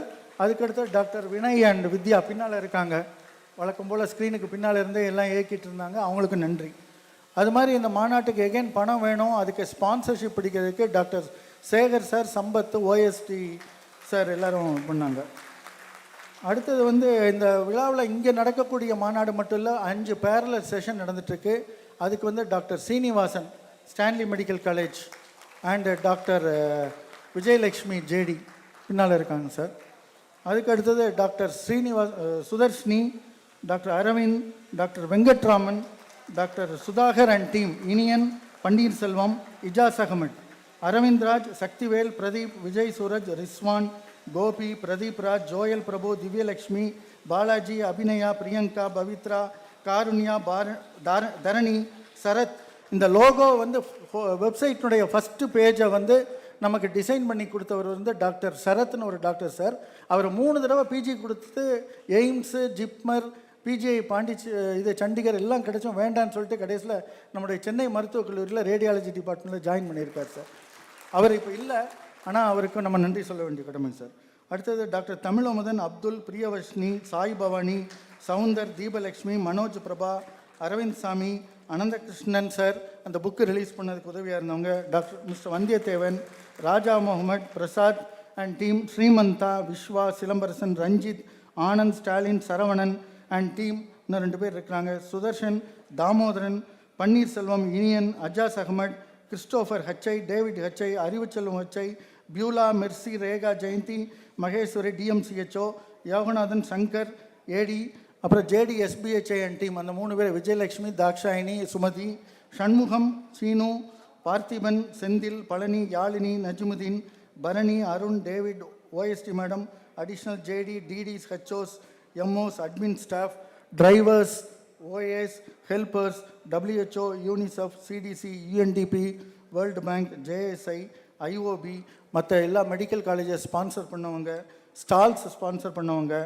Again I want to tell, அந்த புக்ஸ் எல்லாம் வந்து டைப் அடித்து கடைசி நேரத்தில் வந்து பிரிண்ட் கொடுத்த பிரிண்டர்ஸ், சயின்டிஃபிக் அப்ட்ராக்ட்ஸ் ப்ரெசென்ட் பண்ணவங்க, போஸ்டர்ஸ் அப்ட்ராக்ட் ப்ரெசென்ட் பண்ணவங்க, எல்லா doctors, VHN, all categories, HI குவிஸில் பார்ட்டிசிபேட் பண்ணி இப்போ 4 கேட்டகரி சடனாக நேற்று தான் டிபிஹெச்சில் கேட்டேன் சார், ஒரு 10,000 ரூபா கேஷ் ப்ரைஸ் கொடுத்துலான்ட்டு. ஓகேன்ட்டாங்க. 5,000 first prize, 3,000 second prize, 2,000 third ப்ரைஸ்னு அதுவும் கொடுத்துட்டோம். எல்லா கேட்டகரிஸ்க்கும் குவிஸ் ப்ரோக்ராம் நடத்தின ஃபஸ்ட்டு மாநாடு இதாக தான் இருக்கும் அப்படிங்கிறது. அடுத்தது hotel, media, police, Santhosh and team. அடுத்தது வந்து இந்த ராஜு அண்ட் டீம் சர்டிஃபிகேட்ஸ் எல்லாம் அரேஞ்ச் பண்ணி கொடுத்தவங்க.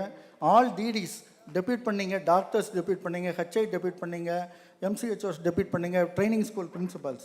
அப்புறம் இந்த வென்யூவில் இந்த ஸ்டேஜில் உட்காந்துருக்குறோம், இந்த கார்பெட் பார்க்குறோம், சேர்ஸ் பார்க்குறோம், வெளியில் ஸ்டால் எல்லாமே அரேஞ்ச் பண்ண, உள்ளே வெளியே அப்படின்னு நாங்கள் கிண்டலாக பேசிக்குவோம். ஏன் அப்படின்னா உள்ளே வந்து கிருஷ்ணராஜ், வெளியில் வந்து சம்பத், அவங்க 2 பேரும் இங்கே தான் உட்காந்துருக்குறாங்க. அடுத்தது இப்போ எல்லாம் முடிச்சுட்டு ஆஃபீஸுக்கு போனால் டியூட்டி சர்டிஃபிகேட் கொடுக்கணும். அதுக்கு ஒரு ஜேடி போட்டிருக்கோம், சுரேஷ்ன்ட்டு. யாராவது தப்பாக கொடுத்தாலும் அவர் தான் பொறுப்பு, கரெக்டாக கொடுத்தாலும் அவர் தான் பெருமை, அந்த மாதிரி இருக்கும். அதுக்கு அடுத்தது வந்து டாக்டர் சேரன், இந்த சித்திரசேனாவுக்கு அவர் தான் கைட் பண்ணிகிட்டு இருந்தார், அடிஷ்னல் டைரக்டர். ஸோ இது இன்னும் சொல்கிறதுக்கு ஒரு நாள் கேட்டிருக்கேன் சார்கிட்ட, நன்றி சொல்கிறதுக்கு. அதுக்கு அடுத்தது வந்து எம்ஓஸ், ஃபார்மசிஸ்ட், ANM, LT, அப்புறம் வந்து DMCHOs சில பேப்பர் ப்ரெசென்ட் பண்ணாங்க. அதுக்கு இவ்வளோ பேர் இருக்கிறாங்க. இன்னும் சொல்கிறதுக்கு நான் எதாவது மறந்துருந்தால் எனக்கு வருத்தத்தை தெரிவித்துக் கொள்கிறேன். இந்த டிபிஹெச்சில் வந்து பிரியாராஜ் அக்காமடேஷன் அண்ட் டிரான்ஸ்போர்ட் எப்படி பண்ணோன்னு நினச்சிட்டு இருந்தோம், காஞ்சிபுரம் டிடி. அதுக்கு அடுத்தது வந்து பிரவீன், டாக்டர் பிரவீன் அந்த கிருஷ்ணராஜுக்கு ஹெல்ப் பண்ணிட்டு இருந்தவர். அனைவருக்கும் நன்றி, அனைவருக்கும் என்னுடைய வாழ்த்துக்கள். இது ஒரு வார்த்தையில் சொல்ல முடியாது. டிபிஹெச்சில் 5வது மாடியில் இந்த கான்ஃபரன்ஸ் செக்ரட்டரியேட்டில் யாராவது பேர் விட்டுருந்தாலோ இல்லைன்னா அப்படி தவறி போய் நான் மறந்துருந்தாலும் உங்களுக்கு ஃபோன் பண்ணி நன்றி சொல்லிடுறேன். இன்னொரு வாய்ப்பு கிடைக்கும் போது அனைவருக்கும் நன்றி சொல்கிறேன்.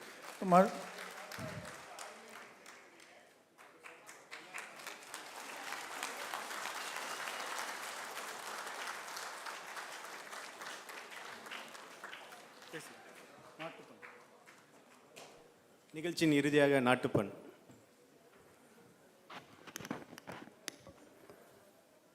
जनगण मन अधिनायक जय हे भारत भाग्य विधाता, पंजाब सिंध गुजरात मराठा द्राविड उत्कल बंगा, विंध्य हिमाचल यमुना गंगा उच्चल जलति तरंगा, तव शुभ नामे जाहे तव शुभ आशीष माहे, गाये दव जय गादा, जनहन मंगलदायक जय हे भारत भाग्य विधाता, जय हे जय हे जय हे जय जय जय जय हे